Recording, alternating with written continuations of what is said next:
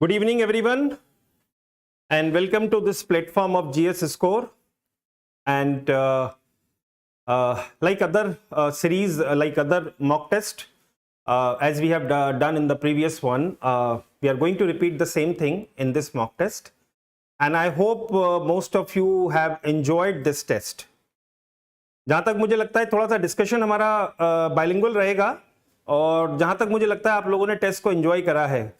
बच्चों कुछ hi hello तो कर लो, कुछ हाय हेलो, कुछ तो पता चले कितने लोग कनेक्टेड हैं. कुछ तो good evening Shivam, good evening. And okay Anurag, कोई अगर टेक्निकल इशू है तो वो एक बार आप जो अगर किसी ग्रुप से कनेक्टेड है हमारे तो उसमें कांटेक्ट कर सकते हैं, और वैसे भी अभी आपको नंबर भी आ गया है तो उसमें पूछ सकते हैं. तो बच्चों मुझे ये बताओ कि आज का जो टेस्ट था वो कैसा लगा आप लोगों को. गुड इवनिंग प्रतीक, गुड इवनिंग. कैसा लगा टेस्ट आप लोगों को? एंजॉय करा टेस्ट को?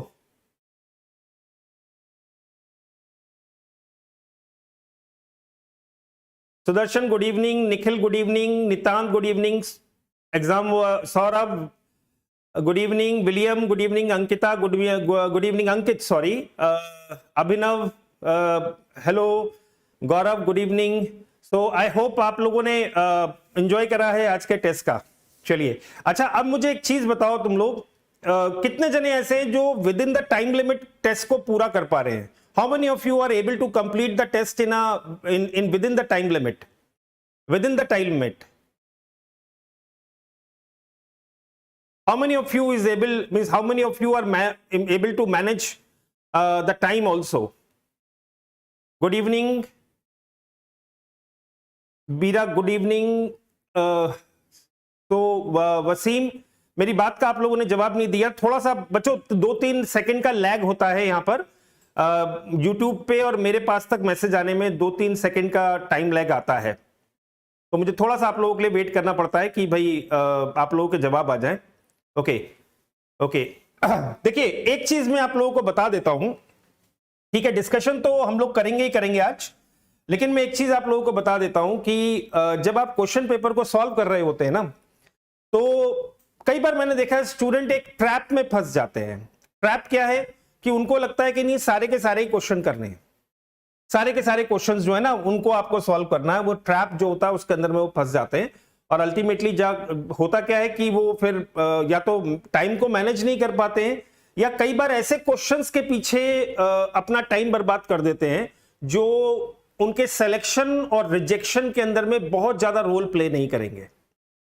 आप लोग जब भी कोई प्रीवियस ईयर क्वेश्चंस को या कोई भी टेस्ट सीरीज को जब आप सॉल्व कर रहे होते हैं तो आप हमेशा ये ध्यान से सॉल्व करिएगा, ये देख के सॉल्व करिएगा कि आप एक तो with in the time limit कर पाए, और ऐसे क्वेश्चंस के लिए अपना टाइम ना बर्बाद करें जिनके लिए आप प्रिपरेशन कर ही नहीं सकते हैं, और जिनके लिए कोई प्रिपरेशन करा भी नहीं सकता है.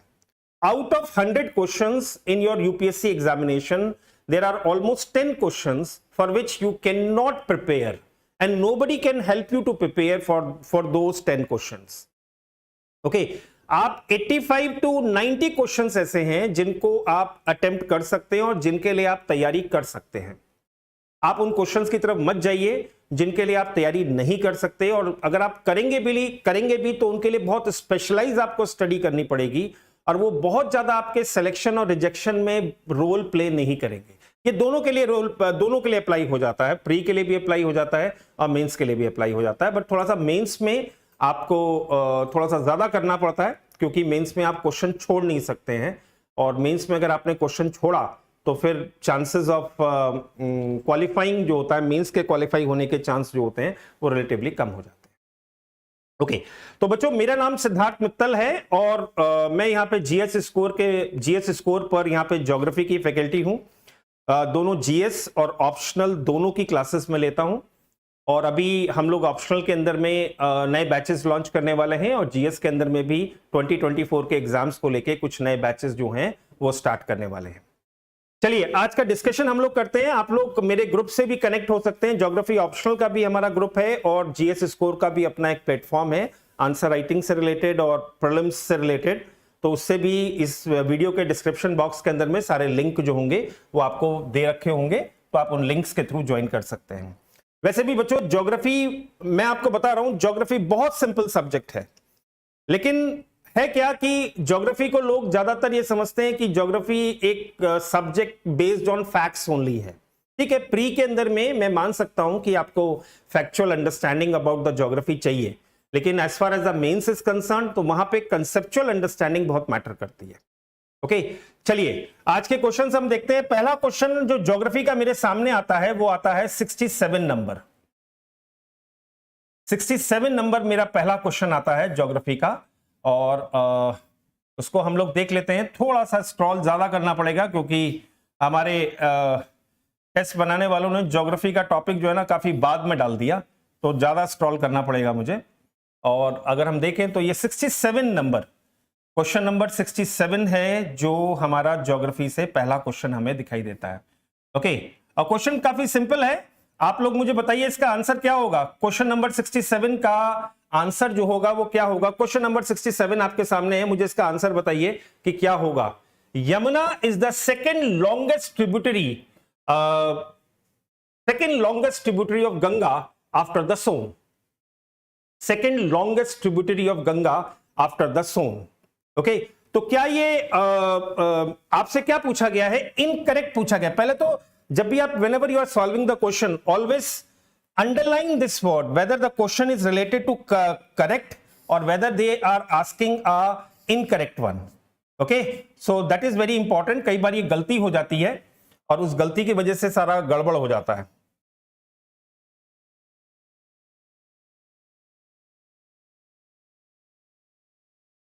एक मिनट बच्चों। ओके, तो एक बार हम लोग देख लेते हैं। क्वेश्चन है हमारा, क्वेश्चन है 67 नंबर, और ये क्वेश्चन जो है वो अगर हम देखें तो इस क्वेश्चन के अंदर में हमारा जो एक मिनट बच्चों, ये थोड़ा सा इसमें दिक्कत आ रहा है।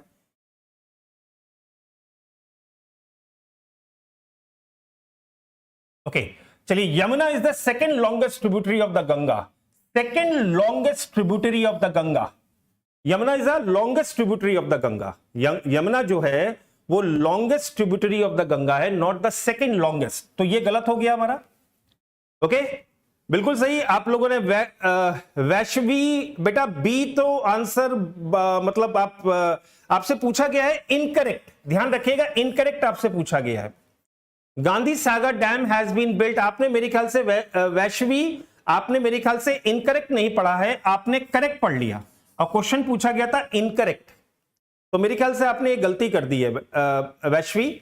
ओके, सो क्वेश्चन में पूछा गया है इनकरेक्ट। तो Yamuna is the second longest tributary of Ganga after the Son. No, Yamuna is the longest tributary of the Ganga after the Son, तो ये इनकरेक्ट हो गया। Gandhi Sagar dam has been built on the tributary of Yamuna. Yes, tributary of the Yamuna कौन सी है, Chambal.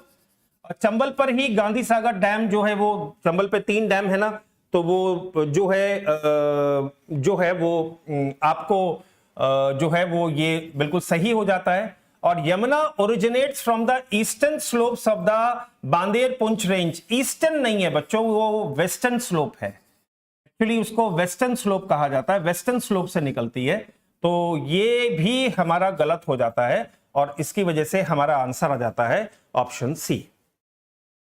Okay, yes yes, बिल्कुल मंगल तोमर, बिल्कुल तुमने सही जवाब दिया है कि सेकंड स्टेटमेंट करेक्ट है, बाकी दोनों स्टेटमेंट जो है वो इस क्वेश्चन के अंदर में गलत हैं। ओके, चलिए अब अगला क्वेश्चन देखते हैं। मैं अगला क्वेश्चन मुझे देखना पड़ेगा कि अगला क्वेश्चन कौन से नंबर पे है। अगला क्वेश्चन है आपका 68 नंबर पर।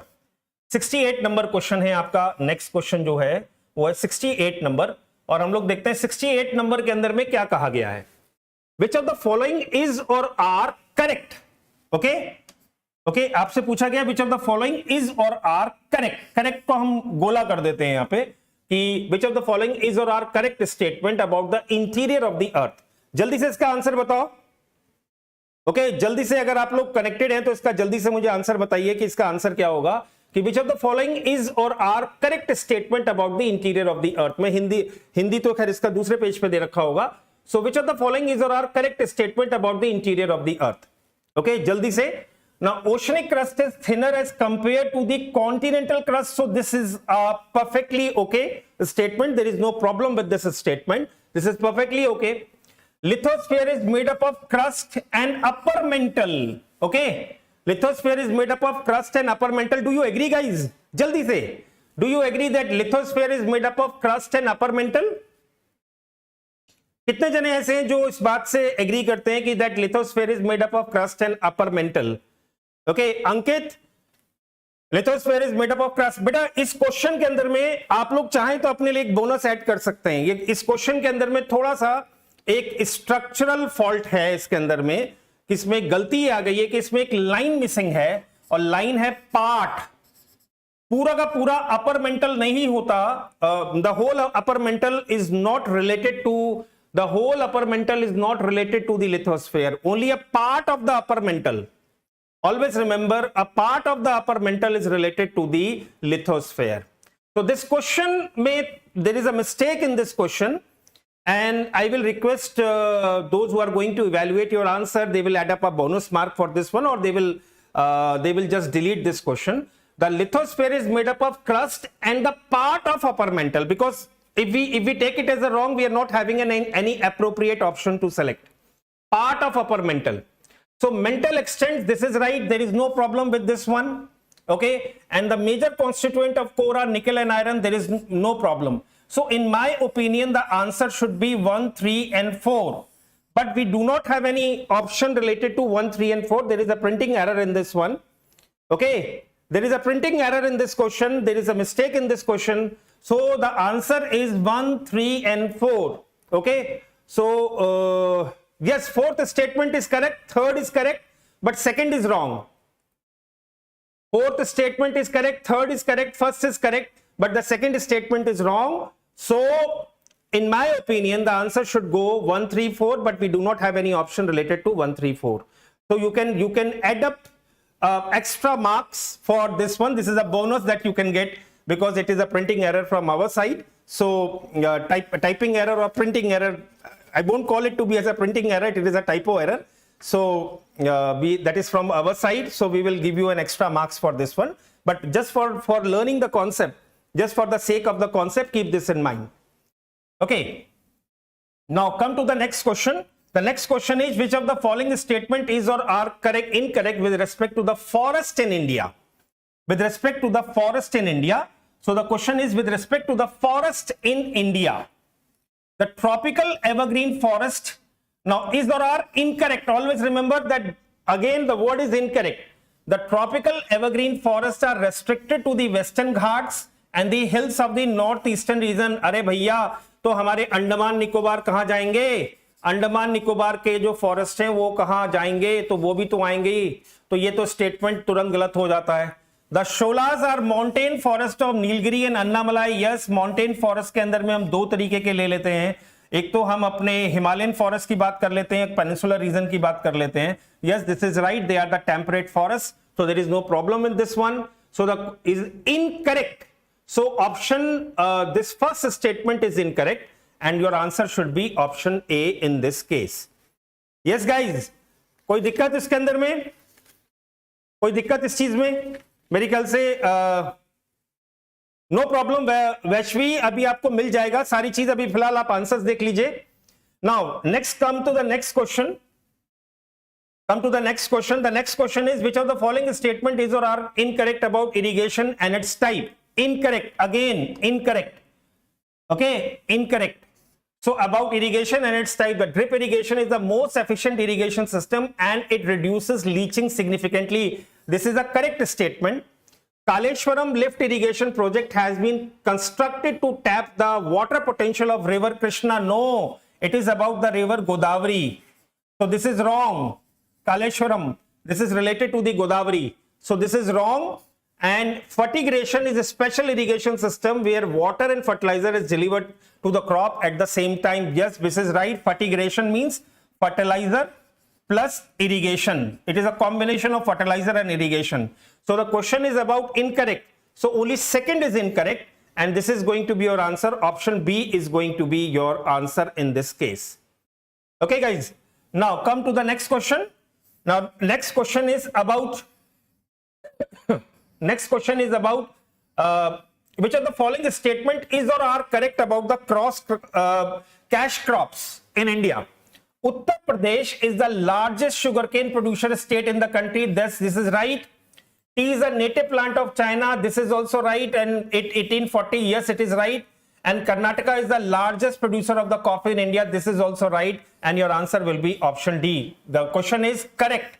So your answer is going to be option D in this case. मेरे साथ साथ बच्चों solve करते चलिएगा. Keep on reading the questions and solving the questions along with me. Now come to the next question. Now Surat. Okay, Surat is on. Now which of the following pair are correctly matched? The question is about correctly match. Correctly. Okay, so which of the following is correct? Surat is on Tapi river, there is no problem, but Srinagar is not on Ravi, rather it is Jhelum. So Srinagar is not correctly matched. So your first one is correctly matched, and Gwalior is on Chambal, that is also right. This is also right. And Nasik is on Krishna river. Nasik is on Krishna river, guys. Nasik kahan par hai? Nasik is on Godavari. For the Nasik you need to take Godavari. So this is wrong. This is wrong, and your answer for this one is going to be, okay, which of the following is or are correctly matched? Surat and Gwalior. So option B is going to be your answer in this case. Now come to the next question. Odisha and Bihar have recently raised a demand for a special category status. Now this is not my question, so I will pick the another one. Let me check which number I need to go further. Okay, so my next question is at 74 number, and we will look to that question now. Okay, now the question in Nokrek, that is on Tista. Okay, so the river and biosphere. So Nokrek is not on Tista, rather the Nokrek is on Someshwari river. So for the Nokrek it is Someshwari river, sorry. It is Someshwari river. For the Nokrek, it is Someshwari river. Someshwari. Panna is the Panna on Betwa? Panna is on Kane river. And then we have Simlipal. So Simlipal is right, that is Kharkai, and Achar Amarkantak, that is Narmada, Son, and other Zohila. So these are the three rivers which you will find is in this Amarkantak region. So this is also right. Okay, so these two, first and second, are wrong. Correctly matched 3 and 4. Your option C is going to be your answer. Now look to the next question. Which of the following is straight separate North America from the Asia? Very easy. I hope अगर आपने थोड़ा बहुत भी map पढ़ा होगा तो मेरे ख्याल से थोड़ा बहुत भी अगर आपने पढ़ा होगा तो मेरे ख्याल से ये बिल्कुल आपका सही होगा. That is going to be option A. Okay. Now come to the next question. Now next question. That we consider the following statement regarding the Drake Passage. The Drake Passage is the longest distance between the Antarctica and the other continent. You know where the Drake Passage is? I hope most of you are aware about this Drake Passage. Okay, and I hope most of you are aware about this Drake Passage, and you know that it comes at Cape Horn, in the regions from between the Cape Horn and the South Shetland Island. Okay. You know about this one, that is the Drake Passage, the longest distance between Antarctica and the other continent. No, this is not the longest distance. So this is a wrong choice in this case. This is a wrong one.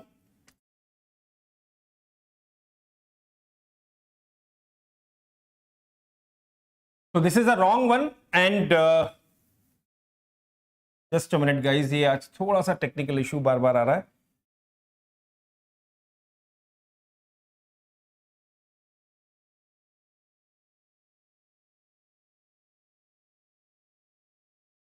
Okay, so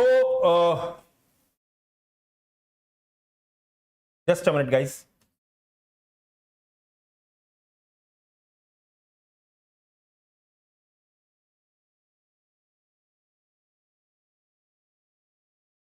Okay, so this is wrong, and sorry, कौन सा option है ये आज? Okay, so look to the, I'm not just marking over it. The Drake Passage is the longest distance between the Antarctica and the other continents. So first statement is wrong. This passage is located between the Cape Horn at the tip of South America and the Antarctica Peninsula. बिल्कुल सही है. This is right, and this is the narrowest stretch in the southern ocean, and the span approximately 800 kilometer. So this is right. So second and third statement is right, and your answer choice is going to be in the question number 76. The answer choice is going to be your option B. Now look to the next question. Now if you look to the next question, then you will find the question related to the anticyclone. Consider the following statements. Consider the following statement regarding the anticyclone. They circulate anti-clockwise in northern hemisphere and clockwise into the southern hemisphere. Now ये बिल्कुल, this is 100% wrong. They circulate clockwise in northern hemisphere and anti-clockwise in southern hemisphere. Okay, so they circulate clockwise in northern hemisphere and they circulate anti-clockwise in the southern hemisphere. The first statement is wrong in this case, and the surface-based anticyclone system results in warm air masses and clear sky. Now this seems to be a right answer. For this question you can take it to be as a right answer, but there are certain other technicalities associated with the anticyclone. But for this question you can take this to be as a right statement. And air circulation in anticyclone is very furious. No, air circulation, because you have a calm conditions in a situation of a anticyclone, so you won't be experiencing very furious air type of the circulation. Okay, so this is wrong and this one is wrong, and on the basis of this, which of the following statement you need to find out which one is wrong in this case. So your answer incorrect पूछा है आपने. So first and third, your option C is going to be your answer in this question. Now look to the next question. This is again a question related to falls in a different part of our country. Different falls located in a different part of our country, and this is one you have that this fall that you have, Khunchikal fall, that is in Karnataka, that is not on Sharavati river, rather we have Varahi river where we have this Khunchikal fall. Jogs fall is on Sharavati river, and Gautam Dhara fall is in Ranchi, and that is the right one answer, Varahi river. Okay, so Khunchikal fall that you have, that is on Khunchikal fall, that is to be matched with select the correct answer using the code given below. Okay, so which one you have the correct one? So in this case, your answer choice will be, in this case, on the basis of this, you can take it to be as option C, to be as your answer choice in this case. So option C is going to be the answer choice. Now, which of the following features are of the sea grasses? Sea grasses neither have leaves nor produces flowers and seeds. Okay, so this is wrong about the sea grasses, because generally we believe that the sea grasses behaves like grasses, but they are not actually behaving like a grasses. So but they have flowers and the seeds.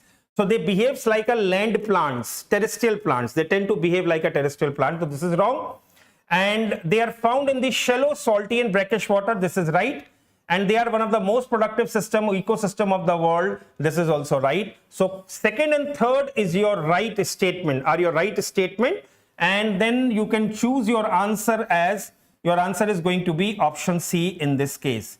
Okay, so option C in this case, your answer is going to be. Okay, so we have already discussed. Now the last question that is in front of me is about the coral triangle. Now you know that in the case of coral triangle, Australia and New Zealand is not at all a part of the coral triangle.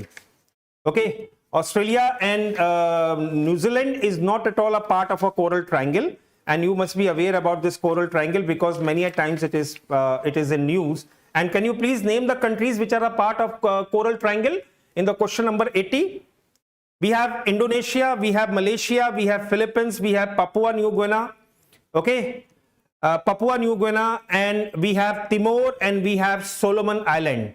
Okay, we have a Solomon Island. These are some of the countries which are the part of coral triangle. So Australia and New Zealand is not the part of coral triangle. So you can eliminate first and the second one, and then you can get to the answer.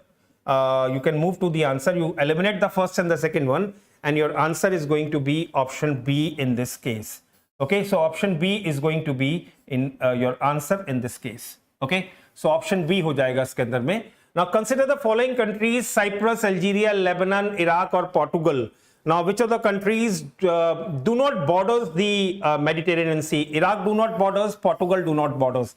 Now, these countries surrounding any marginal sea, countries surrounding any sea or any marginal sea, that is also an important area of question in your examination. So, Iraq and Portugal are not there. So, you can eliminate them. Cyprus, Algeria and Lebanon, Cyprus, Algeria. Okay, and then which are the following not Mediterranean Sea? So Iraq and Portugal are not in the case of Mediterranean Sea, and your answer choice is going to be option B. Now, another interesting question that is in front of you regarding the monsoon. Regarding the monsoon that you have. Now, this question again, I must say that there is some issue in this question, but you can get to the answer. There is no problem with this one. Now, delay in the time interval between the end of the southwest monsoon and onset of the northeast monsoon. No, this is not a break in the monsoon. You cannot take it to be as a break in the monsoon. This is not to be called as a break in the monsoon. Okay. So, this is not a definition of a break in the monsoon. Now, when rain falls to occur for one or more weeks during the southwest monsoon period after having rain for... Now, this seems to be an appropriate answer. This seems to be an appropriate statement, but not properly defined statement. But in case if you have this statement, you can choose it, because no other statement come near to this meaning of break in the monsoon. Only this statement seems to be more appropriate, although the meaning of the break in the monsoon is somewhat different. Okay, but in this question, sometimes it also happen in the exam also, you need to choose the most appropriate one. Okay, so none of the statement are defining the break in the monsoon properly, but among the given statement, option B seems to be a right choice in this case. Now come to the next question, and then the next question that we have, interesting one, which of the following statement is or are incorrect with respect to the salinity of the ocean? Okay, with respect to the salinity of the ocean. Now look to the this one, with respect to the salinity of the ocean. With respect to the salinity of the ocean. Okay, so just have a look to this one. Okay, salinity of the ocean. Salinity, now question is incorrect. Okay, so salinity in equatorial water is higher than the average ocean water salinity. Okay, now can anyone tell me whether this statement is right or wrong? कोई मुझे बता सकता है कि ये statement सही है या गलत है?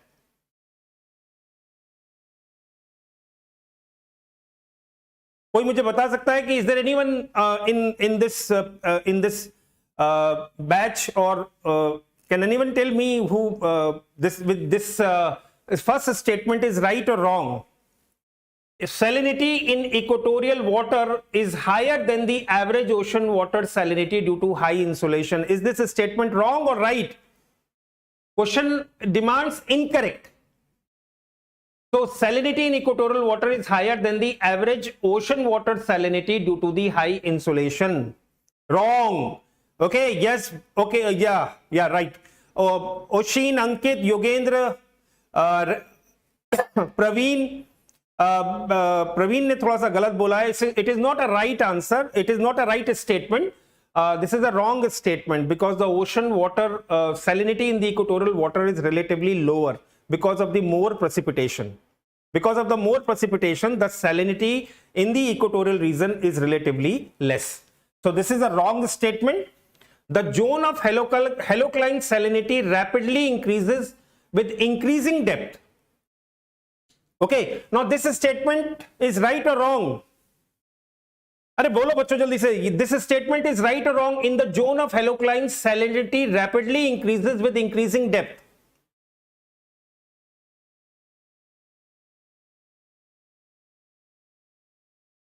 Yes, Mangal, I got your point, but look to the second statement. Second statement का बताओ जल्दी से. In the zone of halocline, salinity rapidly increases with increasing depth. Second is correct. Okay.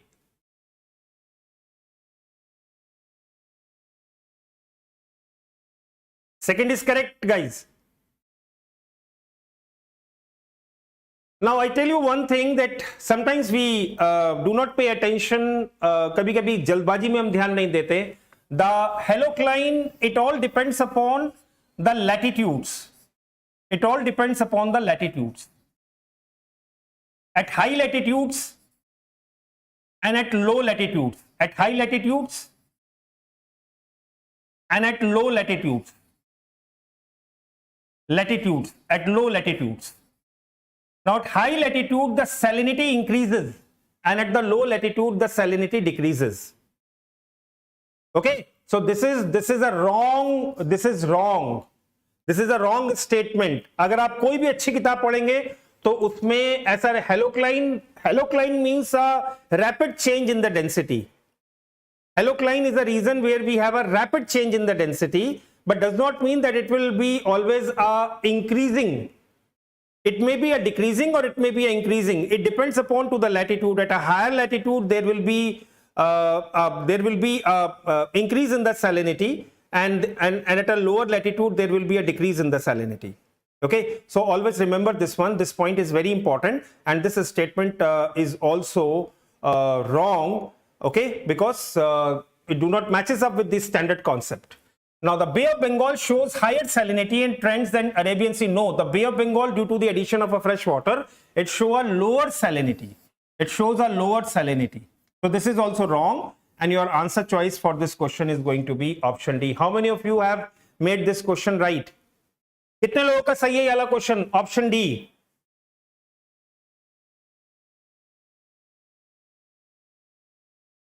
Okay Sonam बेटा, फर्स्ट क्वेश्चन जो है that is first statement is very easily eliminated. Yes, first statement is easily eliminated. There is no problem with the first statement. The confusion comes with the second statement, and the second statement is in the zone of halocline salinity rapidly increases. This word increases is something misplaced actually. Okay, is it clear? So rapidly increases, it depends upon whether it is a high latitude or whether it is a low latitude. Okay, so second statement is also wrong, and Bay of Bengal shows higher salinity trends than Arabian Sea due to high evaporation. Higher nahi, because it is a shows higher salinity trend. No, the salinity of the Bay of Bengal is relatively lower than the Arabian Sea. Okay, so this is all the list of the question that we have from the geography. हालांकि geography के अंदर में you have much more number of the questions. We can have the another one question also, and the question is question number 93 also. So we have a question number 93 also related to the geography, and let me check this question. This is the question barysphere. For the barysphere it is a very obvious answer. In the case of a barysphere it is an obvious answer. We are talking about the barysphere only in terms of the, we talk it in terms of the core. So inner core and outer core will be the part of your answer. So barysphere, second and third is the obvious choice for you for the barysphere, and your answer is going to be option D in this case. So you will be having option D in this case. Only inner core and outer core is generally defined collectively as a barysphere. Okay, is this clear guys? चलिए, तो मेरे ख्याल से अपने answers को check करिएगा कितने आप लोगों के सही हैं. वैसे तो ज्यादातर क्वेश्चन आपके सामने इजी रखे गए थे. There was not very much conceptual questions. More or less they are drifted towards a factual part of the geography. Okay, but I can see that some questions, some concepts are given. Okay, but let's see that how many such questions you have made it right. So abhi we are going to start the next topic. We'll start the next topic, and you will be having your next topic to be discussed with another sir. And our economics faculty will come and discuss with you about the questions related to the topics. Okay, yeah, Samar Pratap Singh, 78 question is having a bit problem, so don't worry, we'll just find out what is the issue with the 78 question. Okay, so in case if there is any issue, we'll try to sort it out. Okay, is there any question? Okay, so okay, we'll just see. Praveen will just try to inform your concerns to our test developing team, and we'll see that you may get much better. But but on an average we have a very good support from the students, and almost today almost more than 5,000 students appear for this test. More than 5,000 students appear for this test all over the India, and they all are having a very good response related to the question. Okay. So now we are going to move towards another topic which is related to economics, Indian economy, and we'll having our esteemed faculty to discuss with you related to the Indian economy. Thank you guys. Thank you.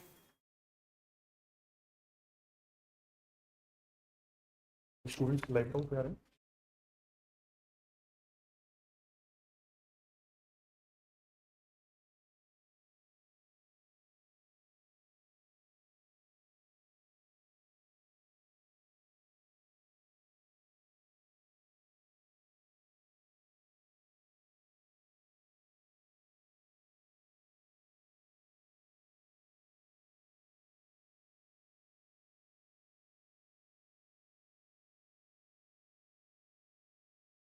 Okay, students, kindly allow me just 1 minute to set up the feedback system.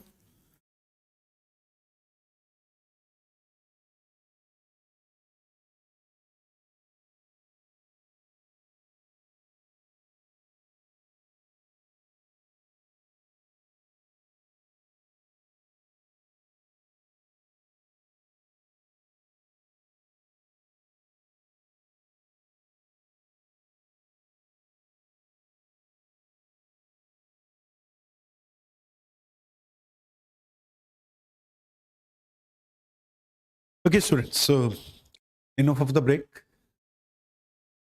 My name is Gaurav Bansal, and we are going to start with the Indian economy questions. The Indian economy section starts from question number 51.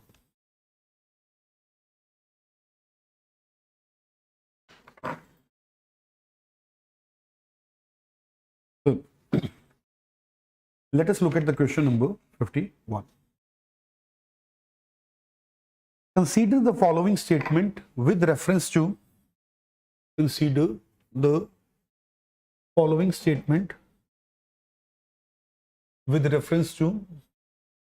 World Bank and the IMF.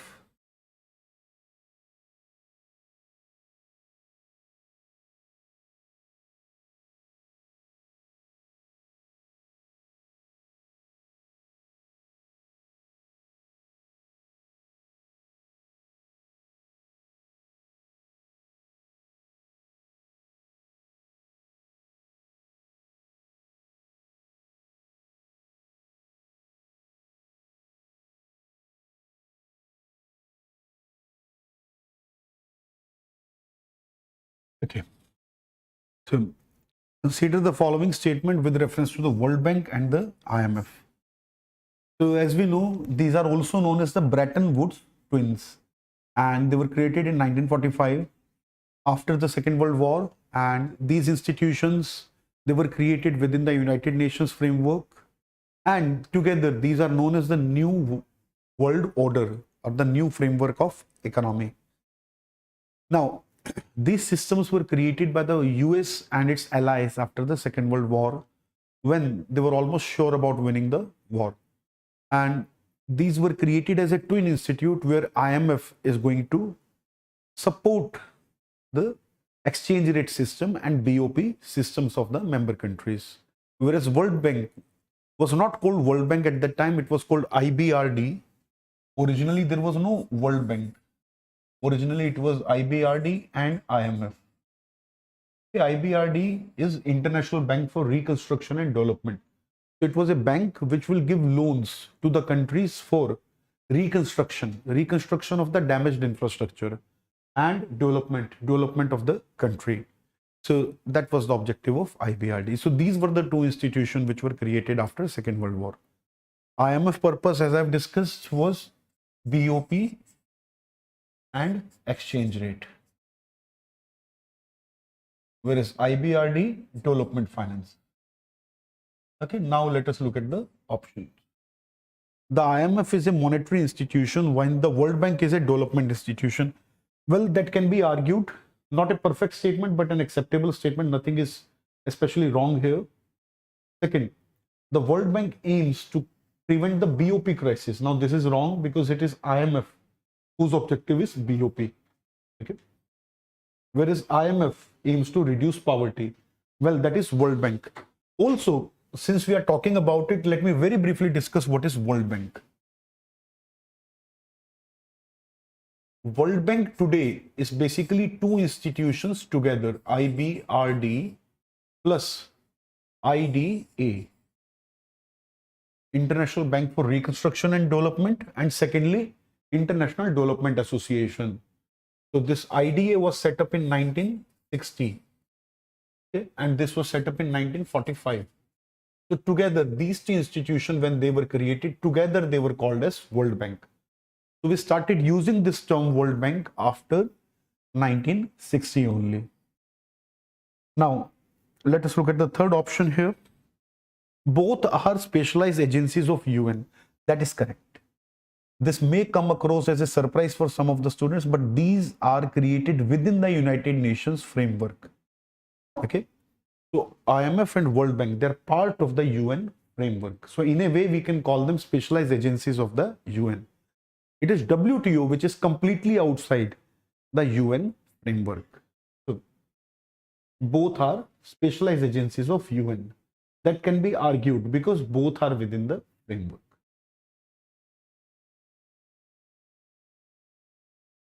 So answer in this case should be 1 and 3, B.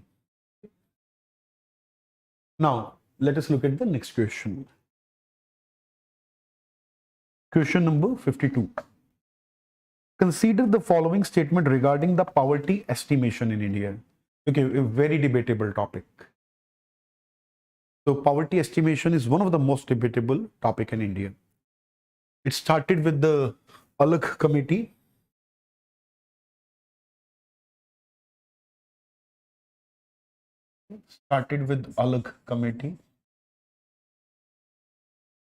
Followed by Lakdawala committee. So from time to time, we changed the estimation system. After Lakdawala, Suresh Tendulkar committee, and I must mention that Dr. Suresh Tendulkar was my former professor at Delhi School of Economics and a great human being. Unfortunately, is no more with us. So, late Dr. Suresh Tendulkar. And then lastly, the most recent committee was C. Rangarajan committee. So, these have been the four major committees for the poverty estimation in India. It became particularly debatable after Suresh Tendulkar committee. That is why we have seen questions on that topic regularly. Now, let us look at the options. Poverty line estimation in India is based upon income level. That is wrong. In India, it is based upon consumption level. Okay, we define the consumption criteria. For example, up to Lakdawala committee, it used to be food. Anybody who is able to afford 2100 or 2400 calories in urban or rural areas, those people were not considered poor. Suresh Tendulkar widened the criteria and C. Rangarajan has widened it further. So today, the poverty estimation that we have is much more wider, and that is regarding the committees. So all of these are based upon consumption level. It is World Bank which estimates poverty on the basis of income. So World Bank tells anybody earning less than $1 a day. That was the old criteria. The new criteria was $1.5 a day. Okay, so likewise, accordingly, World Bank measures. Second, headcount ratio is the ratio of the number of poor to the total population which measure incidence of poverty. This is correct.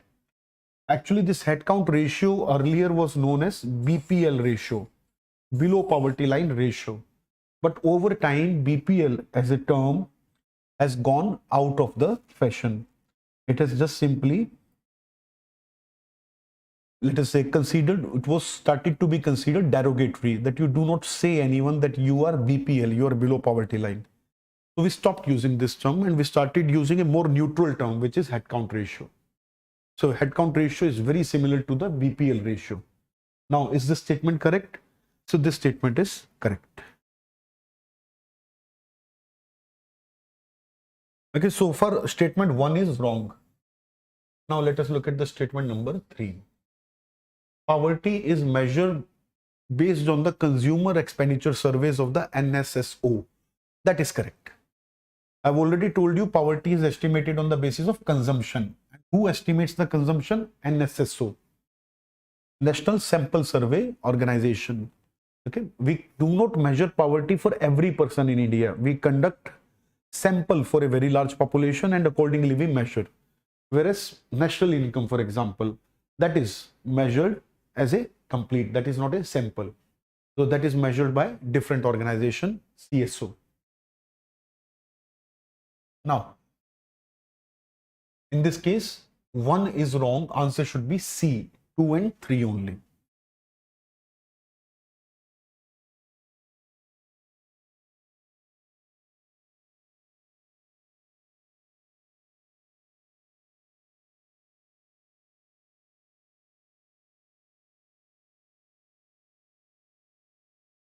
Now,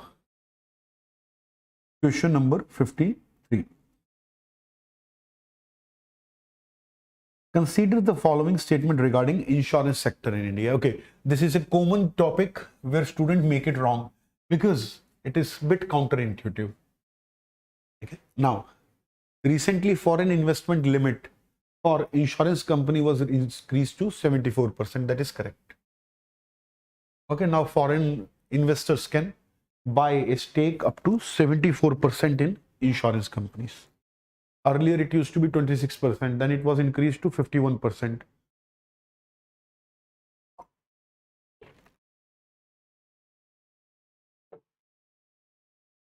Actually, if you remember,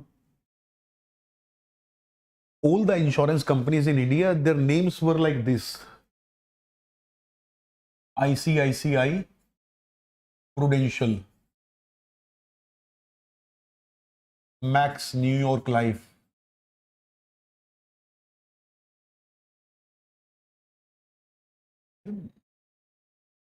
then Max Bupa, Cigna TTK. Likewise, you must have heard of names of these insurance companies. These are some of the popular insurance companies, but now you will find their names have changed. Why? Because Prudential, which was a major British company, no longer need to partnership with ICICI. They can create their own companies. They can buy up to 74% stock. So now foreign collaborations have broken down. Same happened in auto companies also earlier. For example, there used to be Hero Honda. Later, when we allowed up to 74 investment for a foreign investor, Honda created its own unit and Hero became independent. So Hero Honda became separate. Kawasaki and Bajaj became separate. Suzuki and TVS, they separated. Suzuki TVS was also a joint collaboration like Hero Honda. They didn't use Suzuki in their name. That's why it's not that much well known. Now Suzuki has different showrooms, TVS has different showrooms for a very long time. But earlier they used to be partner. So likewise in insurance companies also. So that is what happens when you allow higher limits to foreign investors. They create their own companies. If they are allowed up to 49% investment, they have to find a domestic partner in India. Now, insurance penetration in India stood at 50%. That is wrong. Insurance penetration cannot be 50%. Insurance penetration is something of a very different kind of a number. Insurance penetration is basically the premium to GDP ratio. Okay. Definitely not 50% of the GDP can be paid to insurance companies. So this number is actually 4%, less than 4%. Okay. This number is less than 4%. This is not even per head expenditure as somebody has written. That is insurance density. Insurance penetration is this number. Okay. So it cannot be 50%. I mean, it's logically that's not possible. Because that essentially means the share of insurance in your GDP. It cannot be 50% of our GDP. Third, in India, the share of non-life insurance is greater than life insurance. That is wrong. Grossly wrong. Life insurance is much bigger than non-life insurance. Why life insurance is big? Because people are encouraged to put their money in life insurances. Government provide a lot of tax savings through ATC, etc. up to 1.5 lakh rupees if people put their money in LIC schemes or other insurance companies, and hence people put a lot of money in life insurance products which are treated as saving plans rather than insurance. That's why life insurance is popular in India. And it is very different. It is very different from non-life. Non-life doesn't get government support in that manner. Now, government is providing some support to non-life also, but it's nowhere close to the life support. So, for example, medical insurance today is supported by government. So, its penetration is increasing, but not anywhere close to life. So, this third statement is also wrong. Only one is correct. We have to talk about incorrect, so answer should be B, 2 and 3. Fine.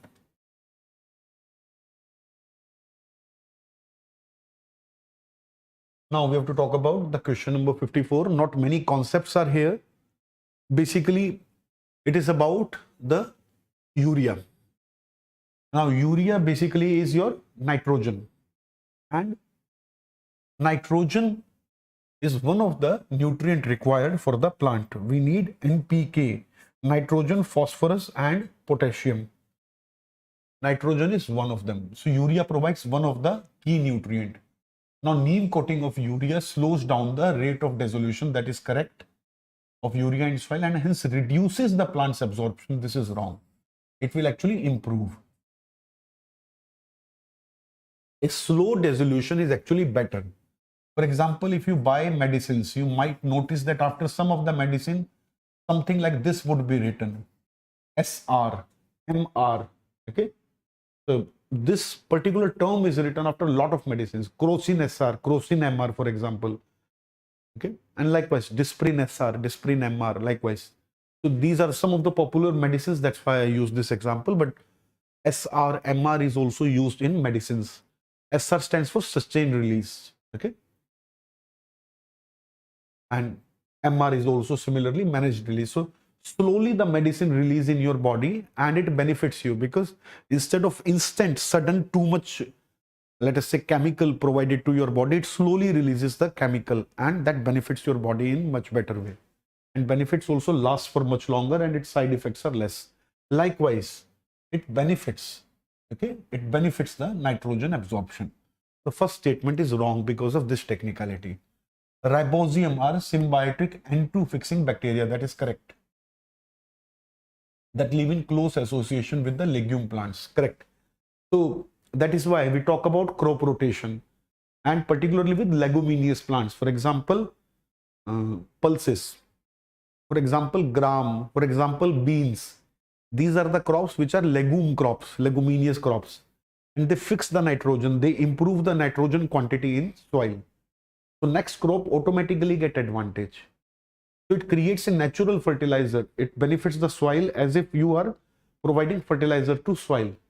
This crop itself does this. Okay, so crop rotation is something very good. And azospirillum are, I'm sorry, I'm not able to pronounce it correctly. Too much of a technical term for me. Azospirillum are free living nitrogen fixing bacteria that live around the roots of higher plants. That is also correct. Okay. In this case, it is 1 which is wrong. So we have to talk about correct ones. So 2 and 3 would be the correct options. Question number 54.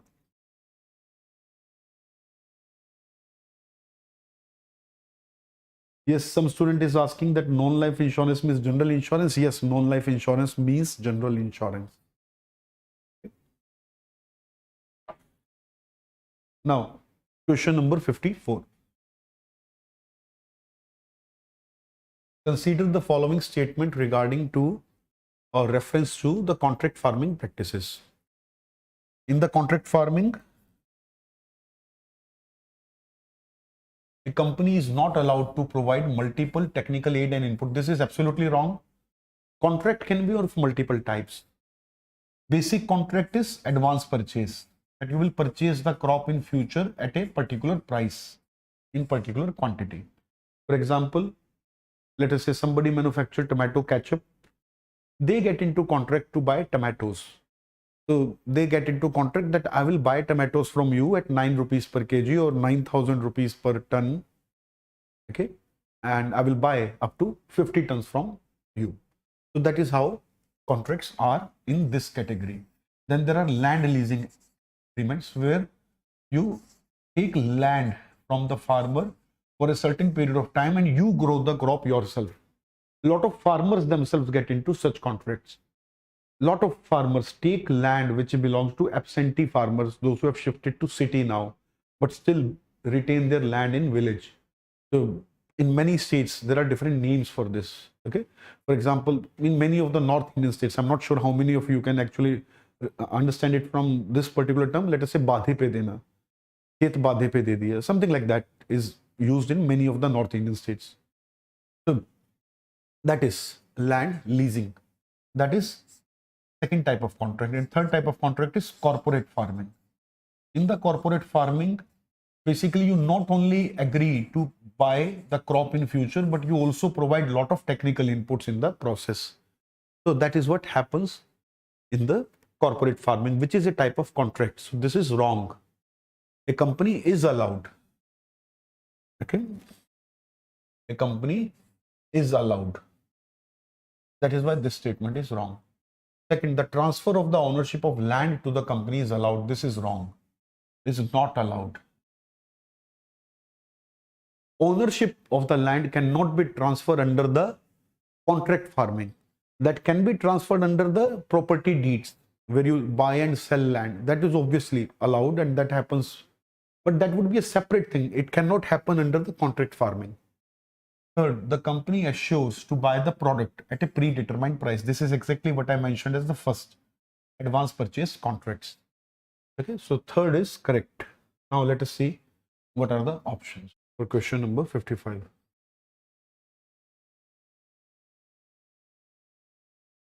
Okay, 3 only.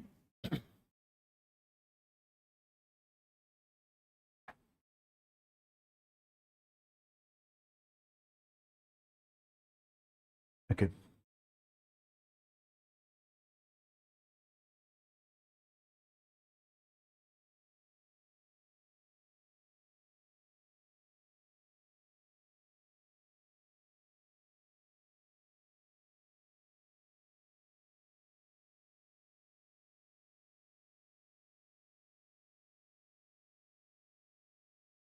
Okay, I'm not able to work out with this pen somehow. Okay, now let's look at it otherwise. Question number 56. Consider the following statement regarding Securities and Exchange Board of India. It is a non-statutory body which regulates the security market in India. That is wrong. When SEBI was created, it was a non-statutory body. That is correct.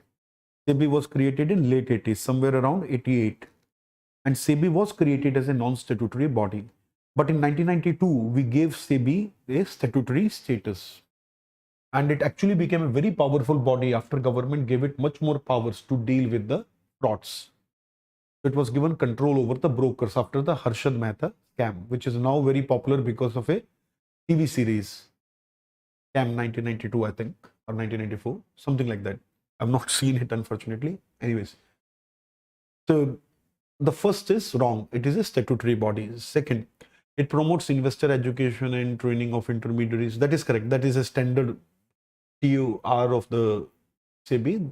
Okay, terms of reference, something that SEBI has to do. It inspects and audits stock exchange. That is also correct. Okay, BSC, NSC, times to time inspect them and audit them. And then it registers stock exchange and mutual funds. That is also correct. So the remaining points are correct. Answer should be 2, 3, and 4 for 56. Okay. So only one was wrong and only over a very small technicality.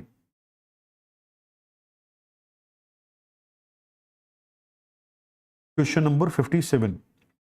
Consider the following statement with reference to National Investment and Infrastructure Fund recently in the news.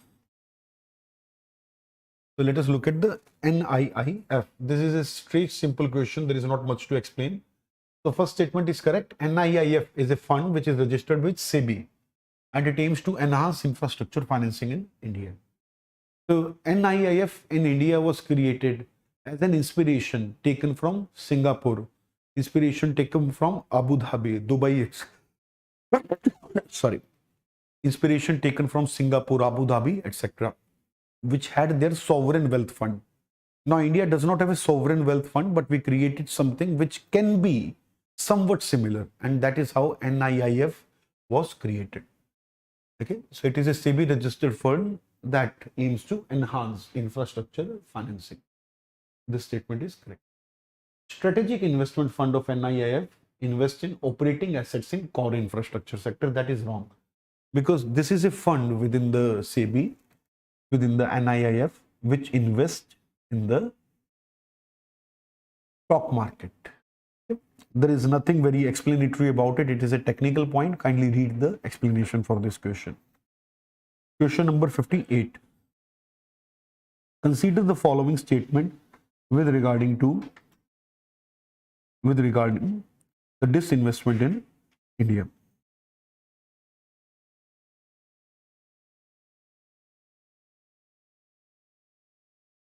Point number 1.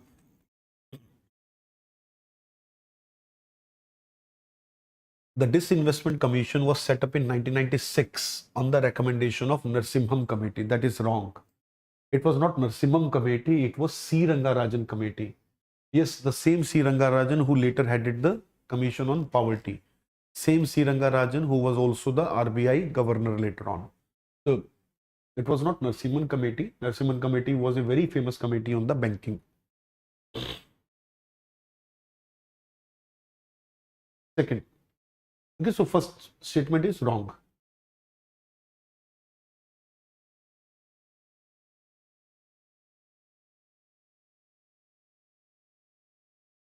इसका क्या problem है? Pen इसमें आ नहीं रहा बार बार.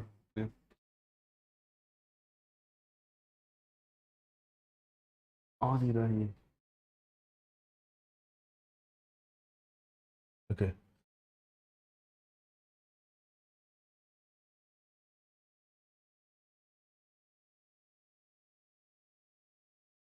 Okay, so this is wrong. It is not Narasimhan Committee. Second, token disinvestment means the private sector will hold majority stake and decision-making power in the PSUs. So this is also wrong because this is not token disinvestment. It is strategic disinvestment where funds, majority funds or the stocks are transferred to private sector. Okay, token disinvestment is actually an example where very small number of stocks are transferred to private sector or to general public. For example, last year there was this LIC IPO where government transferred 3.5% of the LIC shares to common public through IPO. Now that was example of token disinvestment. In case of token disinvestment, government never lose the controlling power. Government retains the power. Hence, this is wrong. This happens when we have strategic disinvestment. So second is also. Third, currently only 2 industrial sectors are reserved for the public sector: atomic energy and railway operations. That is correct. Okay, so in this case 1 and 2 are incorrect.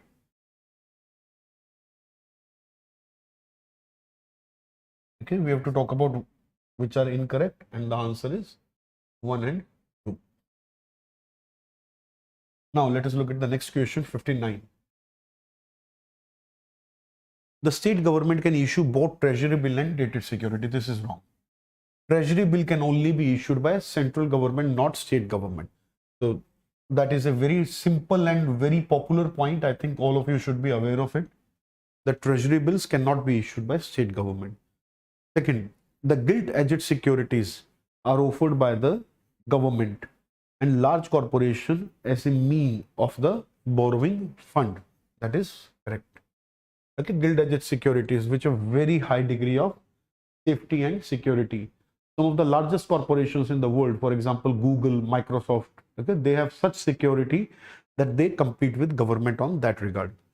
So institutions which have gilt-edged securities, they have to pay less rate of interest. Third, commercial paper is an unsecured short period debt tool issued by the company. That is correct. Commercial paper is short period, means it is up to 1 year. If it is more than 1 year, it would be called corporate bond. Okay, and commercial paper can only be issued by limited number of companies only after SEBI's approval, but it is unsecured and it is debt. That is also something we need to remember. All the 3 properties here are correct. Fourth, retail investor can invest in government security only through an intermediary. This used to be correct some time ago, but no longer now. Now people can directly invest into government securities through RBI. They can take RBI membership in a way through RBI, and without any intermediary, they can participate on the e-Kuber platform and do it. So it is now allowed without intermediary. On 1 and 4 are wrong. 2 and 3 should be correct options. A should be the answer for 59.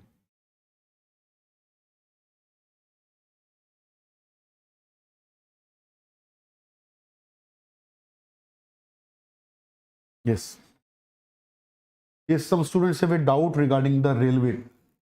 Okay, IRCTC, etc. are there. Option 4 is incorrect, right?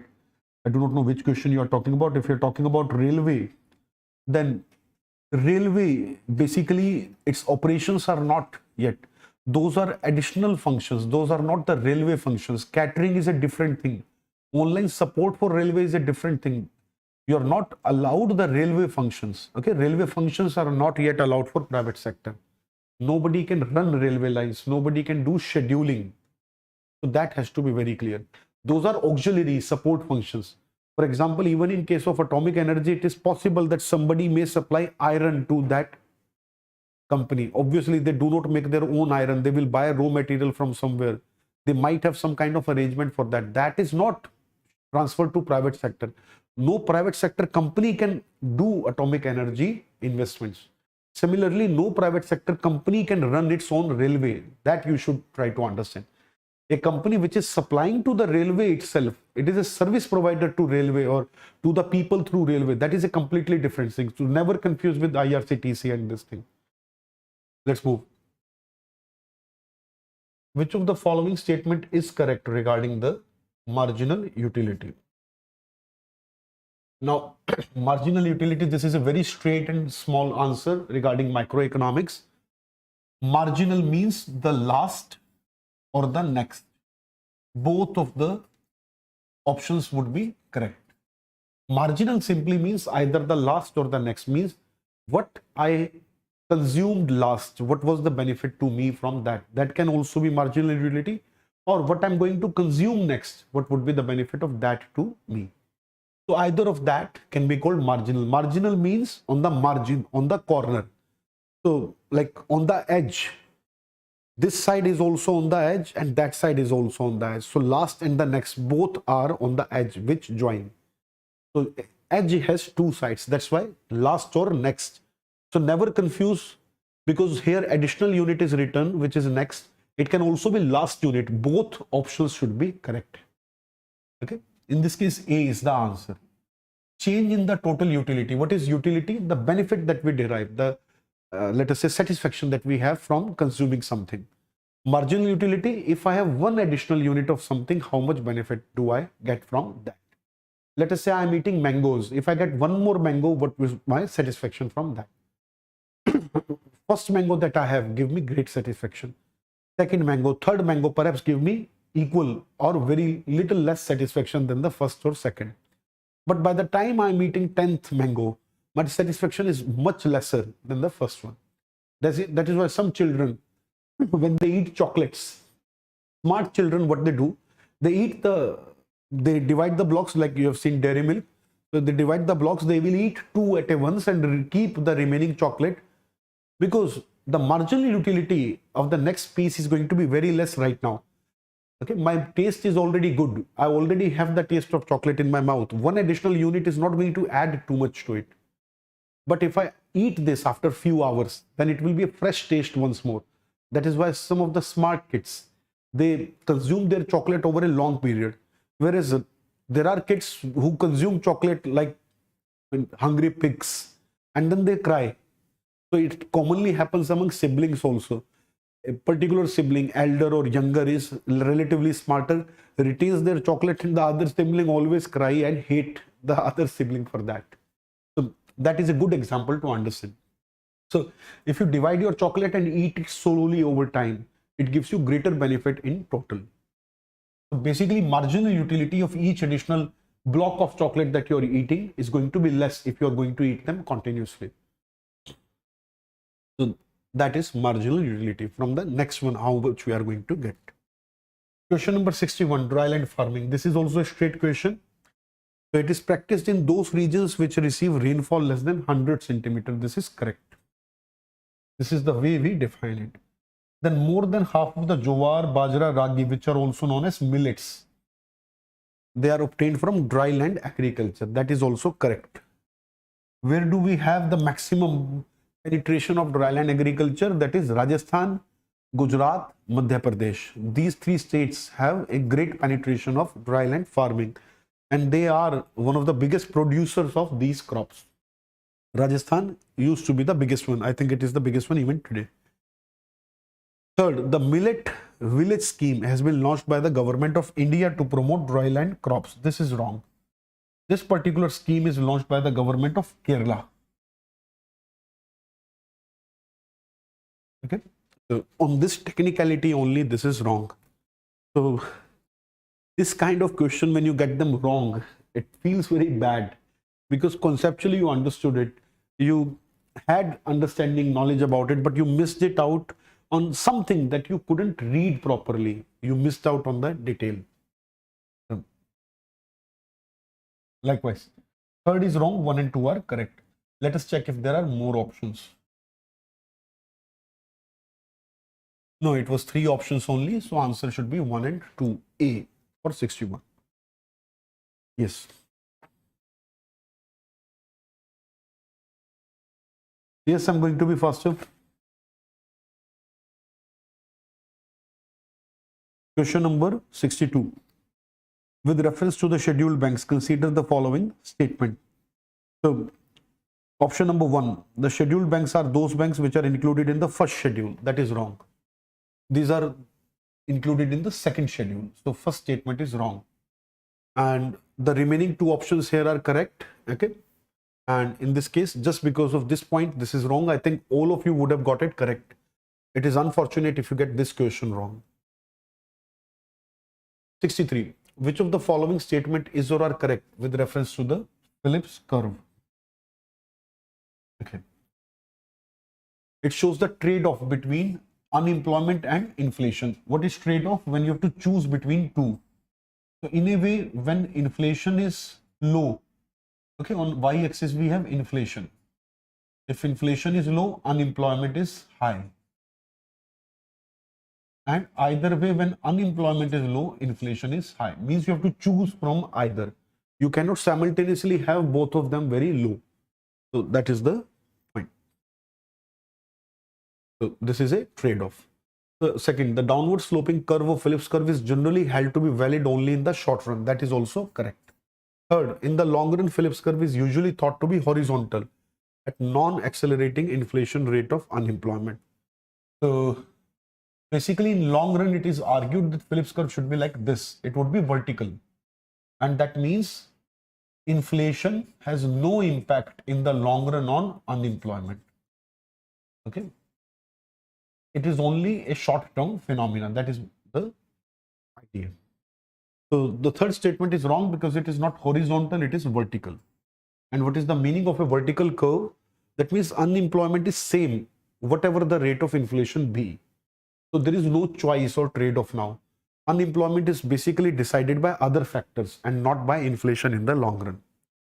So 63, 1 and 2 is the answer. Okay, 64. Yes. Consider the following statement with reference to the international accommodated transactions. Autonomous transactions take place on both current and capital account and also known as below the line items. In this case, it is actually above the line items.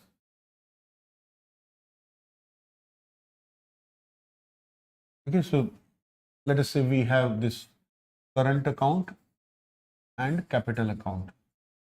So autonomous entry, export, import, and transactions by people, they are autonomous. They happen on their own. Okay, once they happen on their own, then later on we have one balancing entry, and through those balancing entry we settle the BOP. So that is actually above the line. Autonomous transactions are these which are above the line.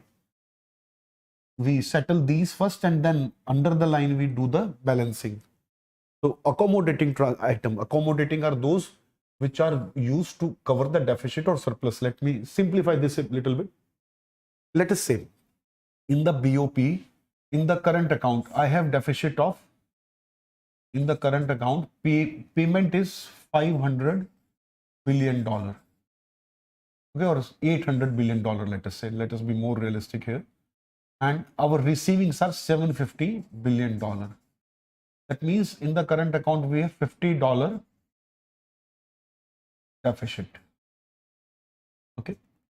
Then in the capital account, let us say we received about $250 billion. And whereas we have to pay $150 billion. Say whole, we have 50 billion surplus.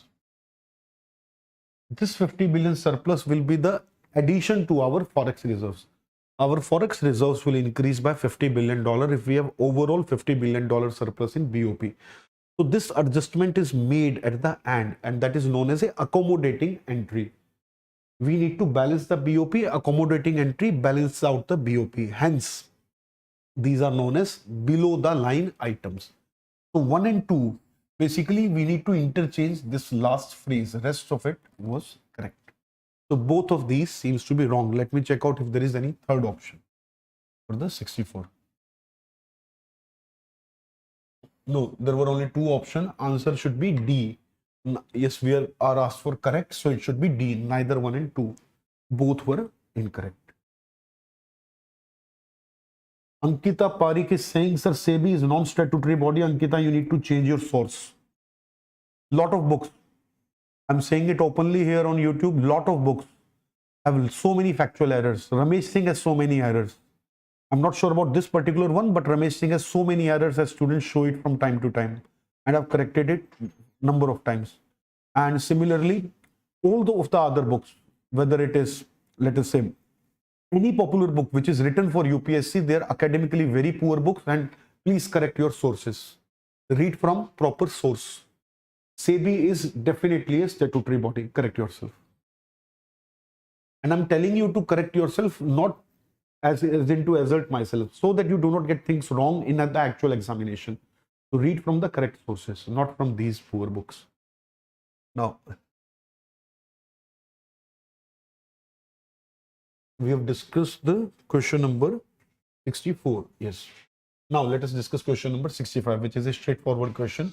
Which of the following is not a component of capital receipt? What is the criteria to decide what is capital receipt? Either we have to pay that money back in future, or we are selling something for that. If that is happening, then that is capital receipt. So recovery of loan. Once we recover a loan, then that is the capital receipt, because we have removed the asset. You have given loan to someone, that you write that as a asset in your balance sheet. Loan which do not come back for a bank are also known as NPA. So that will give you a hint. So recovery of loan is capital receipt. This investment is a capital receipt because again you have sold something. Government had shares in PSU. Government sell them, or government sell a company. Government sell something like that. That is this investment. That is also capital receipt. So either you sell something or you borrow money. Both of those are capital receipt. Provident fund, that is a capital receipt because provident fund you have to pay back to people. D, external grants, that is correct because grant is not a loan. Grant is like a gift which you do not have to pay back. Okay, grant is like a donation. So external grants, for example, let us say World Bank give us $1 billion for some poverty alleviation funds. Grants need not be returned back, so this will not be capital receipt. This will be the revenue receipt. D would be the answer. 66, I think this is my last question in economics. Yes, this is the last economics question. Consider the following statement regarding the zero-based budgeting, ZBB. The principle of ZBB was initiated in the budget 2017-18. No, the ZBB was initiated long ago after the Asian Games were held in India. So that was 1982. And next year in 1983, we initiated with the zero-based budgeting in India. So it's not a recent thing. We already have it for 40 years. Second, as opposed to traditional budgeting, no item is automatically included in the next budget. Okay, that is correct. Okay, in traditional budgeting, item is automatically included, but in zero-based budgeting, it is not automatically included. Third, it makes an incremental provisioning for the projects over previous year. No, it does not do it. Okay, it does not have incremental approach. What is zero-based budget? That every requirement must be defined. You cannot argue that last year I got 100 crore rupees, this year give me 110 crore rupees fund. It doesn't work on increment basis that you give me more 10% more than previous year. In zero-based budgeting, you have to justify every rupee you are asking for. So in this case, third is also wrong. Answer should be 2 only. And B should be your answer for 66. And with this, I have concluded the session for economy. And the next session or next set of questions will be from history. And I will invite Dr. Gupta for that.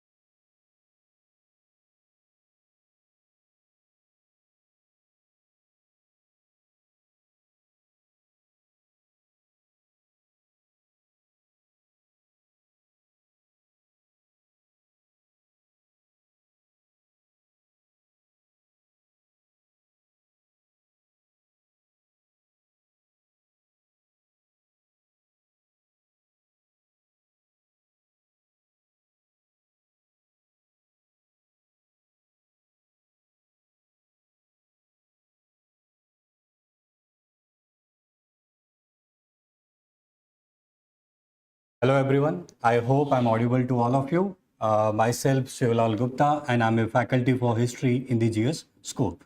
I hope all of you have done good in the mock test. So without any delay, let's begin the discussion. So particularly I'm going to discuss the history and art and culture question.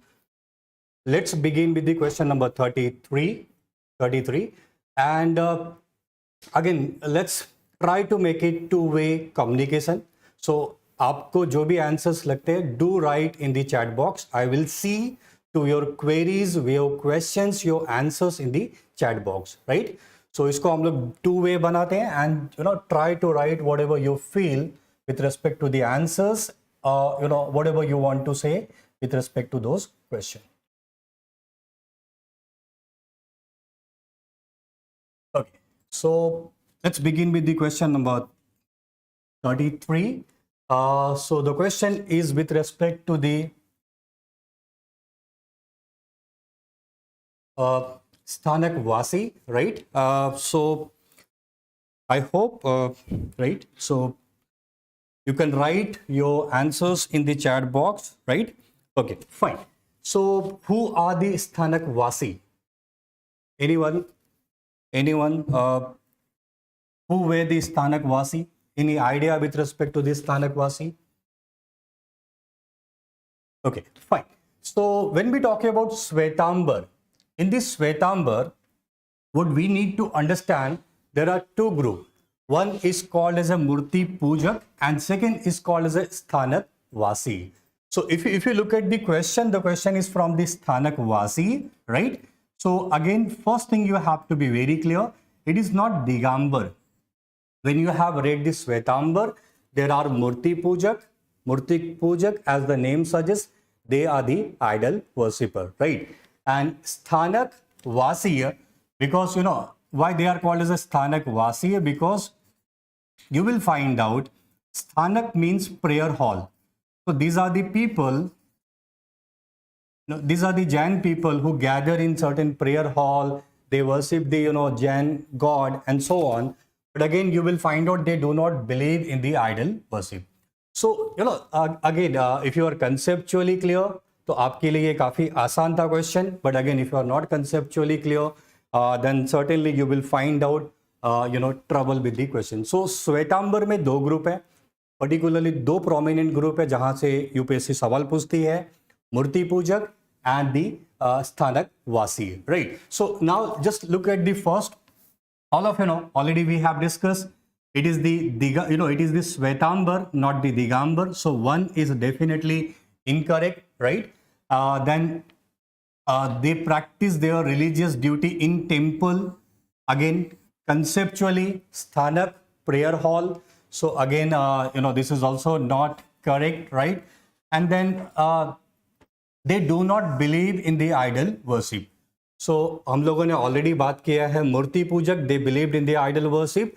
On the contrary, Sthanak Vasi, they do not believe in the idol worship, right? So if you look at the question, right, the answer is a straightforward 3 only.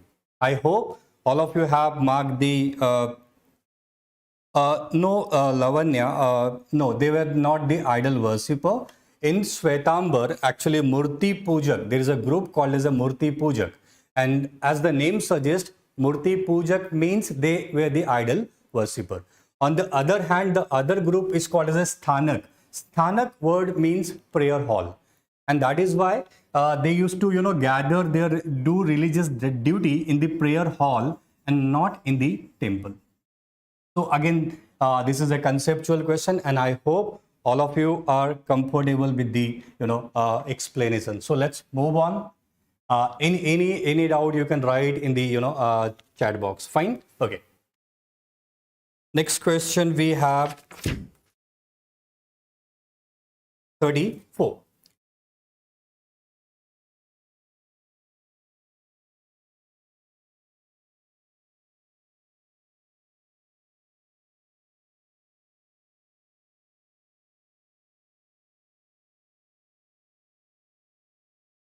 So again, the next question is associated with the Satvahans.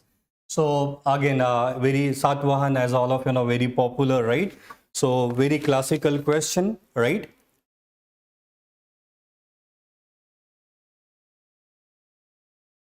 Samar, I'm not able to ask your doubt. So can you please write in the more clearer words? So right, I will be able to answer. Anyway, let's move on. Satvahans, again, very popular question here, right? They are very prominent dynasty, and if you look at the question here, what we need to find out? We need to find out correct, right? So again, when Mauryas decline, all of you know, when Mauryas decline, they were succeeded by the number of dynasty, and particularly in the Deccan.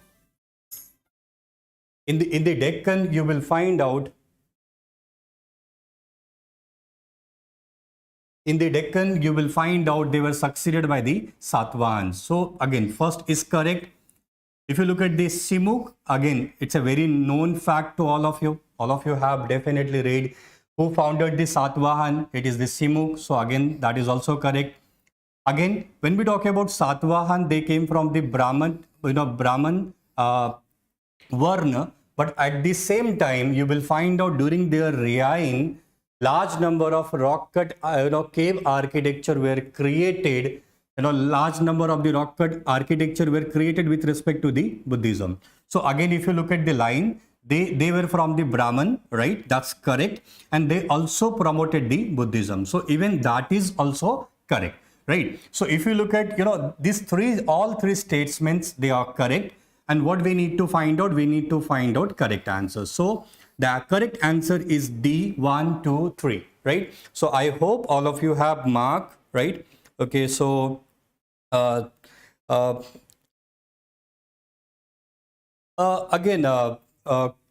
Kostub, see again this question is the Jainism question. It's again conceptual question. Normally we teach in the class. It's a very general. You can find it in the Nitin Singhania as well, right? So I hope now even all of you are comfortable with the Satvahans. So please aspirant, write. आप कोशिश करो कि आप ज़्यादा से ज़्यादा अपने answers को देने की कोशिश करो. So what you think with respect to the 35 question number 35? Try to write your answers. 35 में आपको क्या लगता है आप आंसर्स लिखने की कोशिश करो, right? Okay. Anyway, so let's continue. So again, this question is associated with the Buddhism, right? Fine. Okay. Now, let's go through the first line. There exists the supreme god and deity in the Buddhism. So obviously all of you have read Gautam Buddha, neither he accepted nor denied the existence of God, right? So again, this is certainly not correct. And dear aspirant, if you follow the elimination method, you can directly see how this conceptual clarity give you direct answer. The answer is obviously 2 and 3. Anyway, let's proceed further. Dukh, and its extension are the central to the Buddha's doctrine. All of Gautam Buddha said, life is full of suffering, and obviously Dukh is a very, very important aspect of the Buddhism. And that is the reason, what is the aim of life? The aim of life is Nirvana. What is Nirvana? Free from the cycle of birth and death. Okay. So I hope now this point is clear to all of you, right? So again, very easy and the conceptual question. I consider this as a very easy question. Again, if you are conceptually clear, I hope all of you have marked the, correct answers. So as I can see here, no, Summer, we cannot say that, because when we talk about Buddhism is generally, associated with the philosophy of Gautam Buddha. So when we talk about, Gautam Buddha, when the, Gautam Buddha को एक सवाल पूछा गया, क्या आप भगवान में विश्वास रखते हो? गौतम बुद्धा ने कोई जवाब नहीं दिया. गौतम बुद्धा ने बोला, I don't know. So Gautam Buddha neither accepted nor denied the existence of God. So that is Summer, एक बहुत ही accepted, ये fact है. तो I guess, कोई बात नहीं, you can improve, right? So थोड़ा सा अपने concept में ये changes लाना, right? So again, I hope now this point is clear to all of you. And as I can see, many of you have correctly, given the answers, right? Fine. Okay. Let's move on. Next question we have. Okay. Question number 36. Quickly write down your answers. Quickly give your answers. Question number 36. We have Rahul. Okay, fine. Okay, thank you, Rahul. The tweet like this force, motivate us to, go extra mile for you guys. Okay, I appreciate Rahul. Okay, the answer for question number 36, quickly write down. We have Sudarshan. He is saying C. I don't know the answers. I'm not saying anything, but again, we can see captain. Okay, captain is leading from the front. Again, C. Then we have existence, Sonam. Fine. So let's discuss, right?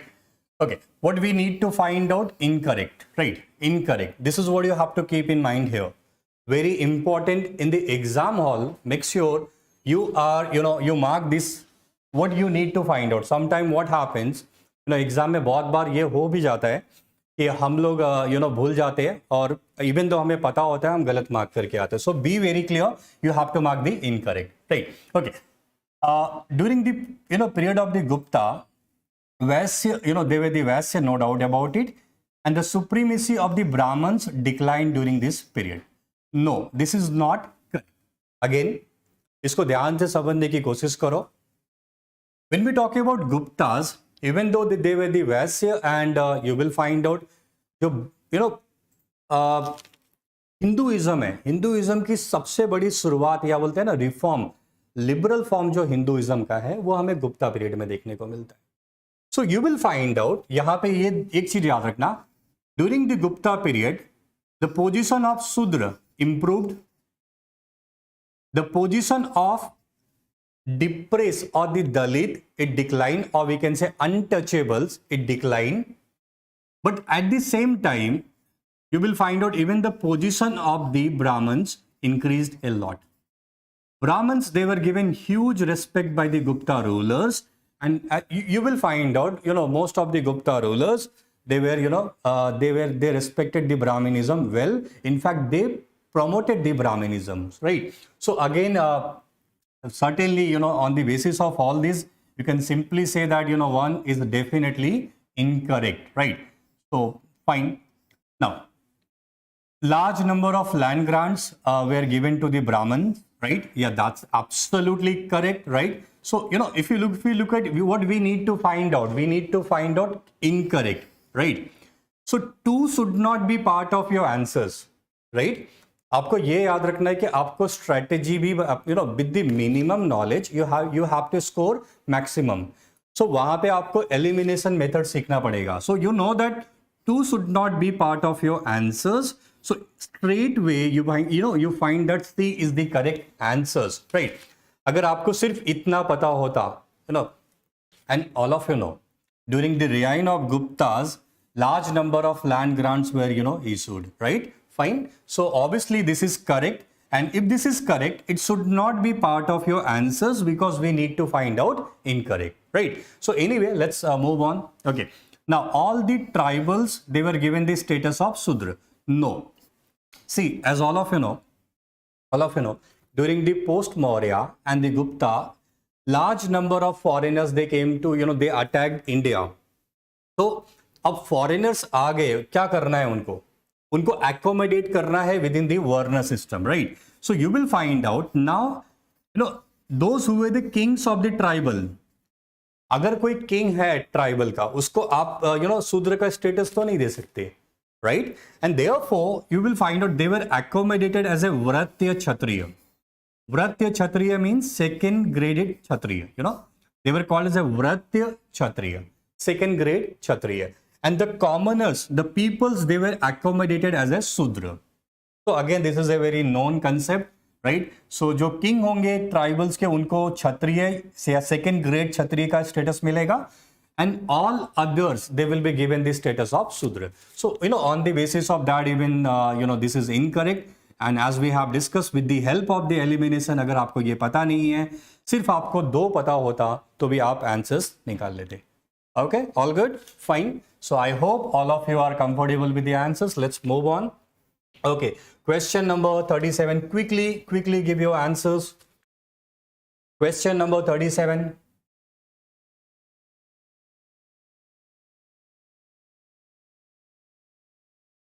Questions number 37. Quickly give your answers.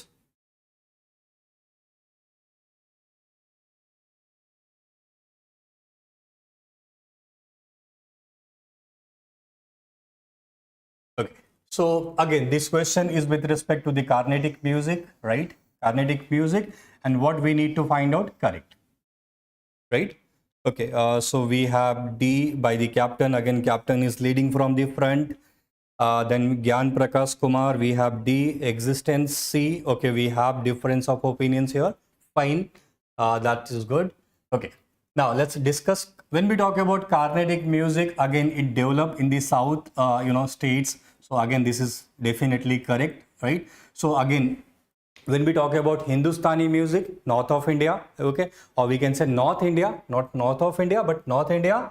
When we say Carnatic music, obviously it is the South India, right? Now, next important thing, Tayyag Raja is not the father of Carnatic music. This is what you have to keep in mind, right? We say, there is a Purandar Das, and Purandar Das who codified the Carnatic music. He was the one who created the, codification of the method of the Carnatic music, and therefore Purandar Das is called as the father of Carnatic music. Tayyag Raja is basically, the trinity, one of the trinity of the Carnatic music, along with the Muthuswami and the Samasastri. These are considered as three trinity of the Carnatic music. So again, if you look at, how the question is, ठीक है, जिसने भी question बनाया आपको confuse करने की कोशिश की गई है यहाँ पे, right? So third is definitely correct, and what we need to find out, right? Okay, so again, अगर आपको पता होता, अगर आप कंसेप्चुअली क्लियर होते और आपको ये पता होता कि Thyagaraja is the trinity and Purandara Dasa is the father of Carnatic music, easily you could have solve the question, right? So again, fine, anyway, so 1 is correct, right? 2 is not correct, therefore we can eliminate A and D, right? And straight away you come to know 1 and 3 is the correct answers. Okay, so again, there are many people who had given the C, D, right? Okay, fine. So very good. और ये फर्क नहीं पड़ता कि आपने सही दिया है, आपने गलत दिया है, आप यहां से कैसे इंप्रूव करोगे ये डिसाइड करेगा कि आप यूपीएससी के मॉक में कैसा परफॉर्म करेंगे. सो आई अप्रिशिएट कि बहुत लोगों ने यहाँ पे आंसर्स दिया, and please continue to do so. Fine. Okay, next question we have question number 38. Quickly give your answers. Quickly give your answers with respect to question number 38.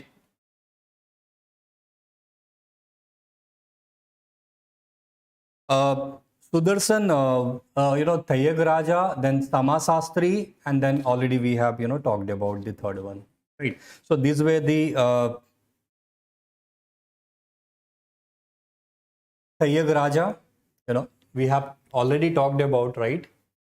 We have Thayyag Raja was one of the Trinity, Muthuswami was the second, and Samasastri. Okay. Samasastri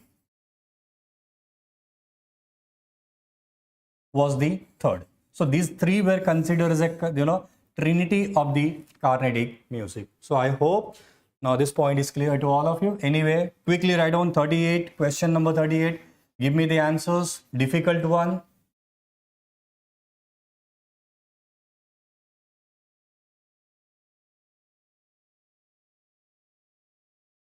Okay, fine.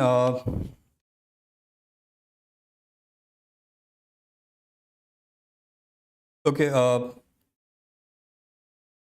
Yes, Ravi, definitely R.S. Sharma, the NCRT by the R.S. Sharma. Do not read the R.S. Sharma, there is an Ancient India by the R.S. Sharma. That is a book we recommend for the optional. आपको वो नहीं पढ़ना है. R.S. Sharma ने जो NCRT लिखी है, आपको वो पढ़ना है. ठीक है? Okay. Anyway, this 38 question number is little bit difficult. The group of monument at the Patagal, again, all of you understand, this is nothing but the Vesara. This is the Vesara temple. And when we talk about Vesara temple, the Rekha Prasad, the Sikhar, Rekha Prasad, the curvy linear Sikhar, right, is borrowed from the Nagar, and you will find that Viman is borrowed from the Dravidian architecture, right? So again, basic one, conceptual one, right? And what we need to find out, correct, right? Again, the oldest temple at Padakal is Vijay Aditya. Yes, that is also correct. Also has Jain Basdi. Basdi is basically the settlement of the Jain in south. So again, two beautiful elephant in the front. Yeah, this is also correct. Right. So if we need to find out, right, again, all three are correct, and therefore 1, 2, and 3.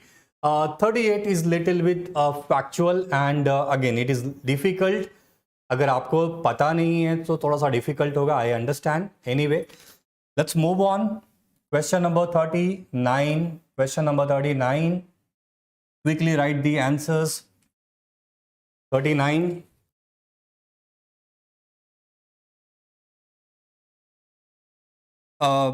Miss Sharma, I will come to 34 later on. Just give me a second. Okay. 38 skipped since only first statement was I was sure about. All three, all three in 38 is correct, and therefore, right.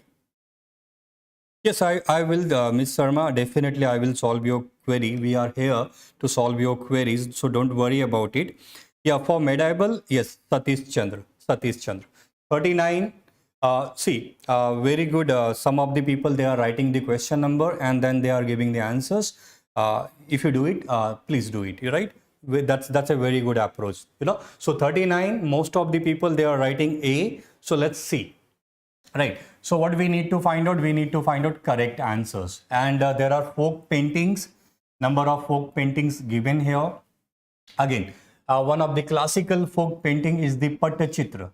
Pattachitra, this is the art that is drawn on the canvas, right? And Pattachitra is a very popular painting from the Odisha. Again, अगर आपने नहीं पढ़ा है, पढ़ के जाना. It's a very, very important painting with respect to the folk painting. Again, Patua art is also very important. Patua painting or Patua art is also very important. So Now try to understand. First, this is not in the Maharashtra, this is in the Bengal. Okay. Second, the very important, यहाँ पे एक चीज याद रखना, Patua art, in this, the story is painted rather than the painting. The painting is based on the story. Certain stories from the mythology or any other stories, they are painted in this art. And second important, some of the Patua art belong to the Hindus, while some belong to the Muslims. So again, this is what you have to keep in mind. So again, second is definitely incorrect, right? And again, Patua is also very famous one. So if you eliminate 2, straight away you get your answers that, Atkar is a, province or district in the Jharkhand. So obviously it is not Bengal, it is the Jharkhand. But again, these two, Patachitra and Patua, please cover it. If you have not covered it, आप please करके जाओ, क्योंकि ये काफी classical questions है और बहुत बार पूछा गया है, right? So most of you gave the answers A and that is absolutely correct. Good. Okay, question number 40, quickly give your answers. Question number 40, quickly give your answers.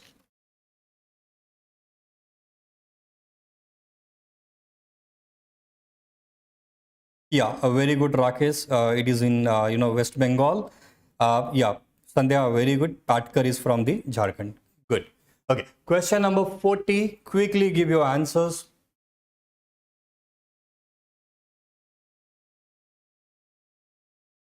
And the question is with respect to the great living Chola temples, right? So let me see. Okay, 40. We have D. Most of the people, they are writing D, but we also have C. Okay, fine. So some people, they are saying D and C. Let's see what is the competition, right? Okay, when we talk about great Chola's temple, basically we have 3 temples. First, we have Brihadeswar temple at Tanjore, that is made by the Raja, Chola king Raja. Second, we have Gangai Konda Cholapuram, that is made by the Rajendra I, the son of the Raja. And then third, we have Arathwesar temple, that is built by the Chola king Raja II. So these 3, if you look at here, Brihadeswar is given, Arathweswar is given, but again Gangai Konda Cholapuram, that is the third one, it is not given. And obviously Sri Ranganatha Swami temple is not part of the great living Chola temple. So this is what you have to understand, Brihadeswar, Arathweswar and the Gangai Konda Cholapuram, right? So again, what is the correct options? Obviously you will find out 1 and 2, right? So I hope those who have given the D options now, right, they are correct. Fine, very good. Let's move on. Question number 41. Quickly write your answers. 41.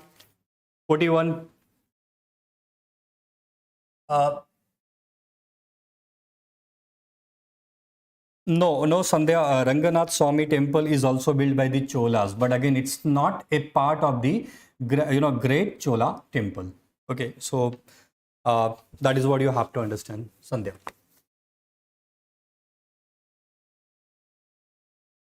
Okay, 41, we have B. Okay, we have B. And so right now we have B. Everyone is talking about B, right? So I guess again, all of you know, so ye sabko pata hai, right? So when we talk about Ajanta, it is exclusively, this is the hint that is given to you, right? Right, Hindu, Buddhist and the Jain monk. So therefore, all of you, Ellora Caves is the correct answers. So that was easy, and since most of you have already, given the answers, I skip this question, right? Fine. Okay. Question number 42. Quickly write down the answers. And is there anyone can tell me what is Bijak? What is Bijak? That was the clue. That was the clue that is given to you. What is Bijak? What is the answers of 42 and what is Bijak? 42, Sandhya says D.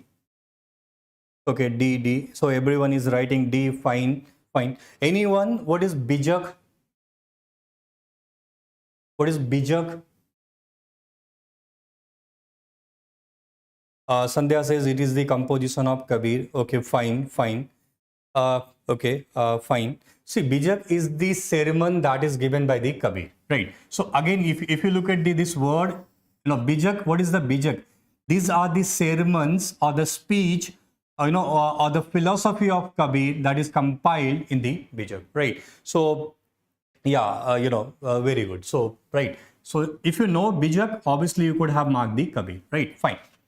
Next question we have with respect to the, okay, question number 43. Quickly write your answers. Easy one, I know. Quickly write down the answers. 43. Question number 43. Yeah, very good, Ravi.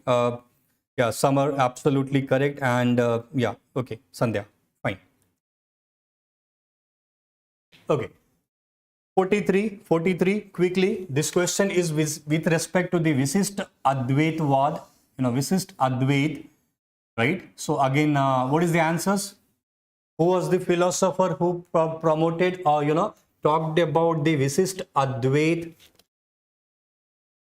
Okay, so most of the people, they are talking about, yeah, okay, fine. Everybody, they are giving the answer C, right?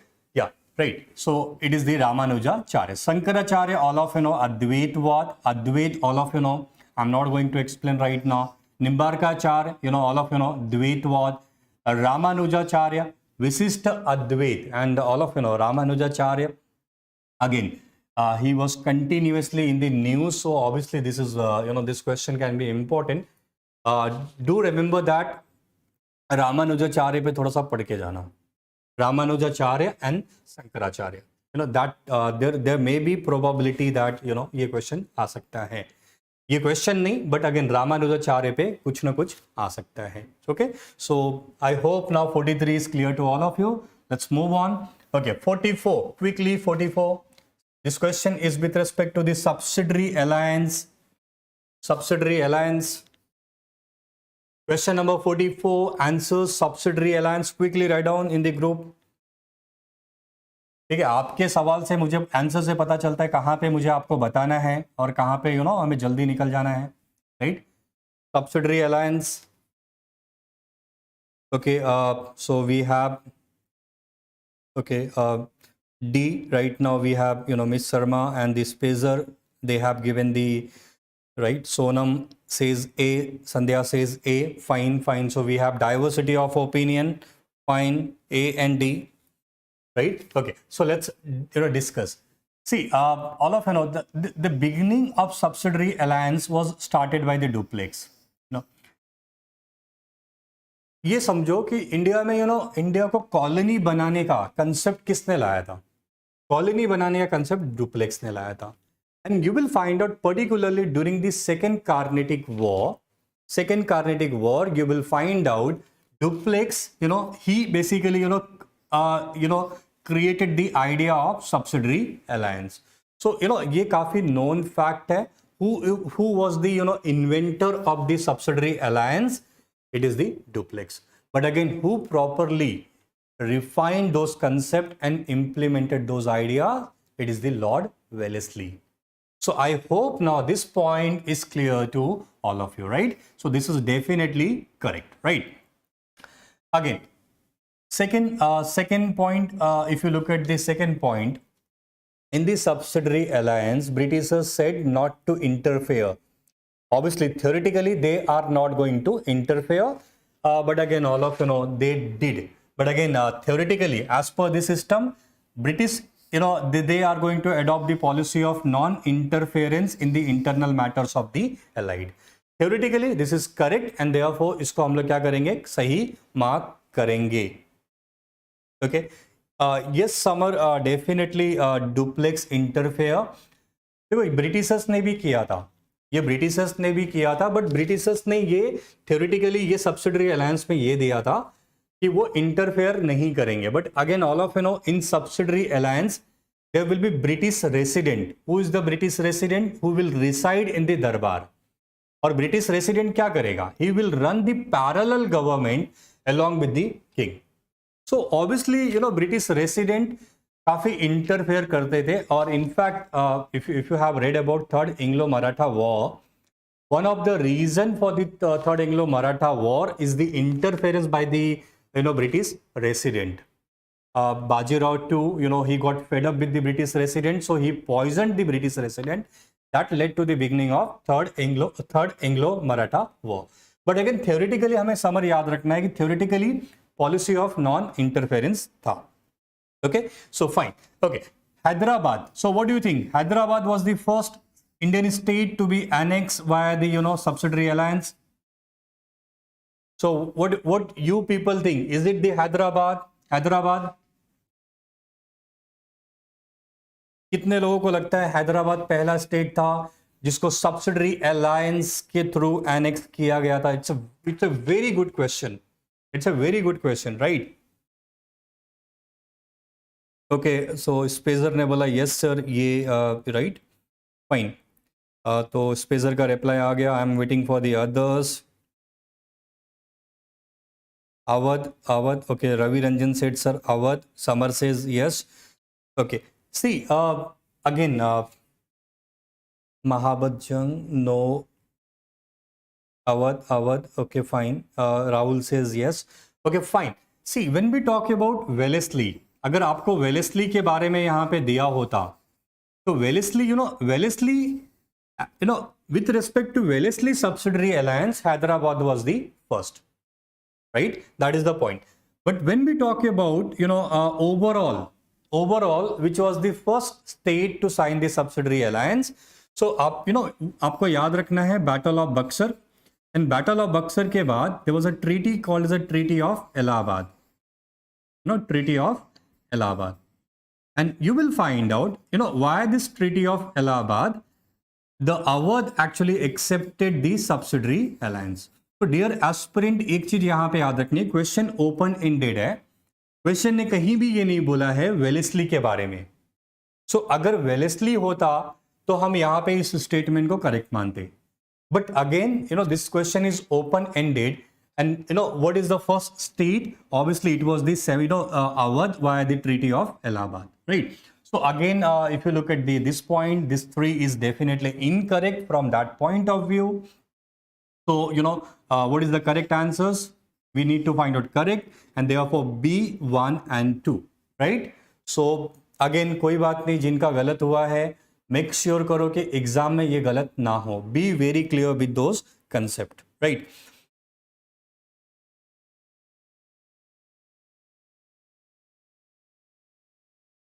Pranav, you can contact with the academic team. They will tell you regarding those things. So Kundan, obviously it is not Mysore, it's not Mysore. So I hope all of you are comfortable with those things, right? Okay, write down quickly the answers for 45, Madan Mohan Malvi. Quickly give me the answers for question number 45 with respect to the Pandit Madan Mohan Malvi.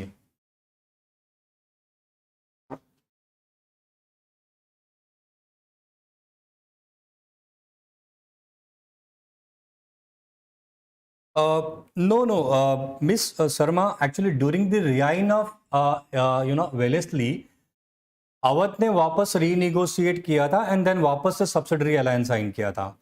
Awadh ने बहुत बार sign किया है, Awadh sign the subsidiary alliance many times.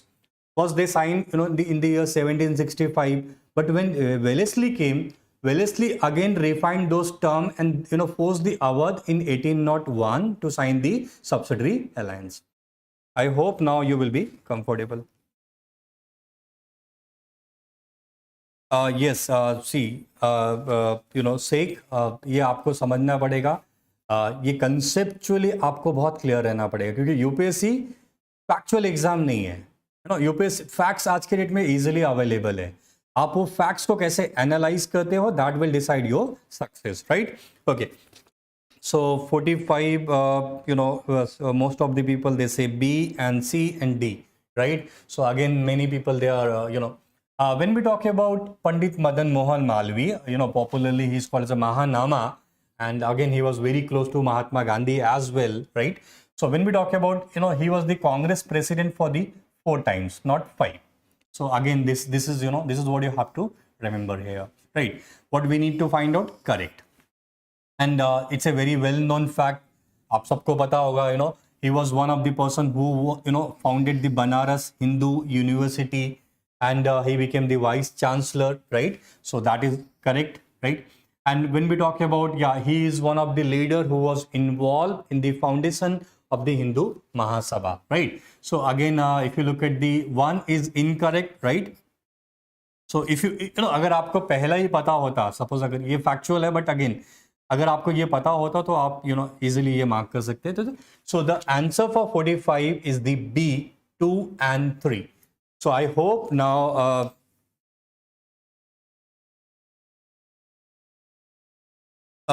yes, Mangal, Hindu Mahasabha was definitely formed in 1915, right? No doubt about it. Again, so when we talk about 1906, it is the Muslim League, Muslim League.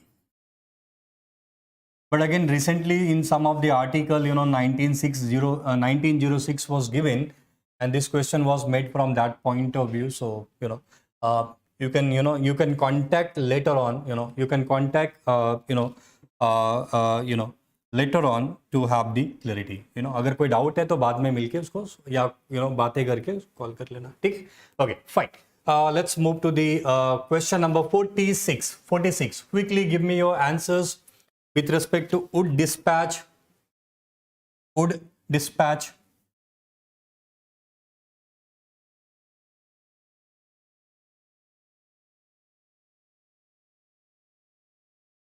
I guess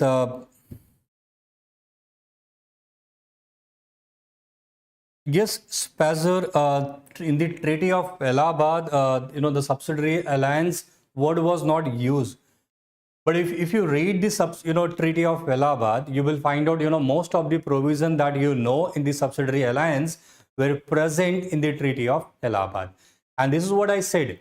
Lord Wellesley, he refined those concepts. Lord Wellesley did not create those concepts.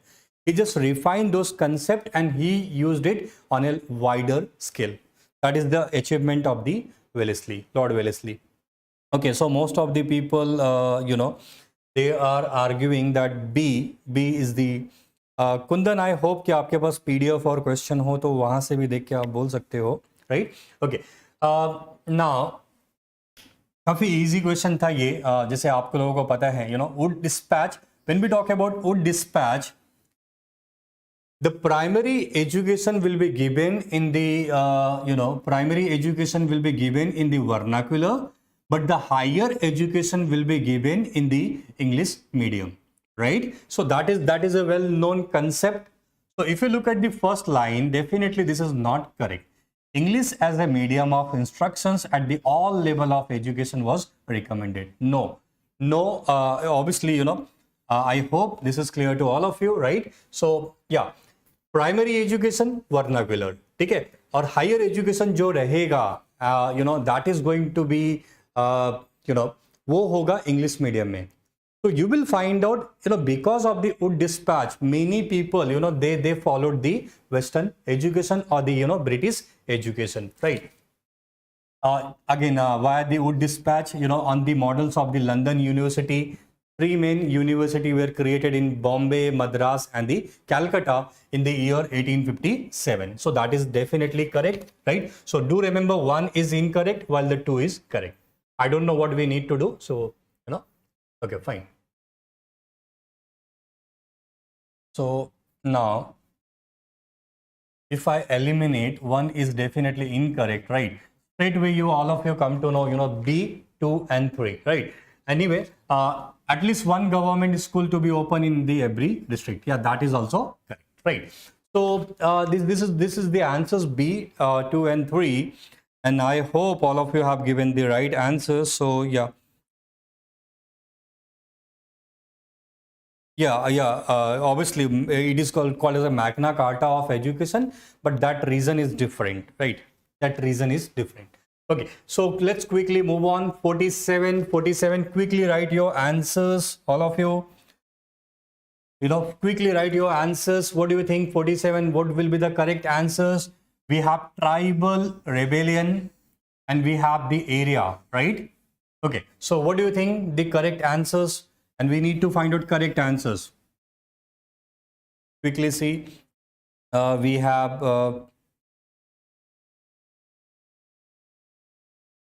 Summer, perhaps you have read well, and that is why that looks easier to you. May not be true for the others as well, right? So देखो, जब हम किसी भी subject को अच्छे से पढ़ते हैं, समझते हैं, तो हमारा पेपर अच्छा ही जाएगा. B it economics, B it polity.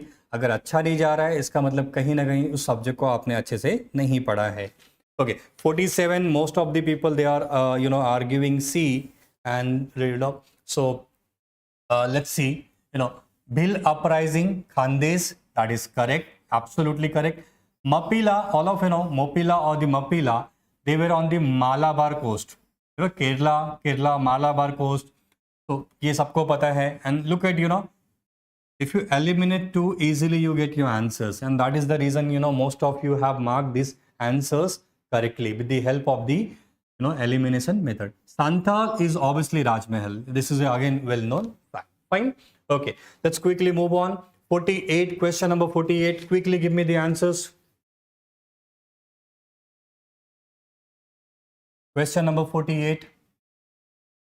Yeah, Ravi, absolutely correct. Vaisali, absolutely correct. Mopila and Kundan as well. Pranjal, absolutely correct. Mopila, they were in Malabar. I appreciate. Fine. Quickly give me the answers. 48. This question is with respect to the Swaraj Sabha. Again, very interesting question. So we have Sonam says A. Yes, Vaisali, absolutely correct. So most of the people, they are arguing A. Let's look. Now all of Rowlatt Satyagraha. I hope all of you have read about the Rowlatt Satyagraha. Okay, against the Rowlatt Act. Mahatma Gandhi started the Rowlatt Satyagraha, and during this Rowlatt Satyagraha, Mahatma Gandhi, created the Swaraj Sabha. Mahatma Gandhi, he created the Swaraj Sabha to carry out the Rowlatt Satyagraha. और स्वराज सभा में कौन आए थे? Basically, Mahatma Gandhi, he became the president of the All India Home Rule League. और महात्मा गांधी ने ये बोला, जब तक आप इसका नाम चेंज नहीं करते, जब तक आप इसको स्वराज सभा नहीं बनाते, मैं इसका हिस्सा नहीं बनूंगा. And then you will find out, obviously, the old name of the Swaraj Sabha was the All India Home Rule League. So ये सही है. But Gandhi ji, it is because of the Mahatma Gandhi, it was renamed as the Swaraj Sabha. So obviously, Mahatma Gandhi was not against the Swaraj Sabha. So I hope now this point is clear to all of you. What we need to find out correct, and therefore 1 is correct, 2 is incorrect. Straightway 48A is the correct answers. I hope this concept is now clear to all of you, right? Quickly give me the answers. 49, quickly give me the answers. These are the Oriental institution that was created by the Britishers, right? So quickly give me the answers. 49. In 1920, Mahatma Gandhi changed the name of the Home Rule League. Absolutely true, Visali.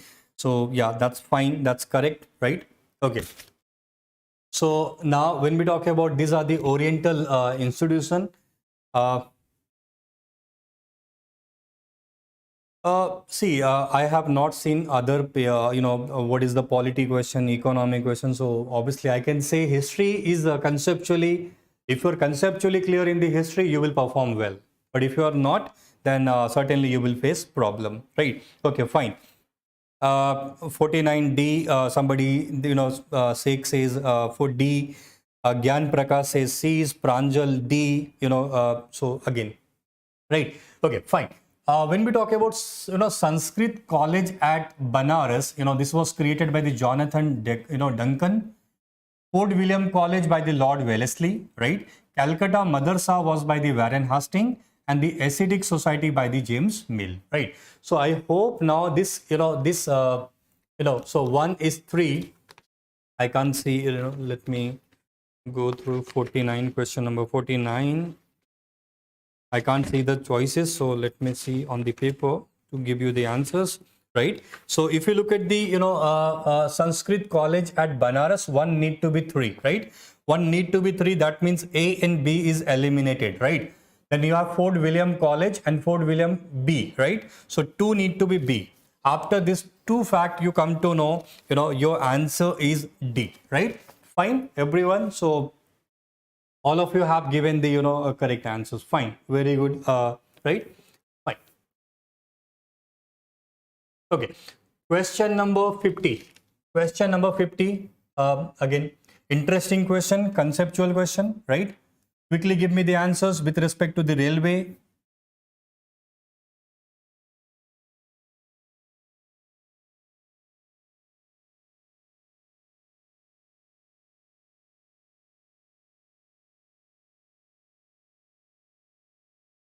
Question number 50.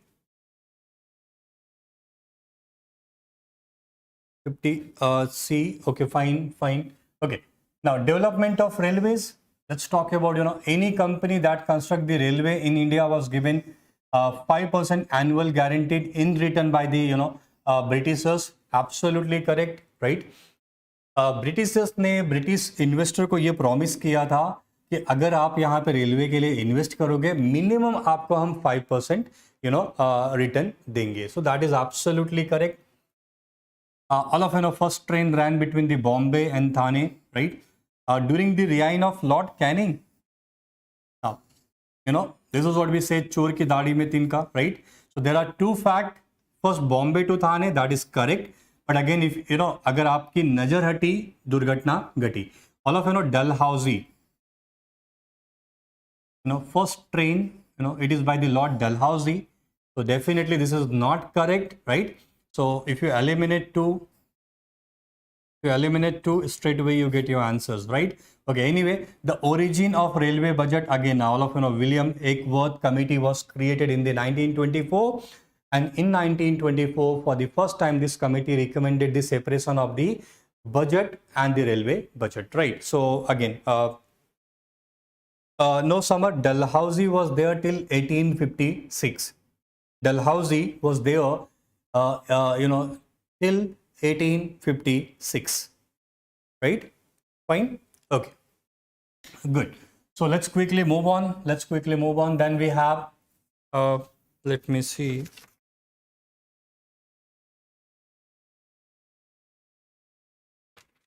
We have question number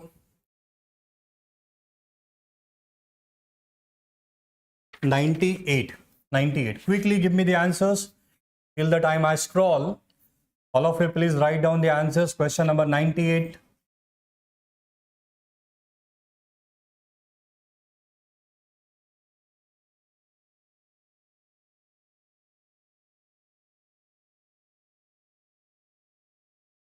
Question number 98.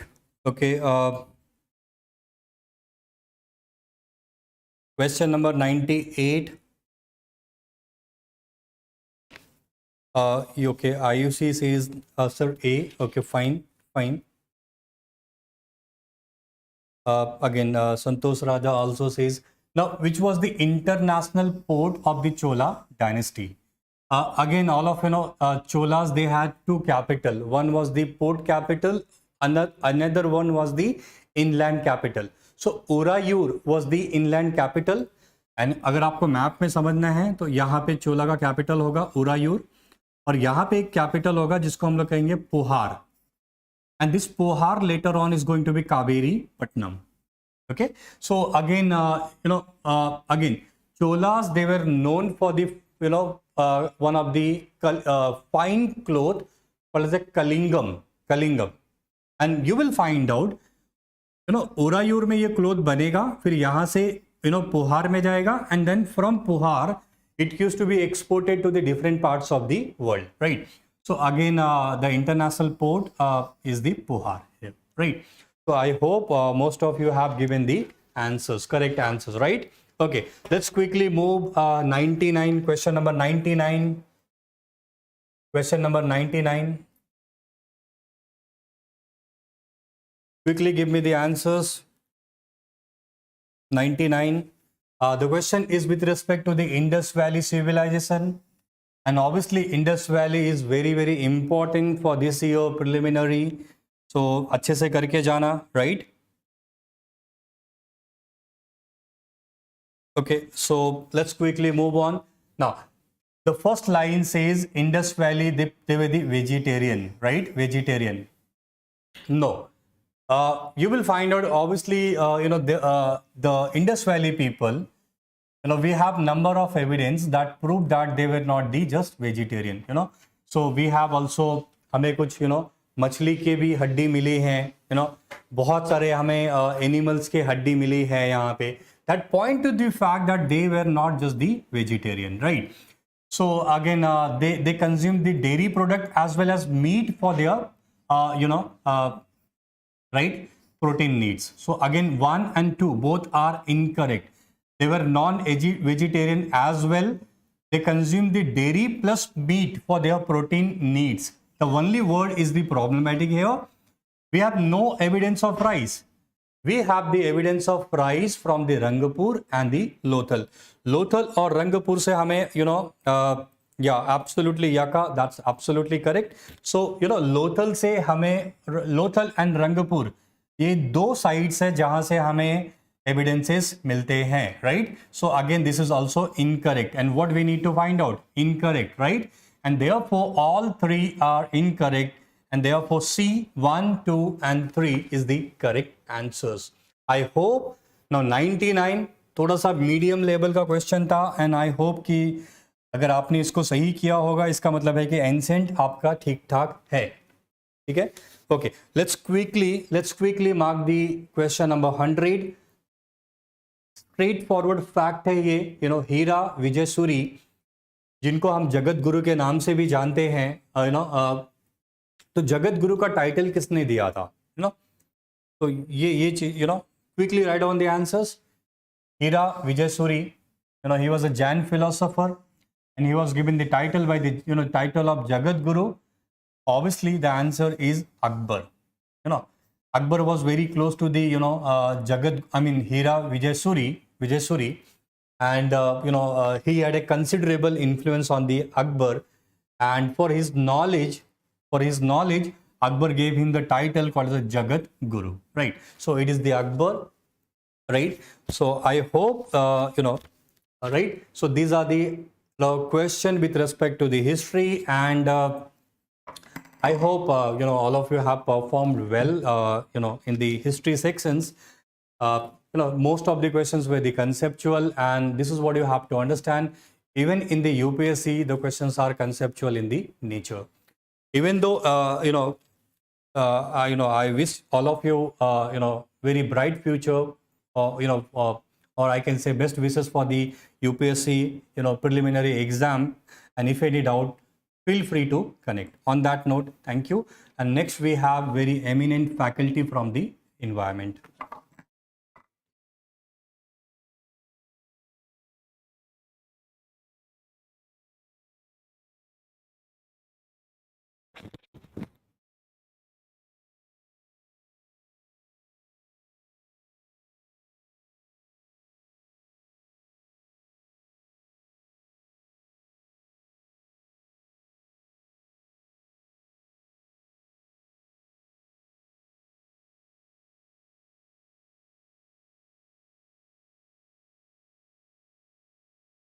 Good evening, everyone. So we will be discussing about environment and ecology, followed by our discussion of science and technology. Right. So firstly, we'll discuss environment.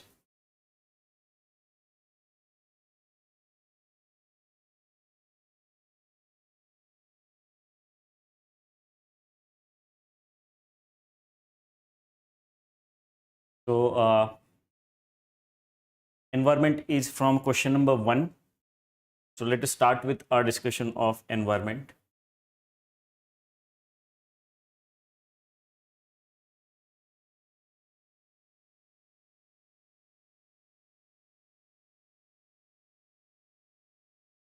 First question is, with reference to Bureau of Energy Efficiency,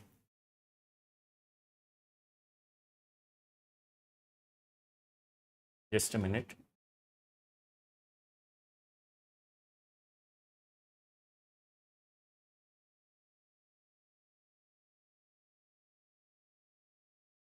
Okay, so first question is, with reference to the Bureau of Energy Efficiency, BEE, consider the following statements, right? So you must be aware of BEE. It was established in 2002 and it was established under Ministry of Power. And it was enacted under the act called as Energy Conservation Act, right? So let us consider the statements. First, it is a statutory body established under the National Renewable Energy Act 2001. So yes, it is a statutory body, but it is not under National Renewable Energy Act 2001. It is Energy Conservation Act 2001, and that's why first statement is incorrect. First statement is incorrect, and you can eliminate that statement. You will be able to get answer, right? So answer of this question is C, 2 and 3, but we'll discuss other statements as well, right? So second statement is, it coordinates with state level agencies and energy consumers to energy efficiency actions, right? So the mandate of BEE is to ensure that India moves towards reduction in the energy intensity, and that can be achieved by improving energy efficiency, right? And for that, BEE implements one very important scheme that you must be aware of, that is perform, achieve and trade. It is the scheme implemented by BEE in order to achieve energy efficiency and to reduce energy intensity, right? And you can even connect this with the carbon emission intensity targets that we have set. Carbon emission intensity should reduce by 45% under India's NDC, nationally determined contributions. So there also role of BEE will be very important. Fine. So second statement is a correct statement. Third is, Unnati is a national strategy document prepared by BEE for accelerating energy efficiency in India, right? So this statement is a correct statement because Unnati, that means unlocking national energy efficiency potential, is a document given by Bureau of Energy Efficiency, and it is a document which gives vision for accelerating energy efficiency in India, right? So third statement is also a correct statement, and hence answer of this question is C, 2 and 3, right? So answer of this question is C.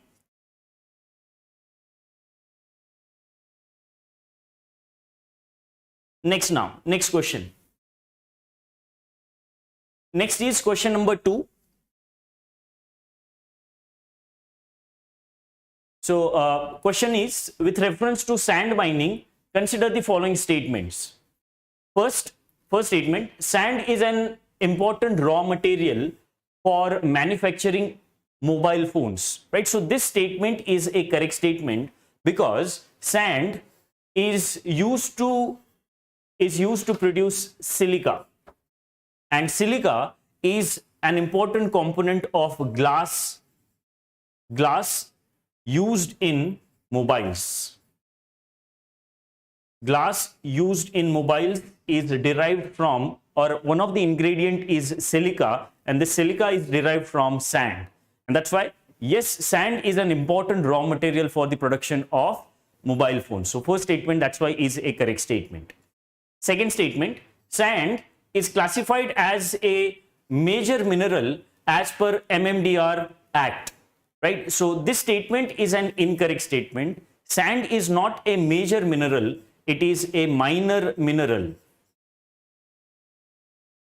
right? Sand is not a major mineral, but it is a minor mineral under Mines and Minerals Development and Regulation Act. Fine. So second statement is an incorrect statement. First statement is correct, and hence answer of this question is A, 1 only. Question number 2 answer is A. Question number 2 answer is A. Fine. Next. So keep on writing answers so that you can get idea what are the exact answers. My next question now, question number 3. Consider the following statements with reference to green hydrogen. And you must be aware green hydrogen is important from the exams perspective, because recently Cabinet has approved National Green Hydrogen Mission. And in that context, green hydrogen question is important. So what is green hydrogen? We know that hydrogen is available in the form of compound, that is H2O. So it is not in free state. So whenever we want to derive hydrogen, whenever we want to get hydrogen from water molecule, we have to use the process of electrolysis of water. And for electrolysis of water, we need energy. So if this energy is from renewable energy, then the hydrogen derived from electrolysis of water will be considered as green hydrogen, right? So that is what is green hydrogen. Let us consider the statements. First, it refers to hydrogen produced using fossil fuels. So this statement is an incorrect statement, because we have discussed that green hydrogen is the hydrogen which is produced from renewable energy, not from fossil fuels, right? And that's why first statement is incorrect statement. So if you can eliminate first statement from the option, so you are left with B and C. Here third statement is common, you just have to check second statement. Let us check the second statement. It does not emit polluting gases either during combustion or during production, right? So this statement is a correct statement, because hydrogen is a carbon free gas, and that's why it does not produce polluting gases while the production of hydrogen. Also, when we produced it and when we start using it during the combustion, it does not produce any pollutant. So second statement is correct statement, and third statement, as it is common, it should be correct. Hydrogen is a highly volatile and flammable element. So this statement is also a correct statement, and that's why answer of this question, question number 3, is B. Answer of question number 3 is B. Fine. So how come will we go so technical? See, there is no technicality involved in the questions that we have discussed till now, right? So अभी तक जो questions हमने discuss किए उसमें कोई technical aspect नहीं था. They are general questions only. Fine. Okay, if you are talking about sand, then that is one of the application of silica that you must be aware of, right? For example, the important elements, important compounds that are there in the nature, you should be aware of the applications of them. For example, silicon. Silicon, it has its application in semiconductors, and semiconductors, you must be aware, is an important topic for the prelims of 2023, given the shortage of microchips, because semiconductors, microchips, chips, IC circuits, integrated circuits, they all are same, right? That is same product, but different names are used for it. So those elements which are abundant in nature, those compounds which are important, you should be aware of their applications.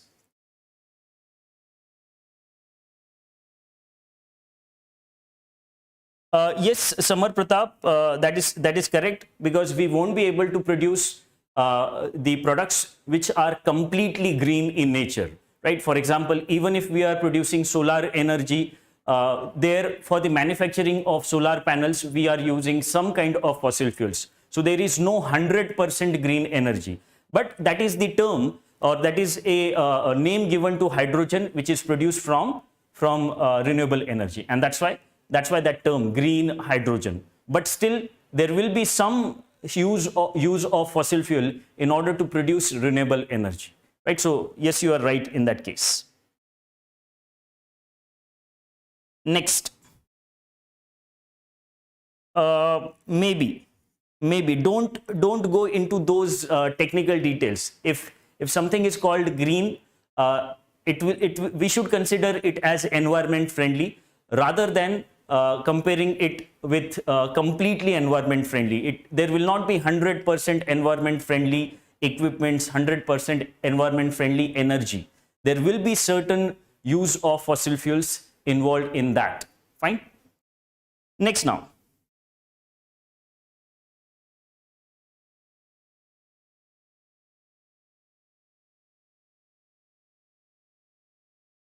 So Abhishek, could you please reframe your question? Abhishek, please reframe your question. Meanwhile, I'll go to next question. Next is, there is one explanation given to you, and we are supposed to identify the national park. So fourth question, the national park derives its name from the abundantly found red silk cotton tree, a deciduous plant or a deciduous tree. So this is a hint for you. This particular national park consists of deciduous trees. Now, if you check the options are like Kaziranga, Sundarbans, Manas, Simlipal, etc. Right? So, see, in Sundarbans, we have the dominance of mangroves. Right? We have the dominance of mangroves, and that's why it will not be the answer. Right? Similarly, Kaziranga and Manas, these are the locations in Assam, and Assam is a state where we have almost, or we have more than 200 centimeters of rainfall. So if more than 200 centimeters of rainfall is there, that means these locations, Kaziranga and Manas, they will be associated with semi evergreen forest. Right? They are the location with semi evergreen forest. They are not the locations with deciduous tree, and that's why you can eliminate them as well. So here deciduous tree is a keyword. Fine. Next, it is a part of UNESCO World Network of Biosphere Reserve. We know that Simlipal is a part of WNBR, World Network for Biosphere Reserves, and this is the network through which we are implementing MAB program of UNESCO. Man and Biosphere program of UNESCO is implemented through WNBR. Fine. The park is home to Bengal tiger, Asian elephant, and gaur. So again, Bengal tiger, if it is home to Bengal tiger, for Bengal tiger, obviously Kaziranga and Manas will not be there. And that's why only answer is Simlipal National Park. So question number 4, answer is A, Simlipal National Park. Fine. So many of you have written answer as D and C. So it is not correct. Answer of this question is A, because Sundarbans, okay, you might have focused on Bengal tiger, but again you should use other information as well, right? So question of Abhishek is,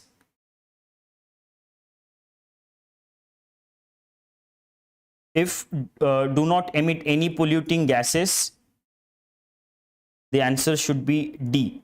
Answer should be 3. Okay, just a minute, let me check.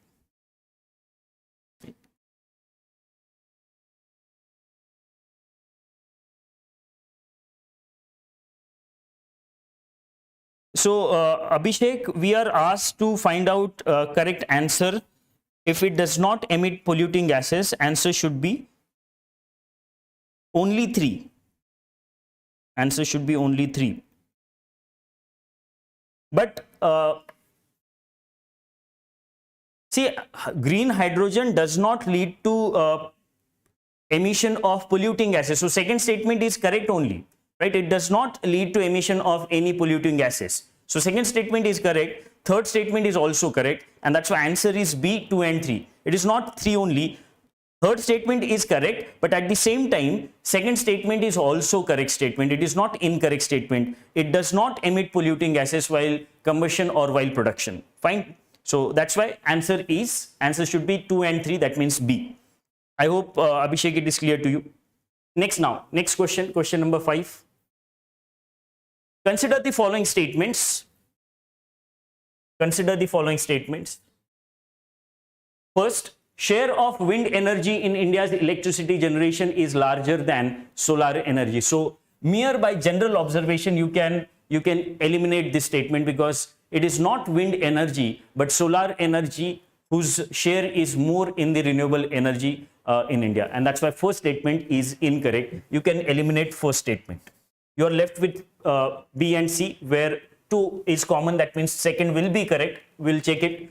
Second statement, renewable purchase obligation, RPO, sets binding requirements on large power consumers to purchase a certain percentage of their power from renewable sources, right? So there is obligation, there is a compulsion on discoms to purchase certain amount of energy that they need from the renewable sources of energy. Fine. So second statement is a correct statement. Those who are large users, they have large power consumers, they have the obligation to purchase some power in the form of renewable energy. Second statement is correct. Third, India has set a target of 40 gigawatts of renewable energy generation power capacity from solar power plants by 2022. Incorrect statement, it is 100 gigawatts.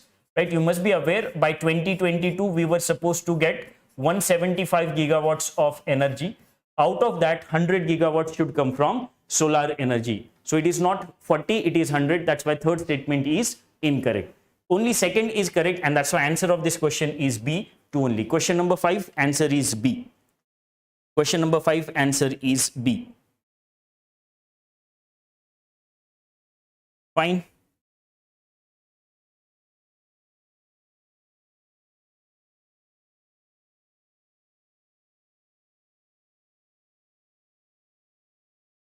Yes, yes, Alkesh, you are correct. So that name is derived from red silk cotton tree called simul. Yes, Alkesh, you are correct. Next now. Sixth question. Which of the following species of marine turtles naturally nest along Indian coasts? Right. So which of the marine turtles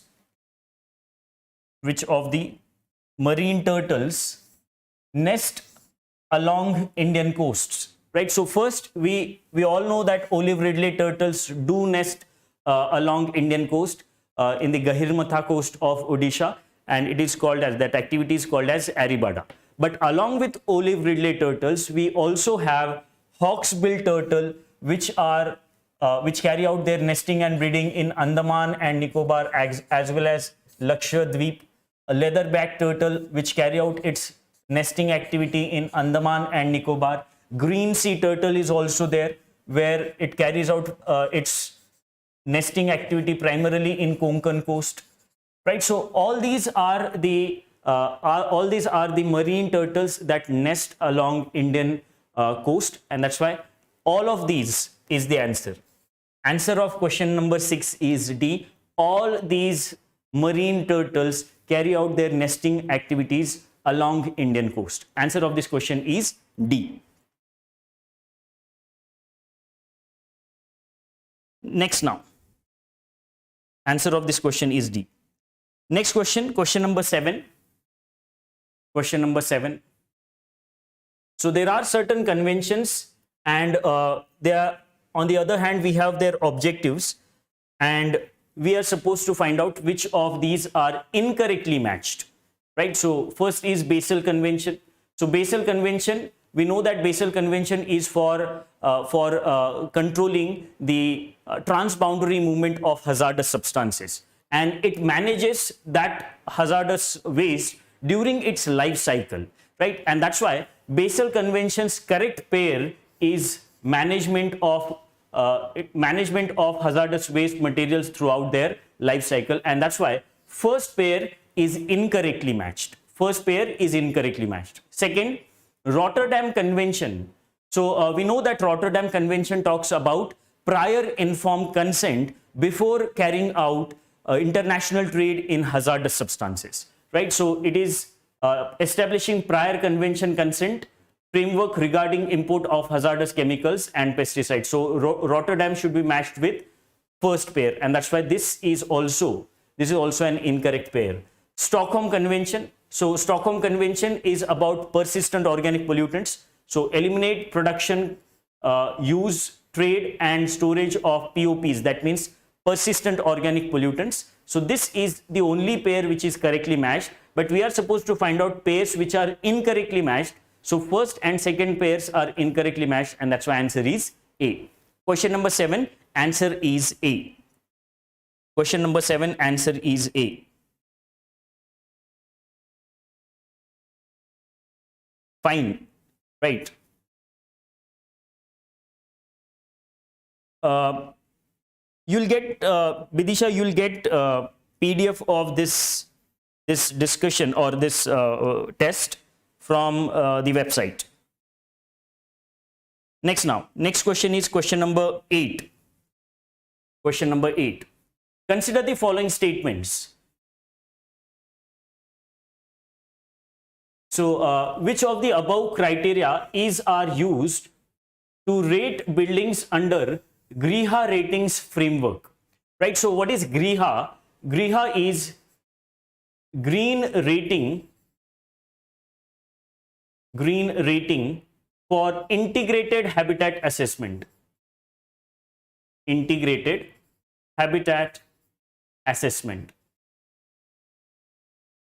Right, that is what is Griha, and these Griha norms are given by TERI, that is the Energy and Research Institute, and these Griha norms are adopted as national rating norms by Ministry of New and Renewable Energy. And under Griha norms, there are various criteria, there are various factors that are taken into account in order to assess whether a particular building can be given a certificate of green building or not, right? So those norms include water management, sustainable site planning, energy efficiency, solid waste management, right? So Griha norms are for green buildings, and these green buildings are naturally lit, naturally ventilated, they have their own rainwater harvesting system, they have in-house solid waste management system, and they use renewable sources of energy. And throughout their operation, their carbon footprint is minimal, and whenever they are being constructed, they use locally sourced material. So all those components are taken into account to rate buildings whether they are green buildings or not. Right, so all these are included under Griha, and that's why answer of this question is D, 1, 2, 3 and 4. Question number 8, answer is D. Question number 8, answer is D.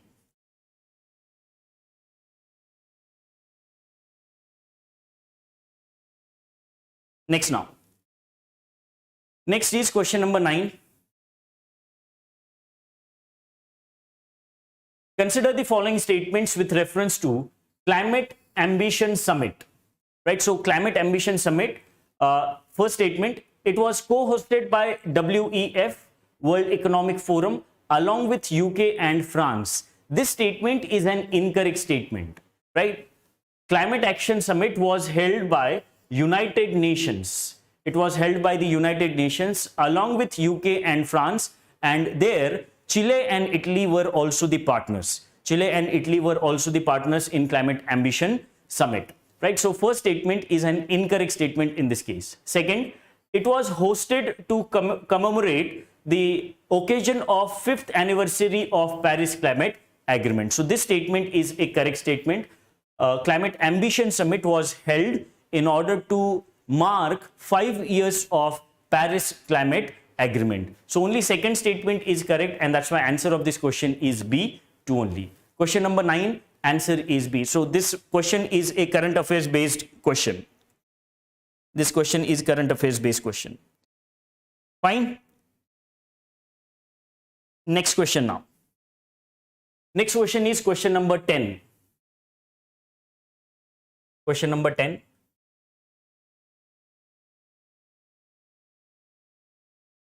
Let us consider the question number 10. Consider the following statements regarding REDD plus initiative. Right, so the question is about REDD plus initiative, which talks about sustainable forest management. It not only focuses on reduction of emissions from forests, but it goes a step ahead and it ensures sustainable management of forest.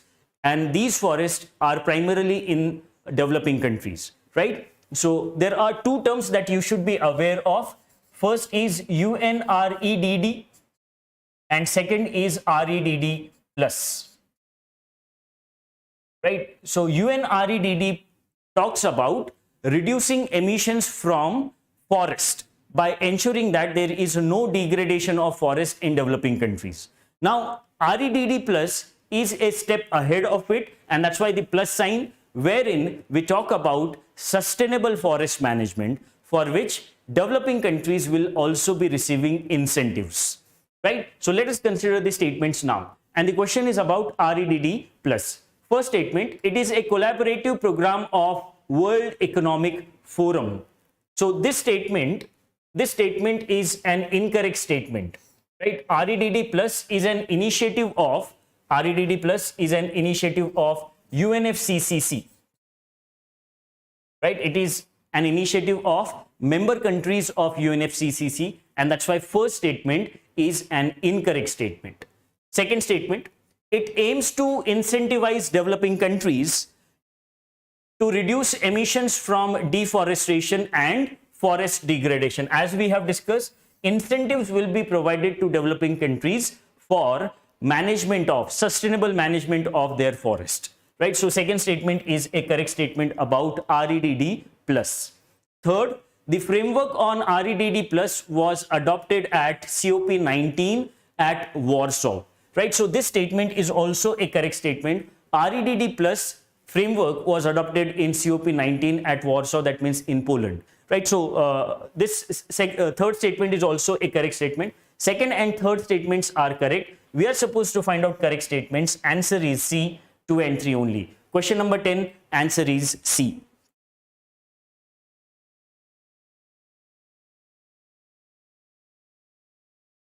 Fine. So yes, it is correct. Next question now. Question number 11. Consider the following statements with reference to brown coal.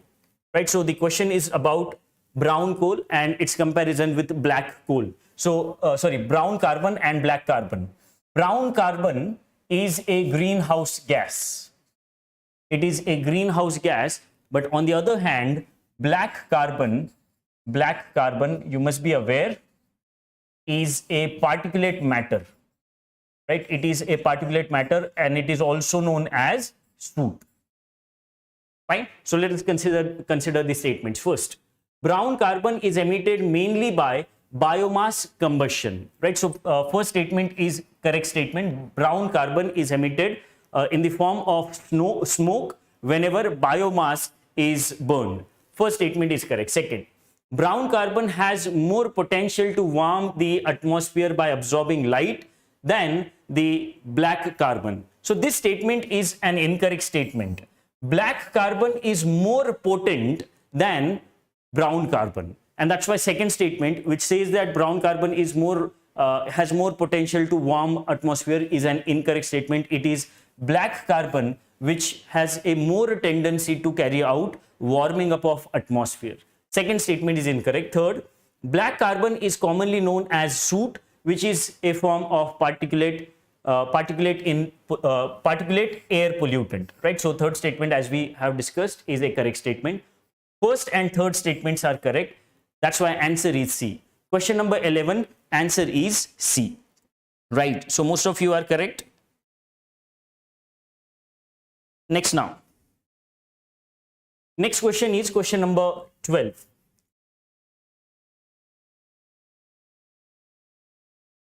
Question number 12. Consider the following statements with reference to mangroves. Right. So mangroves, they have very typical adaptations, as they are primarily found in brackish water. And one of the most important adaptation that they show is nematophores. They have nematophores, and these nematophores help them sustain in brackish water conditions, which are anaerobic conditions. Right? So let us consider the statements. First, mangrove produces nematophores to overcome respiratory problem in anaerobic soil conditions. Right? So first statement is a correct statement. Second, rhizophora, which is a plant species that we have in mangrove ecosystem. Rhizophora sends vertical nematophores in air roots up from the mud. Right? So this statement is an incorrect statement, because rhizophora has prop roots. Right? Rhizophora has prop roots, and these prop roots help rhizophora to withstand the harsh conditions that are there in mangrove ecosystem. Right? So rhizophora, they have arching prop roots down into the water. right? So that statement, second statement is incorrect statement. Avicenna, again, one of the important species in mangrove ecosystem. Avicenna sends arching prop roots down into the water. This statement is an incorrect statement. Avicenna, they have nematophores, right? And that's why these statements are interchanged, right? So second and third statements are incorrect statements. First statement is a correct statement. Answer of this question is A, one only. We are supposed to find out correct statements only. Answer of question number 12 is A.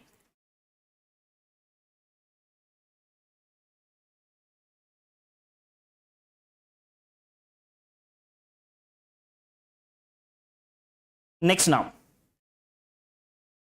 Next is question number 13. Land degradation neutrality, an important term used in the context of UNCCD, right? You must be aware of this convention, United Nations Convention on Combating Desertification. It is one of the important convention which was the outcome of Rio Summit held in 1992. Other two important conventions are UNFCCC and UNCBD, right? So let us consider the question number 13. Consider the following statements with reference to land degradation neutrality, right? So land degradation neutrality means, let's say today in 2023, we have 100 hectares of land which is degraded. We'll ensure that this 100 hectares of land means the degraded land do not increase. The amount of degraded land do not increase beyond 100 hectares. And whatever land we have, there we will carry out such measures as a result of which it will remain productive. It will not become a part of degraded landscape. That is what is the concept of land degraded neutrality, land degradation neutrality. Let us consider the statements. First, LDN is a state whereby the amount and quality of land resources remain stable or increase within specified temporal and spatial scales, right? So that is what is the concept of LDN. The land which we have, which is productive land, it remains stable or increases. It should not be a part of, it should not become a part of degraded land. That is what is termed as land degradation neutrality. First statement is a correct statement. Second, LDN can prevent soil erosion, desertification, migration, insecurity and income inequalities caused by land degradation, right? So this statement is also a correct statement. If we are ensuring that there is no degradation of land, obviously it will lead to prevention of soil erosion. It will ensure that there is no desertification of land, migration will not be there, income inequalities will be breached, right? So second statement is also a correct statement. Third, India has adopted the goal of achieving LDN by 2025 as adopted under Sustainable Development Goals, right? So this statement is an incorrect statement. Third statement is incorrect because India's target is 2030, right, as adopted under SDGs, right? So we know that SDGs are to be achieved by 2030. So why will India set the target of 2025, right? So third statement is an incorrect statement. Fourth, in the Delhi Declaration, the countries have agreed to make land degradation neutrality by 2030 a national target for action, right? So this statement is a correct statement. Delhi Declaration was the part of UNCCD COP held in Delhi, right? That's why it is called as Delhi Declaration, wherein countries have set the target that LDN will be made a part of National Action Plan by 2030, right? So only third statement is correct. Only third statement is incorrect. Rest of the statements are correct, and that's why answer is A, 1, 2 and 4. Question number 13, answer is A. Next now. Avicenna, Samar Pratap, Avicenna is a plant species that is found in mangrove ecosystem. You should remember two names for mangrove ecosystem, Rhizophora and Avicenna. These two names are important.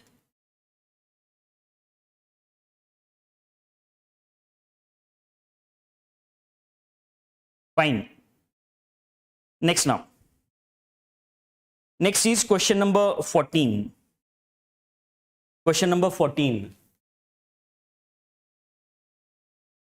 With reference to lentic ecosystem, consider the following statements. So what is lentic ecosystem? Lentic ecosystem is that aquatic ecosystem where we have stagnant water, where water is stagnant, right? So that ecosystem is called as lentic ecosystem. Let us consider the statements. First, lentic ecosystems are those aquatic systems which contain flowing water. So this is incorrect statement. Lotic, on the other hand, are floating water or flowing water. Lotic ecosystem, not lentic, but lotic, right? So first statement is incorrect. Second, the deepest zone of the lake is profundal zone, right? So this statement is a correct statement because you must be aware of three zones of lake water body. Let us consider that this is lake. So it will be having two parts. First is limnatic zone,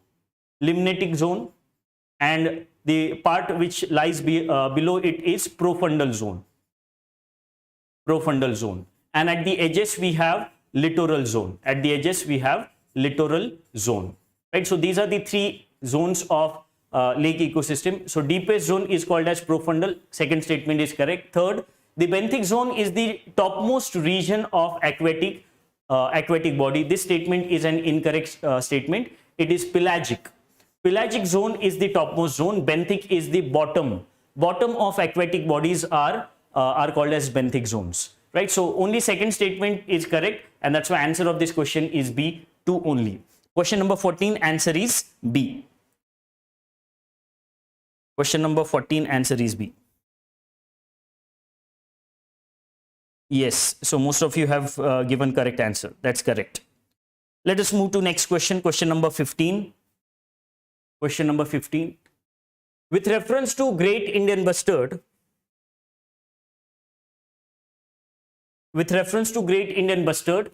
consider the following statements.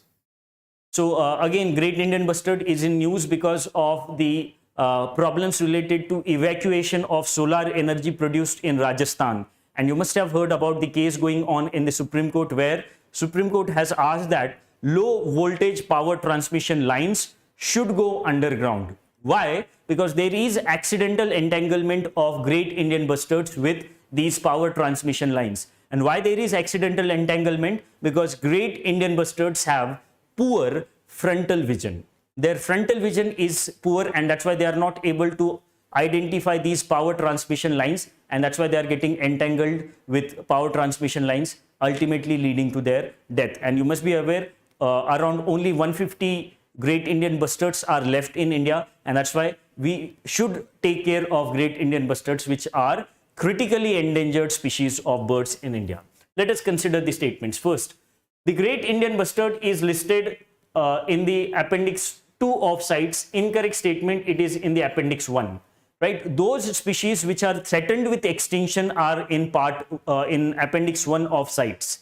Right? And Great Indian Bustard, we know that they are critically endangered, and that's why they should be in Appendix 1. First statement is incorrect. Second, it is the state bird of Rajasthan. This statement is a correct statement. It is the state bird of Rajasthan, and Rajasthan government, in order to conserve Great Indian Bustards, have started a project in 2013 called as Project Godawan. Right? They are locally known as Godawan. So Project Godawan is a project of Rajasthan government, started in 2013 for the protection of Great Indian Bustards. Right? So second statement is correct. Third, its population is confined only in Rajasthan. This statement is an incorrect statement. Great Indian Bustards are there in Rajasthan, Gujarat, Maharashtra, Madhya Pradesh, and even in Karnataka.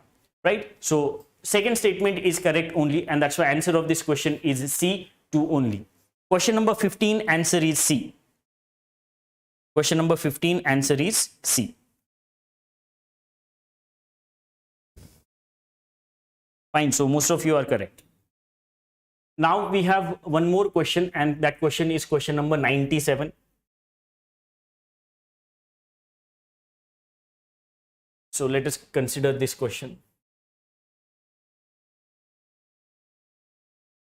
97. Which of the following statements about Central Pollution Control Board, CPCB, are incorrect? Right? So incorrect statements we are supposed to find out. First, it is a statutory organization established under the provisions of Environment Protection Act 1986. This statement is an incorrect statement because CPCB is established under CPCB. Yes, it is a statutory organization. It is established under the Water Prevention and Control of Pollution Act 1974, popularly known as the Water Act. Right? It is established under the Water Act 1974. First statement is incorrect statement, and that's why it should be there in our answer, and hence we can eliminate B and C. Right?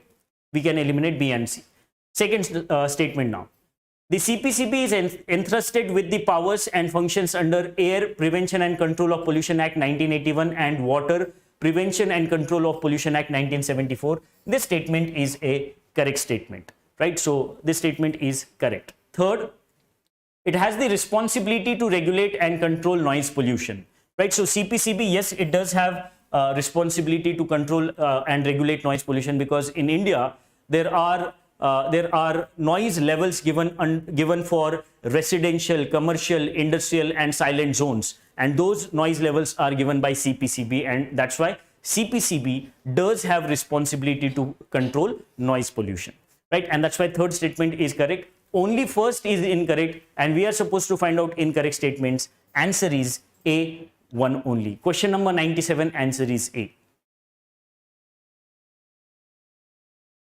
Yes, incorrect statements are asked. Fine. So with that, we have completed our discussion of science and technology. Now let us move to the questions of, we have completed our discussion of environment and ecology. Now let us move to the questions of science and technology. So 84 onwards, we have science and technology questions.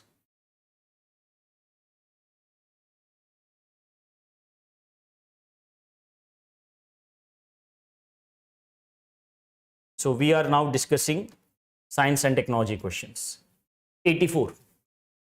Which of the following are the applications of biotechnology, right? So biotechnology is an important topic from the UPSC's prelims as well as mains perspective.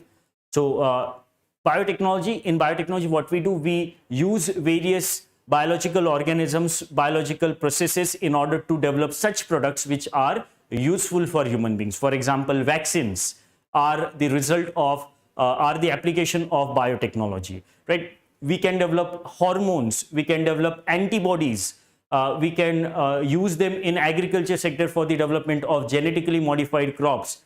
Transgenic animals can also be developed using biotechnology. Even biotechnology can help us address the problem of pollution, because there are certain microbes which can feed on pollutants, and we can provide culture to these microbes with the help of biotechnology and can multiply their population in order to ensure that they can be used for tackling the problem of pollution, right? So let us consider the statements first. Made crops more tolerant to abiotic stresses, right? So we can develop such crops which will be tolerant to abiotic stresses. That means stresses related to temperature, right? Then salinity, etc., etc., right? So we can make such crops using biotechnology. First is correct. Second, waste treatment and pollution prevention, right? So this is also a correct statement. So there is a branch of biotechnology which deals with waste treatment and pollution.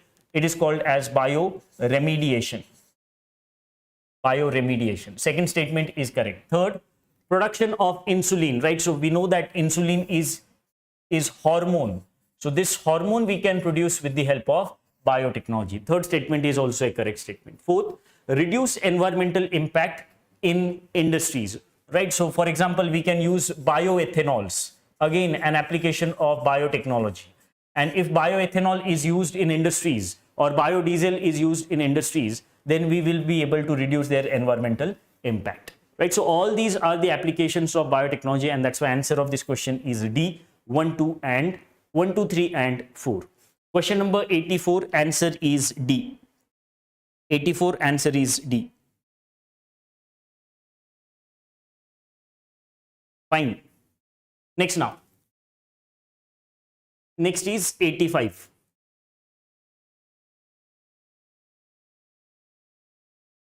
So consider the following pairs. So we have malware on one hand and their description or function on the other. So let us consider the statements related to question number 85, question number 85. Phishing. Phishing is denial of access to files and ask for payment to access them. So we know that it is ransomware, right? It is not phishing, it is ransomware. And that's why first is incorrect. Second, Trojan horse, it is also called as Trojan horse, disguise themselves as legitimate files. So this statement is a correct statement. Trojan disguise as a legitimate file, but in the background it is carrying out its malicious program, right? So second is also a correct second is a correct pair. Third, bots serves pop-ups and display ads. So this is an incorrect description of bots. Bots are those computer systems which are hacked and they will be used for malicious purpose, right? So third is incorrect. Worms, fourth is worms spread via softwares, right? So this is also a correct statement. So only second and fourth pairs are correct, and that's why answer of this question is B, 2 and 4 only. Question number 85, answer is B. Question number 85, answer is B.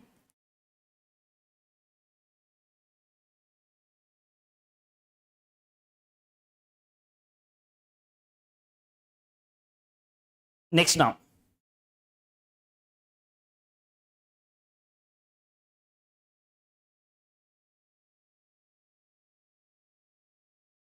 Fine. Next.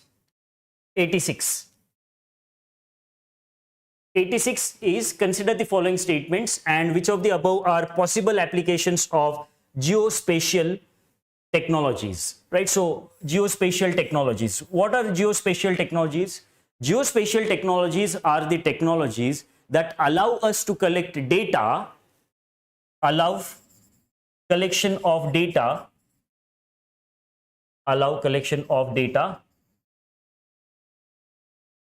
which is referenced with locations on the earth, locations on earth, right? Such a data we will be able to collect which will be referenced with the earth's surface, right? So that is what is geospatial technology. And which technologies can be considered or are the examples of geospatial? So remote sensing is a geospatial technology. Then GPS is a geospatial technology.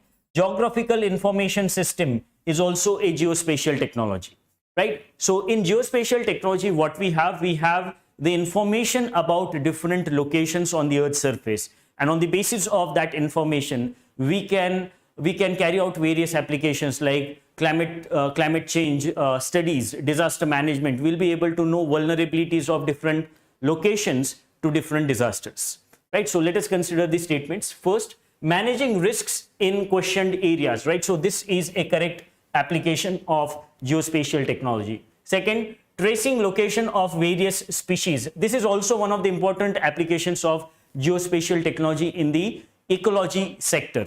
Second is correct. Third, monitoring areas of epidemic outbreaks, right? So this is also possible because we will be able to know what kind of areas will be vulnerable to these kind of disease outbreaks on the basis of geospatial technologies.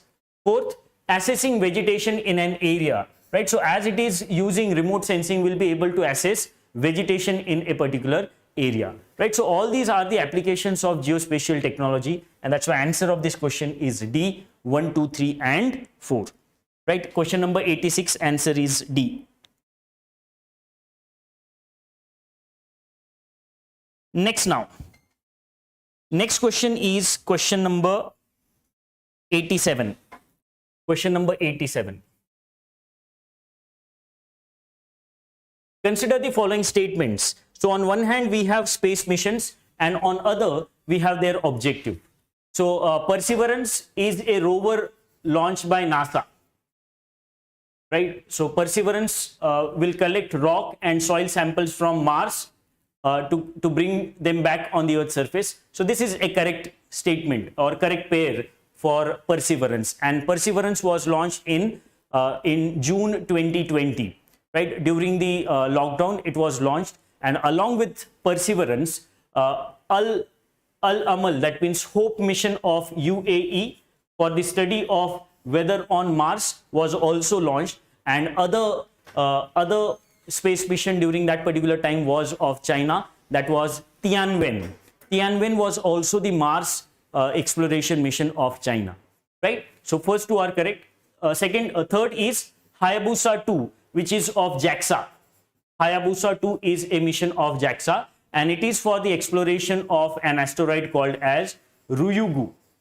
It is for the exploration of Ryugu, and this was launched during 2018-19, right? So Hayabusa, its explanation is incorrect. It is not for the exploration of asteroid near Jupiter named Trojans. It is for the exploration of asteroid named Ryugu, and it is also, Hayabusa 2 is also a sample return mission. It will be bringing back sample from Ryugu, right? So third is incorrect, and that's why answer of this question is A, 1 and 2 only. Question number 87, answer is A. Question number 87, answer is A.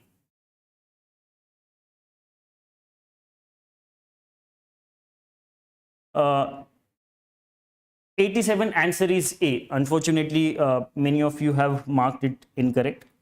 No problem. Next is 88. Consider the following statements. Consider the following statements. Quasars are, just a minute. Quasars are found in the center of all galaxies. First of all, what are quasars? Quasars are quasi-stellar objects. Quasi-stellar objects. And these quasars will be there at the center of galaxies, but not all galaxies, only those galaxies where we have the presence of black holes whose mass is way more than our star, our sun, right? And that's why it is not there in the center of all galaxies. This word all makes first statement incorrect, right? Quasars are there at the center of galaxies, but only those galaxies where we have the presence of black holes whose mass is way more than our sun. First statement is incorrect. Second, all quasars can be easily detected through radio emissions. Now, this statement is also an incorrect statement because, yes, we use radio emissions. Quasars will be emitting radio waves. Quasars emit radio waves. But there are various intensities of radio waves. Some quasars will be emitting radio waves of high intensity. Some will be emitting radio waves of low intensity. And that's why only those quasars which are emitting radio waves of high intensity, we will be able to detect them on the basis of radio waves. Otherwise, low intensity radio waves quasars we won't be able to detect. And that's why second statement is also an incorrect statement, because again it is using word all, right? So second statement is also incorrect. Both these statements are incorrect. Answer is D, neither one nor two. Question number 88, answer is D, neither one nor two. Next, 87 is out of syllabus. No, it's not like that. 87 is not out of syllabus. These are the missions launched by NASA, then UAE and JAXA. They are not out of the syllabus, right? And there is no syllabus as such if we talk about science and technology. Can you tell how to keep in mind the important missions? It's not possible to recall everything. So you can focus on India-specific missions. First of all, your priority should be India-specific missions. And after that, your focus should be on the missions of NASA, right? Because questions have been asked on the missions of NASA, right? And after these two, third priority you should give to current missions of other space agencies as well, right? So that way you should prioritize your missions, space missions. and on that basis you can remember them. Fine. Next now. Next is consider the following statements with reference to meningitis disease. It is a disease caused by bacteria only. Again, this statement is an incorrect statement. Meningitis disease affects brain and spinal cord, and it is a disease which is caused by bacteria, viruses, and even fungi, right? And that's why this statement, first statement related to meningitis, is incorrect. It can be caused by viruses and fungi as well. Second, bacteria that cause meningitis are transmitted from person to person, right? So this statement is a correct statement. If it is meningitis is the result of bacterial activities, it will be transmitted from one person to another person, right? So only second statement is correct, and that's why answer is B. Question number 89, answer is B. Question number 89, answer is B. Next now. Next question is question number 90. Consider the following. So we have on one hand we have food, and on other we have adulterants. We are supposed to find out which pairs are correctly matched, right? So which pairs of food and adulterants are correctly matched. First is honey. Honey is adulterated with corn syrup is correct pair, right? Honey, its adulterant is corn syrup. Turmeric powder, its adulterant given here is seeds. So obviously it will not be, right? Turmeric powder will be adulterated with many different colors, dyes, and even some of the pesticide residues are also used in turmeric adulterants, and that's why second pair is an incorrect pair. Third is jaggery. Jaggery is adulterated with chalk powder. It is correct pair, right? So only first and third pair are correct, and that's why our answer is C, right? Question number 90, answer is C. Fine. Next now.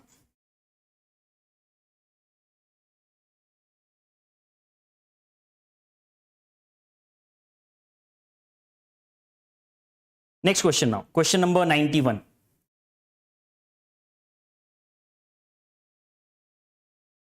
Consider the following statements.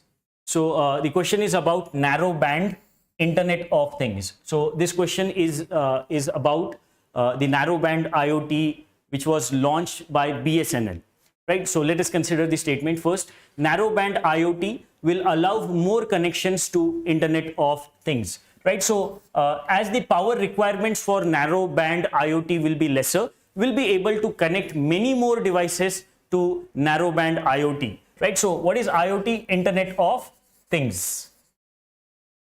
Internet of Things, where things means physical world devices. Things means physical world devices. They can be AC machines, TVs, cars, coffee machines, whatever it is.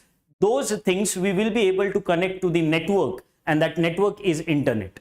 Fine. So under narrow band IoT, we will be able to connect such devices, such physical world devices which are using low power, right? And that's why we will be able to attach even smaller devices whose power requirements are lesser. So that is what is narrow band IoT. Second statement, narrow band IoT has poor energy efficiency.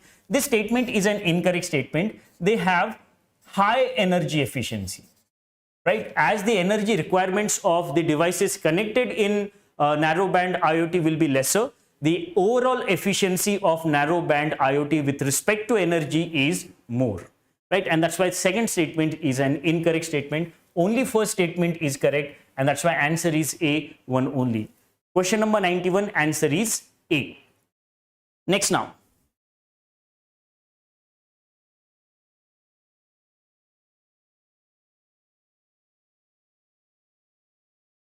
How seeds cannot be adulterated? Could you please explain? So, see, seeds, we are talking about turmeric, right? So, had it been seed powder of some specific seeds, then it would have been the correct choice, or it would have been the adulterant for turmeric. But as it is only talking about seed, that's why we can eliminate it. So jaggery, yes, it is adulterated with chalk powder, and that is a harsh reality. Yes, jaggery is adulterated with chalk powder, right? That is one of the practice prevalent even in India.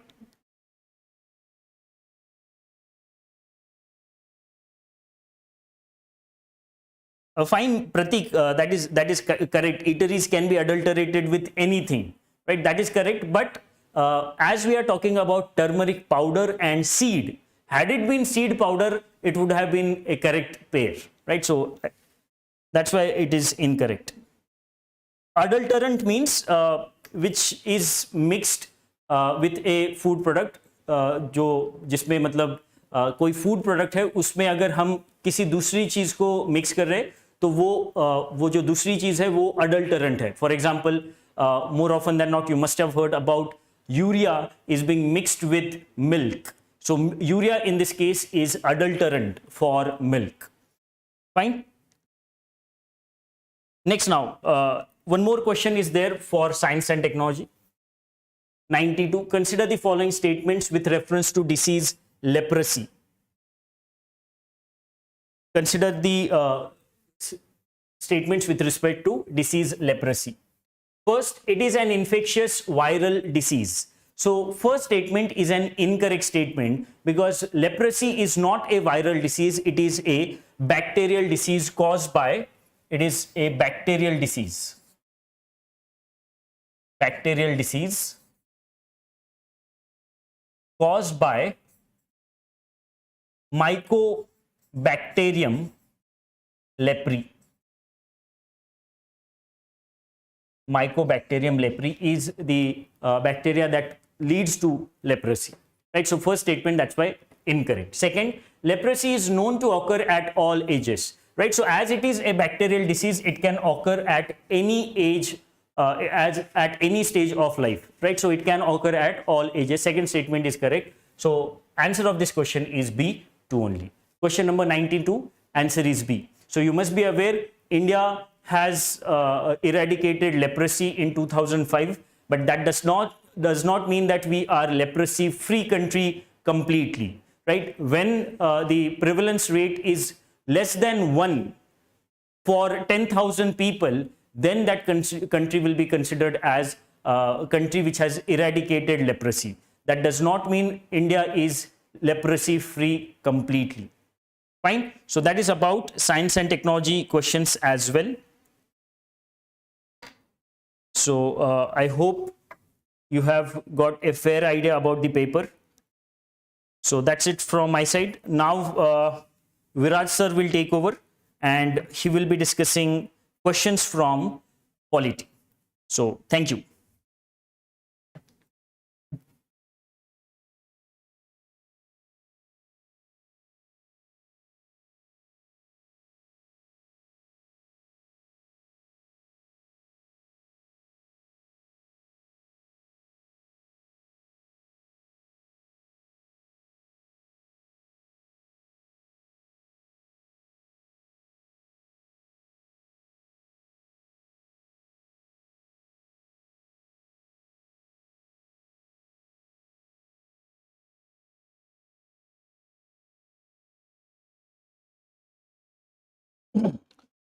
Hello everyone, my name is Viraj Rane and I will be discussing with you questions on polity and international relations.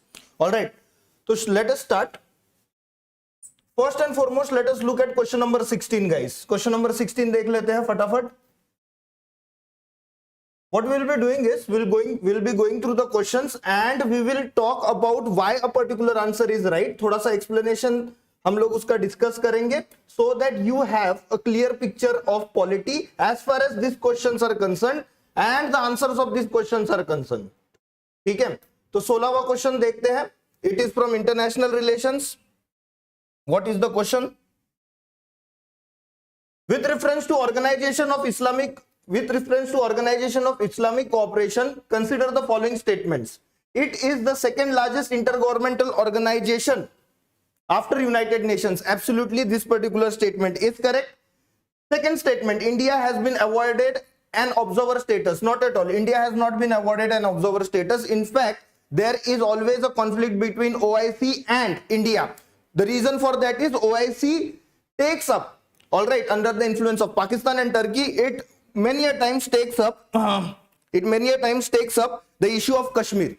We were invited as special guest in 2019, but we do not have observer status. The headquarters of OIC is at Jeddah, Saudi Arabia. Absolutely correct. All right, our answer will be 1 and 3, that is option C. Moving on, guys, to the next question. Question number 17, again from international relations. चलो, अब यहाँ पे देखते हैं how many of you can tell the right answer. Consider the following statements regarding BRICS summit. The first BRICS summit took place in Moscow. All right, Moscow, Russia. Did it take place in Moscow, Russia, guys? It did take place in Russia, but it was not in Moscow. It was in Yekaterinburg, Russia. It was in Yekaterinburg, Russia, not in Moscow. All right. Chairmanship of the forum is rotated annually amongst the members. Yes, it is. Yes, it is. All right. Contingent reserve arrangement of BRICS aims to create payment system as an alternative to SWIFT payment system. No. All right. This particular system, contingent reserve arrangement, is for the purpose of helping each other if there is payment of crisis. You know, if there is balance of payment of crisis. What is balance of payment of crisis? Balance of payment of crisis क्या होता है? Balance of payment का crisis क्या होता है? Basically, balance of payment का crisis मतलब मुझे कुछ खरीदना है बाहर से, बट मेरे पास फॉरेन रिजर्व नहीं है, फॉरेन करेंसी नहीं है, तो ये कंट्रीज एक दूसरे की हेल्प करेगी फॉरेन करेंसी देने में.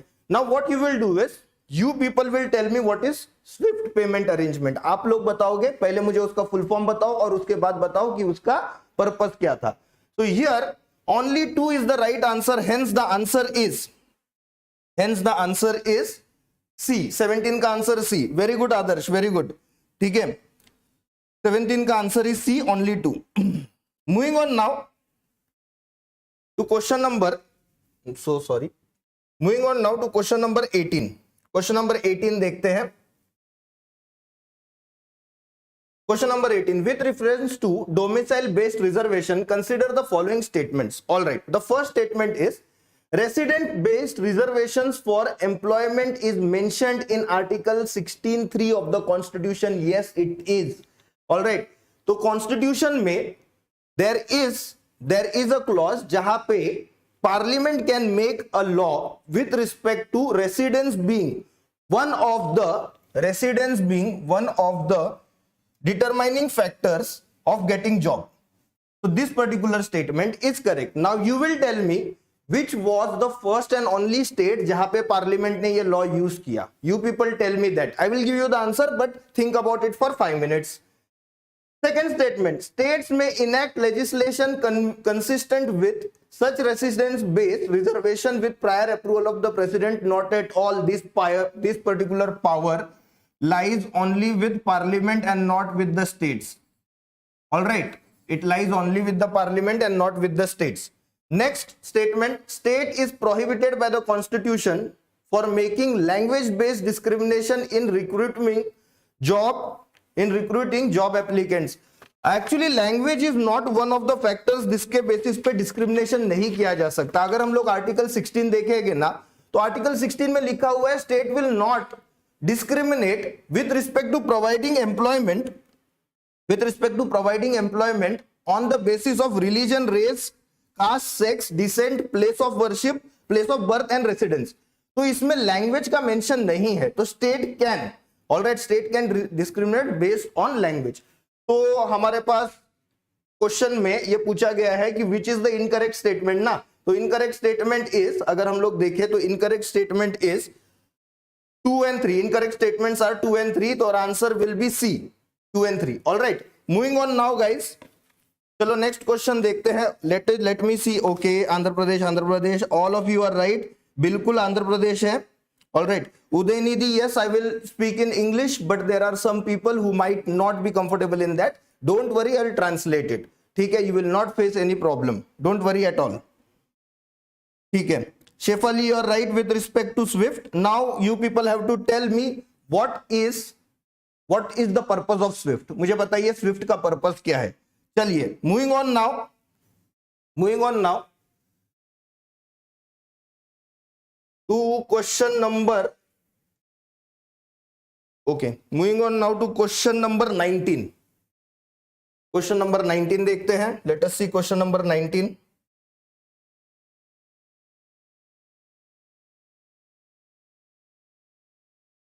Okay, consider the following statements with reference to Election Commission of India.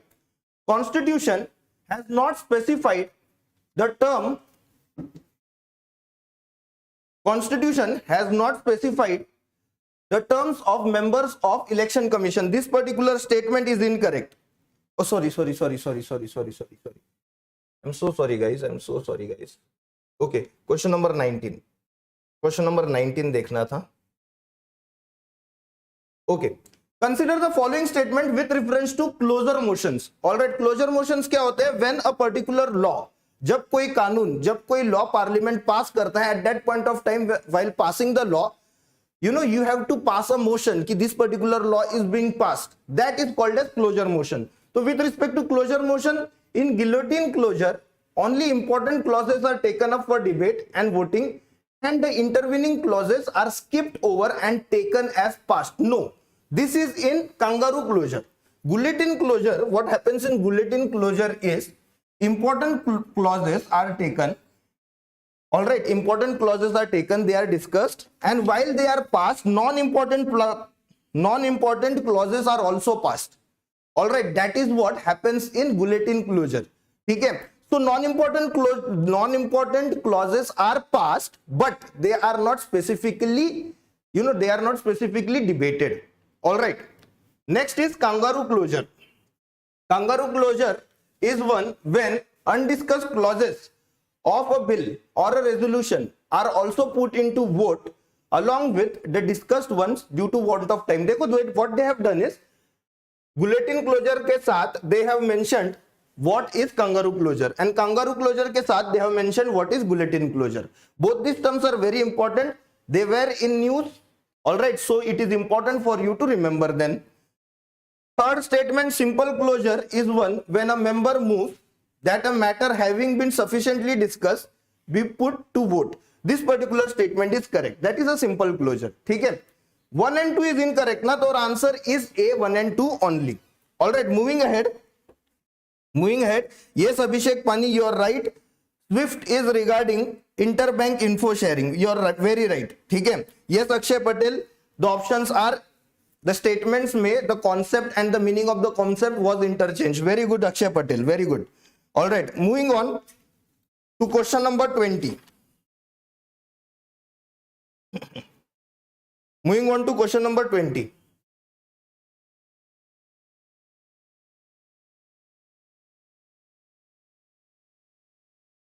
Okay, consider the following statement with reference to the Election Commission of India. Constitution has not specified the term of members of the Election Commission. Yes, Constitution has not specified the term of members of Election Commission. This particular statement is absolutely right. All right, this particular statement is absolutely right. The prohibition of the court from interfering in electoral process is not mentioned in the Constitution. Not mentioned in the Constitution, but is derived from a law made by Parliament. Absolutely not. Constitution does mention that court will not interfere. Court will not interfere with electoral process. All right, it is absolutely mentioned in the Constitution. EC determines the territorial area of electoral constituencies on the basis of delimitation commission. Yes, delimitation commission is established. It looks into various demographies and then it decides कि constituencies कौन-कौन सी होनी चाहिए, कैसी होनी चाहिए, and on that basis what election commission does is it determines the territorial area of each constituency. Remember, the award of delimitation commission cannot be challenged in any court of law. This statement has been asked by UPSC number of times and you have to remember this particular statement. Next, EC has quasi-judicial powers to settle disputes regarding split mergers of recognized political parties. Absolutely, we have seen that recently in the case of Shiv Sena. So the right answer, right statements here are 1, 3 and 4, and right statements are mentioned in option C. तो option C is our right option. Moving on now to question number 21. What does question number 21 want you to know? It wants you to know something that has been in current affairs for quite some time now. All right. Consider the following statements. Right to recall is a method by which voters seek to remove elected officials through a direct vote before their term is completed. Absolutely, right to recall has been exercised. It has been implemented in some countries. What happens is, if you feel, or the people of your constituency feel, the person whom you have elected is not performing his or her job. All right, if that person is not performing his or her job, what you can do is, what that particular people in that constituency can do is, they can use their right to recall. That is, हमें ये elected representative नहीं चाहिए. They can do that. All right. So first statement is correct. The concept of recall is stated in the first statement, and please remember this particular concept. It will be very helpful for you in the examination. The Representation of People's Act 1951 does not have the provision of right to recall. The Representation of People's Act okay, does not have the provision of right to recall. Yes, it does not have the provision for right to recall, but there have been suggestions कि Representation of People's Act has to be reformed और इसे include कर देते हैं. ठीक है, right to recall should be included in it. The Representation of People's Act 1951 provides dissatisfaction of electorate as a violation, as a ground for vacation. Not at all. Okay, not at all. Dissatisfaction you will know only in the next election, if that person is not re-elected. That is the only way in which you can know if people are dissatisfied from you, or they do not want you to be their representative again. Okay, यहाँ पे what do we see is right statements are 1 and 2.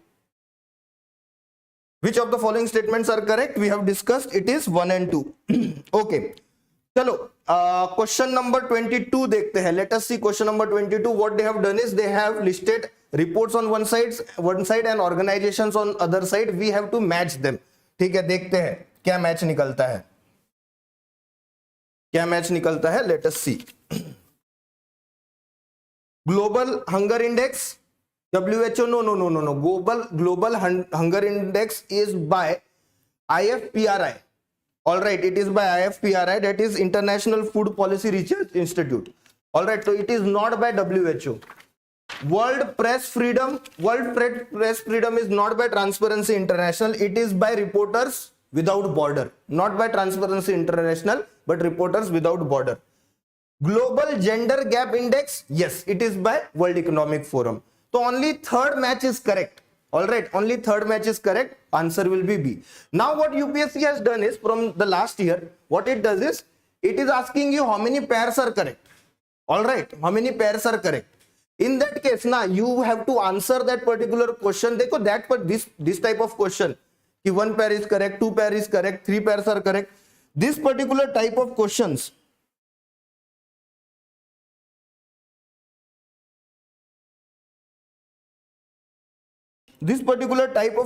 what happens with them is, they in a way are very factual in nature. So answer them only if you know the answer certainly. ठीक है, तभी answer देना जब certainty के साथ पता हो. Otherwise answer इनसे ऐसे क्वेश्चंस का मत देना जो पैर्स वाले क्वेश्चन होते हैं. ठीक है, don't do guess work in that. उसमें गेस वर्क नहीं करना. Okay, Abhishek Sahu is asking me the term of EC, if the term of EC is not mentioned in constitution, then how it is independent? Abhishek, with respect to EC, it is stated कि एक बार EC के commissioners को जिस term पे आप appoint करते हैं फिर उसे चेंज नहीं कर सकते. That is what the constitution says and hence it is independent. ठीक है, तो अगर मुझे इलेक्शन कमिश्नर बना दिया गया on certain terms, all right, on certain terms, उसके बाद उन टर्म्स को चेंज नहीं किया जा सकता अगेंस्ट मी और for my disadvantage. That cannot happen. ठीक है, तो that is why election commission is an independent body in that way. क्योंकि terms बाद में आप मेरे अगेंस्ट यूज नहीं कर सकते या फिर ऐसे terms नहीं बना सकते जिसके वजह से मेरा नुकसान हो. All right, चलो moving ahead. Krishna, thank you so much for appreciating. Shefali, thank you so much for appreciating. Yes, Gitabal, you are absolutely right. Switzerland has right to recall. All right, and Switzerland is also one of the few countries that has direct democracy. All right. Okay, next question is with respect to aspirational district program. Aspirational district program is very important. My very good friend and senior faculty of GSSCORE, Abhishek sir, recently did a YouTube video on it. Please do watch it. This particular program, इस पे question आएगा इस साल, ठीक है, because it is one of the ambitious programs that has been launched by the central government. Okay, चलो आगे बढ़ते हैं. Consider the following statements with reference to aspirational district program. The program aims to expeditiously improve socio-economic status of selected district. Yes, it does. All right. Yes, it does. Second statement. Convergence of central and state scheme is the core of this program. Yes, what it will do is it will look into bringing together state and central programs and providing them in a convergent manner so that more and more welfare of the people can take place. All right, people can get more benefit out of it. Scheme is mainly driven by central government in collaboration to Niti Aayog. Not at all. ठीक है, not at all. यहाँ पे tell me which agency. NITI Aayog नहीं है, आप बताओ मुझे कौन सी एजेंसी है. Third statement is wrong. First two statements are right. The answer is A. You have to tell me now which is the agency that will be implementing aspirational district program. One more time I am repeating, on this particular program there is a YouTube video on there is a YouTube video by GSSCORE and it is done by Abhishek Saxena, who is a senior faculty of governance, and I would urge you to go through that and learn about this particular program, क्योंकि ये video आपको पक्के 2 marks देगा ही देगा. ठीक है, चलो आगे बढ़ते हैं now. Okay,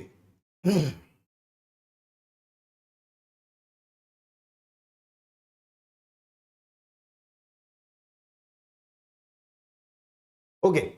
Consider the following statements with reference to one nation, one ration card plan. किसी ने आंसर नहीं दिया, क्या हुआ? ठीक है, tell me about NITI Aayog अगर इसे इंप्लीमेंट नहीं कर रहा है तो कौन सा ऑर्गेनाइजेशन एस्पिरेशनल डिस्ट्रिक्ट प्रोग्राम को इंप्लीमेंट कर रहा है? Tell me that. Okay, no Samar, it is not NGOs. NGOs are involved. Yes, NGOs are involved, but implementation of it is not done by NGOs. ठीक है, but you know, good that you tried. Good that you tried. It is better being wrong here than to be wrong in the examination. ठीक है. So the first statement with respect to one nation, one ration card is scheme allows ration card holders to access their entitlement from anywhere in the country. Yes, this is one of the most ambitious projects of the Modi government. ठीक है, and this was mainly launched for those people who are below poverty line, are taking ration under National Food Security Act. The importance of one nation, one ration card was, you know, understood by us during COVID. क्योंकि जो गरीब migrant लोग थे, they had to walk back to their houses. पैसे उनके पास थे नहीं, यहाँ पे they could not buy because there was, you know, scarcity of money. They could not buy groceries over here. Ration से उन्हें groceries मिल नहीं रही थी क्योंकि उनका रेशन कार्ड उस जगह का नहीं था where they worked. All right, so they had to work. They had to go back to their hometown or their villages. ठीक है, तभी वन नेशन कार्ड की हमें सबसे ज्यादा जरूरत महसूस हुई. Okay, implementing agency, yes you are right. ठीक है, Pranjal Suman you are right. Pranjal and Suman you are right. ठीक है, चलो नेक्स्ट देखते हैं. For national portability the state government will issue ration card in 2 languages. Yes of course. All right, for national portability ration cards will be issued. देखो, issue of ration cards under this scheme is still with the state government and it will be done in 2 languages. So first 2 statements are absolutely right. All right, first 2 statements are absolutely right. Moving on to the third statement. What is the third statement? States will also issue 10-digit standard ration card number like Aadhaar. No. It will not be 10. It will not be 12 digits. All right. State will issue 12 digits लिखा है ना, it will not be 12 digits. कोई दूसरा number है. ठीक है, you have to tell me what digit number will be assigned to ration card. 12 digit तो नहीं है, that I have told you. Here also the answer is A, both 1 and 2. All right, 1 and 2, only 1 and 2. Correct answer is 1 and 2. Moving on to question number 25. Let us move on to question number 25 now, friends.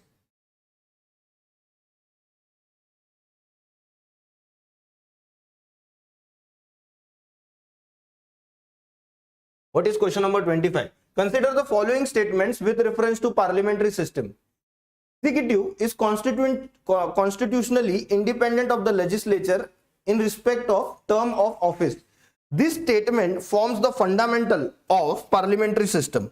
All right, this statement forms fundamental of parliamentary system, but this statement is wrong. All right, ये मैं क्यों बोल रहा हूं कि fundamental है, क्योंकि ये स्टेटमेंट अगर समझ में आ गया ना तो आपको समझ में आ जाएगा कि what is parliamentary system. Not this statement, but because why this statement is wrong. अगर ये समझ में आ गया तो you will know what is parliamentary system. What is basically parliamentary system? Parliamentary system में क्या होता है?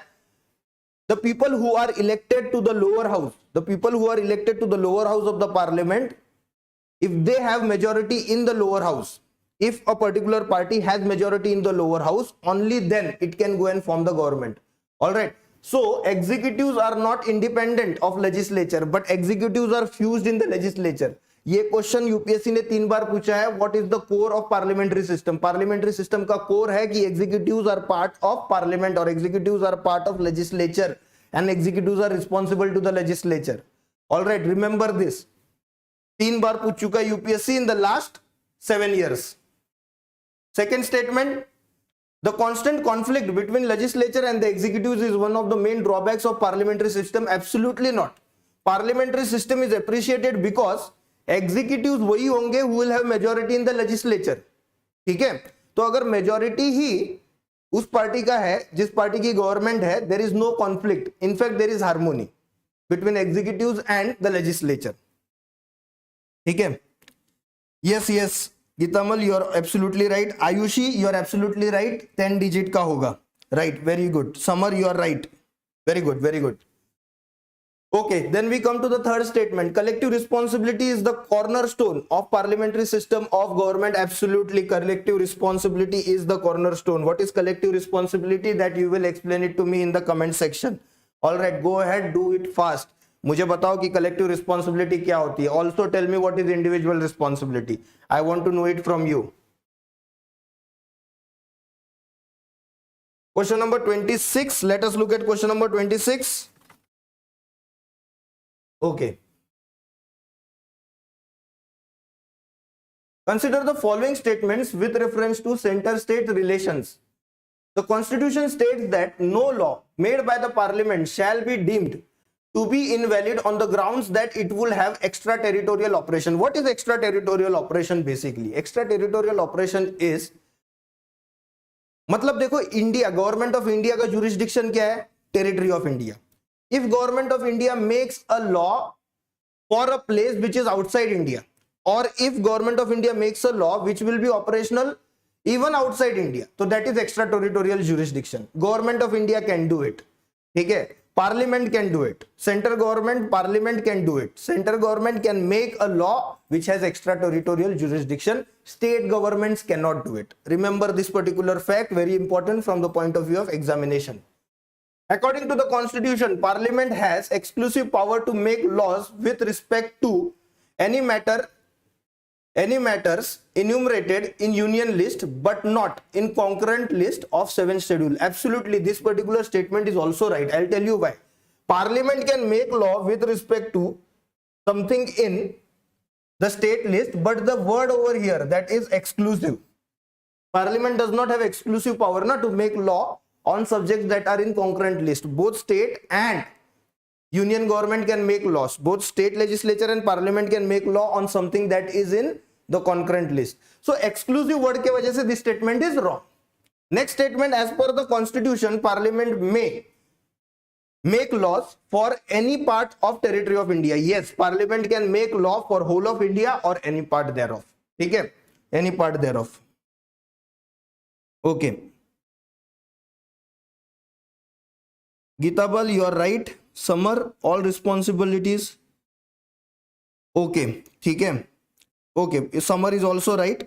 बट देखो कभी कभी क्या होता है ना, यूपीएससी ट्रिक्स यू, जब कलेक्टिव रिस्पॉन्सिबिलिटी की बात आती है ना, रिमेंबर कलेक्टिव रिस्पॉन्सिबिलिटी का मतलब है executives are responsible to Lok Sabha, not to the parliament. ये मेरे साथ धोखा हो चुका है इन 2014, मैंने मार्क कर दिया था हाँ parliament, but it is not parliament. Alright, executives are not responsible to the whole of parliament, they are only responsible to the Lok Sabha, remember this, ठीक है।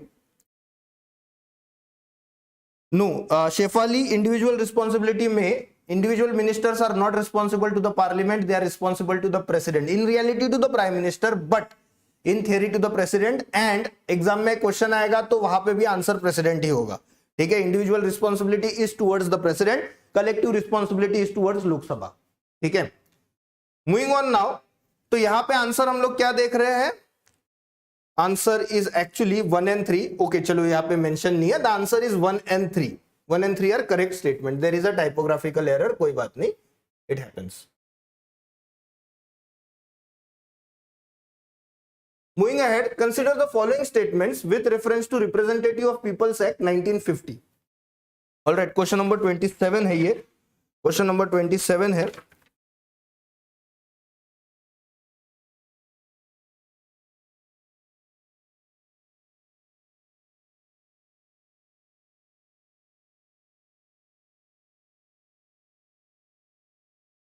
Just give me a minute, okay। It provides for allocation of seats in the House of People and in the legislative assemblies and legislative councils of the state। All right, this particular statement is actually correct। All right, this particular statement is correct। Second statement, Prime Minister has been conferred the power to amend orders delimiting constituencies। No, यहां पे the powers do not belong to the Prime Minister, they belong to the President। Alright, देखो क्या होगा ना, अगर delimitation करवाना होगा तो delimitation commission will be established and the report of delimitation commission will be given to the president.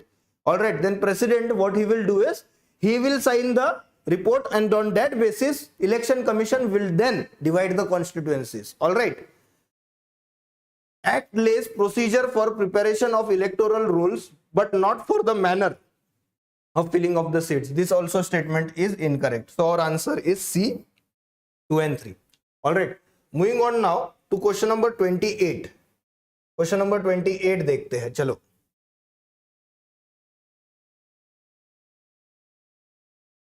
let us see question number 28। which of the following statement is correct, which of the following statements is correct about centralized public grievances redressal and monitoring system? So it is an initiative to provide free legal aid to citizens for their grievances। not at all, not at all। you tell me what this program is for। इसका central theme क्या है ना, ये आप लोग मुझे बताओगे। Alright, प्रतीक okay 26 का सेकंड स्टेटमेंट गलत क्यों है प्रतीक? 26 का सेकंड स्टेटमेंट गलत क्यों है ना, क्योंकि वहां पे एक वर्ड लिखा हुआ है एक्सक्लूसिव। ऑलराइट, देखो when it comes to concurrent list ना, when it comes to concurrent list ना, सेंट्रल गवर्नमेंट और the parliament does not have exclusive power. Exclusive मतलब मेरा है, मैं ही करूंगा, that is exclusive, right.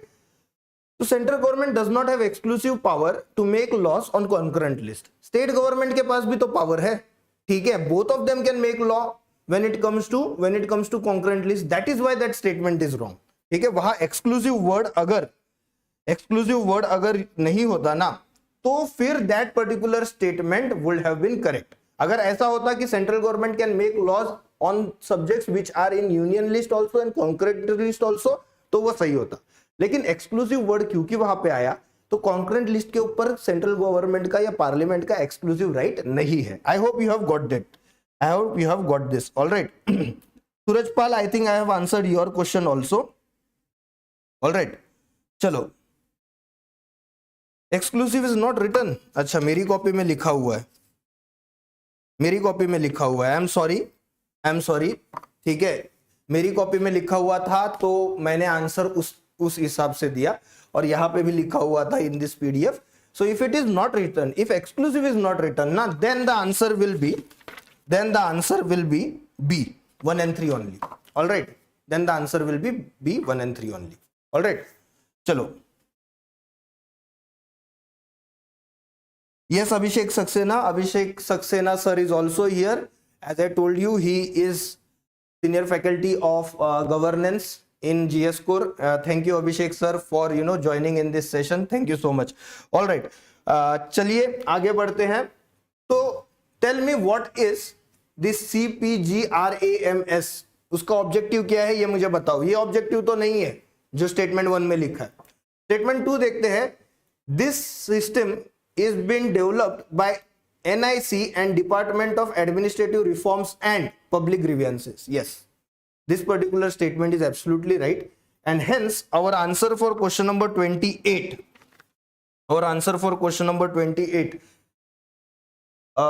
is B, 2 only. All right, moving on now guys, to question number 29. Very basic question. 29 question is very basic question. अच्छा ठीक है, जिनके कॉपी में देयर माइट भी देखो मेरे भाइयों, प्लीज झगड़ा मत करो, ठीक है. अब वो एक्सक्लूसिव वर्ड के ऊपर झगड़ा मत करो. If you have understood the concept तो बहुत अच्छी बात है. एग्जाम के लिए प्लीज रिमेंबर इट. अब इस एक्सक्लूसिव बात पे ना कोई भी झगड़ा नहीं करेगा, ठीक है. बस खत्म हो गया topic. It is return, it is not return. भाई क्या कर रहे हो? IAS बनना है ना. Understand the concept and move ahead, ठीक है. विच ऑफ द फॉलोइंग, वैसे अच्छी बात है, अपने डिस्ट्रिक्ट के लिए पैसा मांगने के लिए भी झगड़ा करोगे. आई लाइक इट, ठीक है. एक बार IAS बनोगे तो अपने डिस्ट्रिक्ट के लिए भी पैसा मांगने के लिए झगड़ा करोगे. Good, very good, keep it up. But मेरे साथ झगड़ा मत करो. I am just a humble teacher. Which of the following rights come under article 21? To live with human dignity? Yes, it does. Supreme Court has acknowledged it. Right to privacy? Yes. Puttaswamy case, very recent. Right to freedom of silence, not under 21, under 19. Freedom of speech of expression है ना, Supreme Court ने बोला है, that also covers right to freedom of silence. Right to free education up to 18 years of age? No. Right to freedom of education till 14 years of age, 6 to 14 के बीच में, that to article 21A, not 21. All right. Right to free legal aid? Yes, this also Supreme Court has appreciated. So it is 1, 2 and 5. 1, 2 and 5 है C में, ठीक है. 1, 2 and 5 is in C. Moving ahead guys, question number 30 पे आते हैं.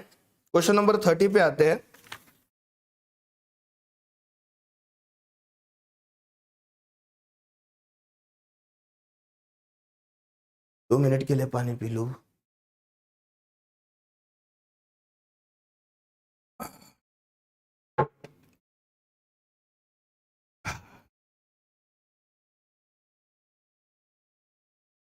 Question number 30 पे आते हैं. चलो.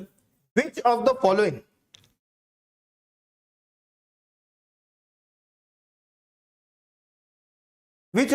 statement is are correct regarding 5th schedule?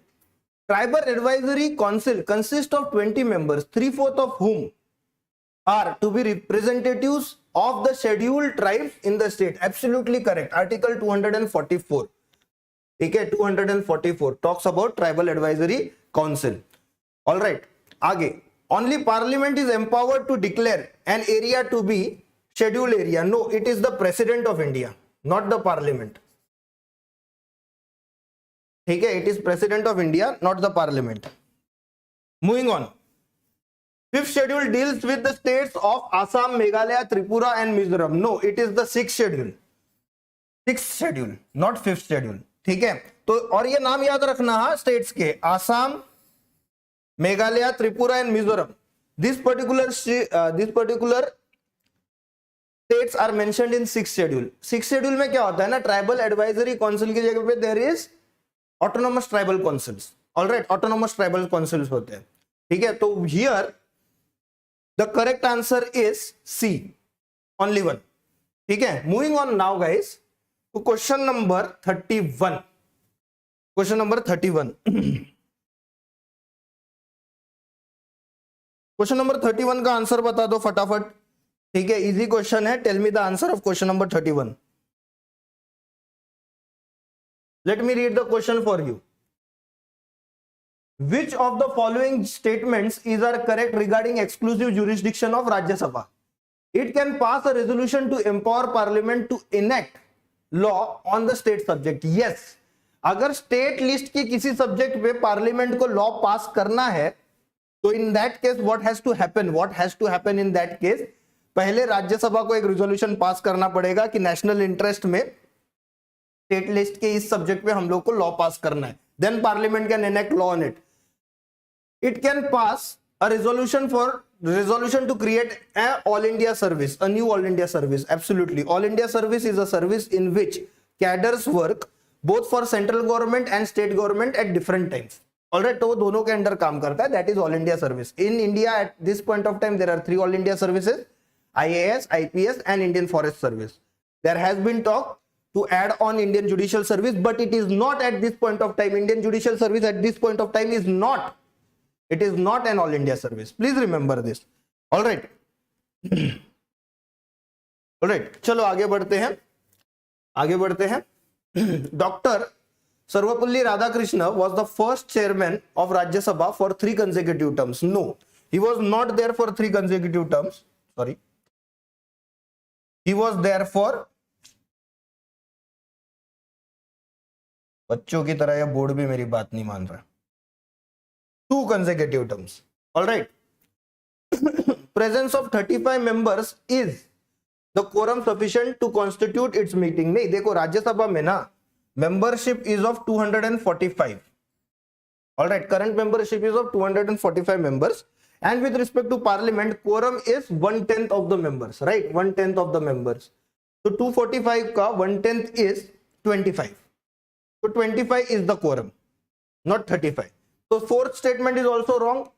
Our correct answer is there only A, 1 and 2. Moving on now.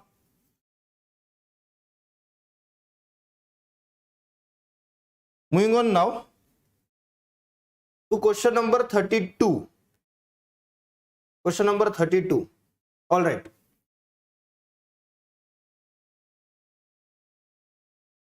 Consider the following statements with reference to GST Council. 1/3 of the total number of members of the council is the quorum of conducting the meeting. No, it is not 1/3. You will tell me what is the quorum of GST Council. 1/3 तो नहीं है, आप मुझे quorum बताओगे इसका. Just a minute, guys. Thank you so much. Just a minute.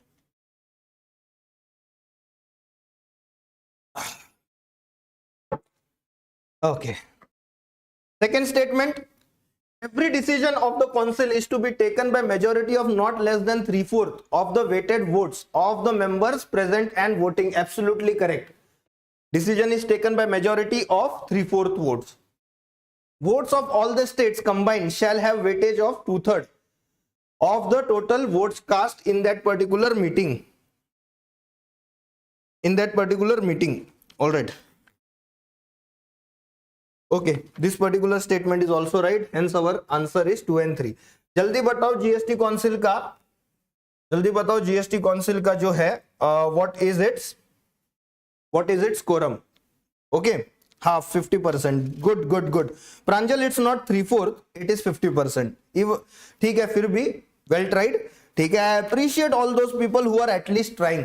ठीक है, Pranjal, Abhinav, Maz, then we have Shefali, Akshay, ठीक है, Samar. I really appreciate you guys, बहुत अच्छे, ऐसे ही करते रहो. ठीक है, this is the way in which you have to study. ठीक है, पार्टिसिपेट करो. गलत हुआ तो क्या हुआ, गलत हुआ तो सही करवा के देने के लिए मैं हूं ना, तुम्हारा टीचर है यहाँ पे. ठीक है, I will see to it that you don't get wrong in the exam. यहां पे गलत हो जाओ चलेगा, समझाने के लिए मैं हूं. ठीक है, let us go to question number 76. Let us go to question number 76 quickly. कहा गया 76?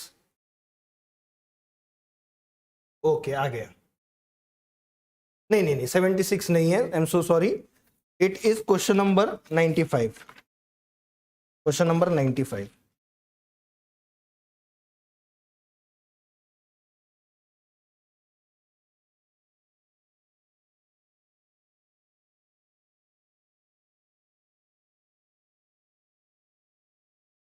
क्वेश्चन नंबर 95 देखते हैं. Which of the following statements is are correct regarding central schemes? Centrally sponsored schemes are created. Centrally sponsored schemes are created on areas that are covered under state list. Yes. All right. This particular statement is correct. ठीक है. Centrally sponsored schemes जो है वो उन areas में होते हैं. For example प्रधानमंत्री फसल बीमा योजना, it is a centrally sponsored scheme. Agriculture is the subject of state, but it goes into and provides insurance to farmers for their agricultural products if agricultural products are ruined, right? तो वो एक centrally sponsored scheme है. Centrally sponsored scheme उन areas में जाते हैं जो basically state government का होता है, but central government what it does is for the welfare of people. It takes up something that belongs to that it takes up work that actually should have been carried out by state government, but central government is still doing it for the welfare of people. All right. Second statement, central sector schemes are the schemes with 100% funding by central government but implemented by state government machinery. No. It is by central government machinery only. Central sector schemes क्या है ना, अभी देखो यहाँ पे दो type के schemes हमने देखे, central sector schemes and centrally sponsored schemes. Alright, उसका फर्क मैं बता देता हूं. It will help you in your examination. ठीक है, तो इसमें फर्क क्या है? Basically centrally sponsored schemes they are in that you see contribution of both central and state government. कभी कभी 50-50 हो सकता है. Most of the time it is 75-25. All right, most of the time it is 75-25. Sometimes it is also 90-10. 90-10 किसके लिए रहता है? Special category states, that is hilly states. All right, 90-10 is with respect to hilly states, those states which have difficult geography because of their terrains, उनके लिए रहता है. Otherwise with other states it is 75-25. 75 from central government, 25 from state government. Central sector schemes वो रहते हैं ना, where the whole funding comes from central government. All right, moving on to the next question. And that is question number 96. Question number 96. Okay. Question number 96 देखते हैं. We were to look at 73 question. I forgot. 73 देखना है. 96 के बाद 73 देखेंगे and that will be your last question. ठीक है. Consider the following statements regarding South Asian Cooperative Environment Program. This particular program and United Nations developed a regional oil spill contingency fund to facilitate international cooperation responding to oil pollution incident. This program and World Bank concluded a bilateral deliberation on formulating and implementing free plastic rivers and sea for South Asia project. All right. Okay, with respect to this particular programme ना, first statement is वैसे तो सही है लेकिन ये agency गलत है. It is not United Nations, it is International Maritime Organization. And second statement is correct. तो first statement is wrong because agency mentioned is wrong. Who decides which subject will be central sector? Okay, it is decided by the central government. All right, it is decided by central government. Alright,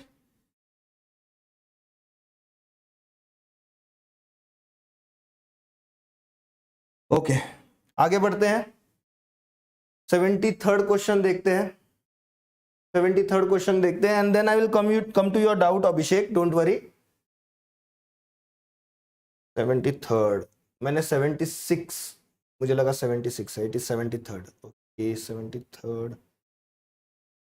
okay,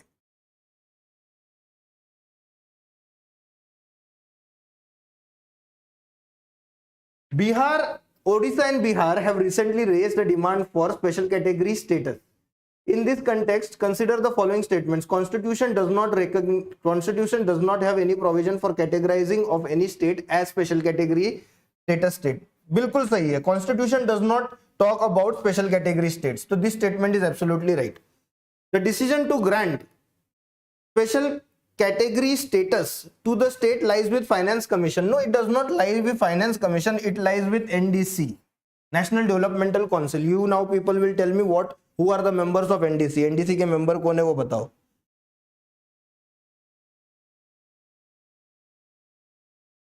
how they decide that comes after consultation Samar, ठीक है, there is no fixed provision, it comes after consultation, alright, तो उसमें मत जाओ इतना, it comes after consultation कि कौन सा स्कीम जो है उसे सेंट्रली स्पॉन्सर्ड स्कीम बनाना है और किसको सेंट्रल सेक्टर स्कीम बनाना है, ठीक है, it comes after consultation. Third statement, significant 30% of center's gross budget goes to special category state. Yes, first statement is right and third is right, therefore our answer is B, 1 and 3. Now moving on to question number 32, just one reference क्योंकि ये जो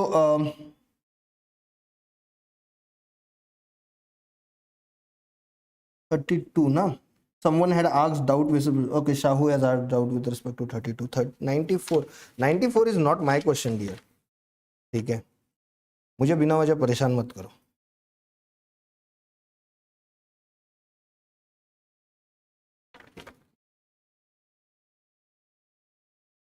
The answer is D. Abhishek, don't worry, the answer is D. Don't worry. ठीक है,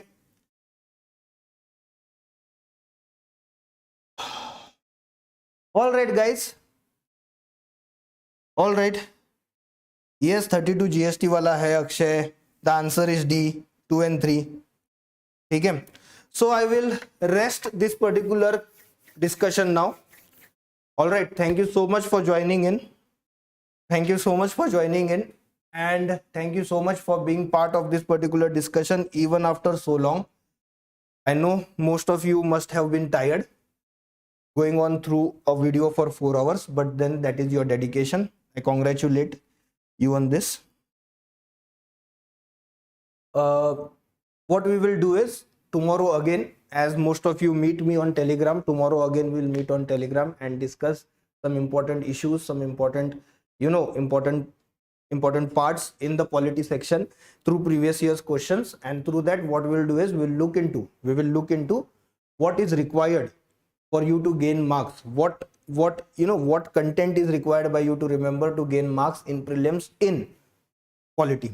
All right, thank you so much everyone for being part of this discussion, and thank you, my thanks goes to all the other faculties who were part of this initiative. Okay, chalo, bye, we will meet soon.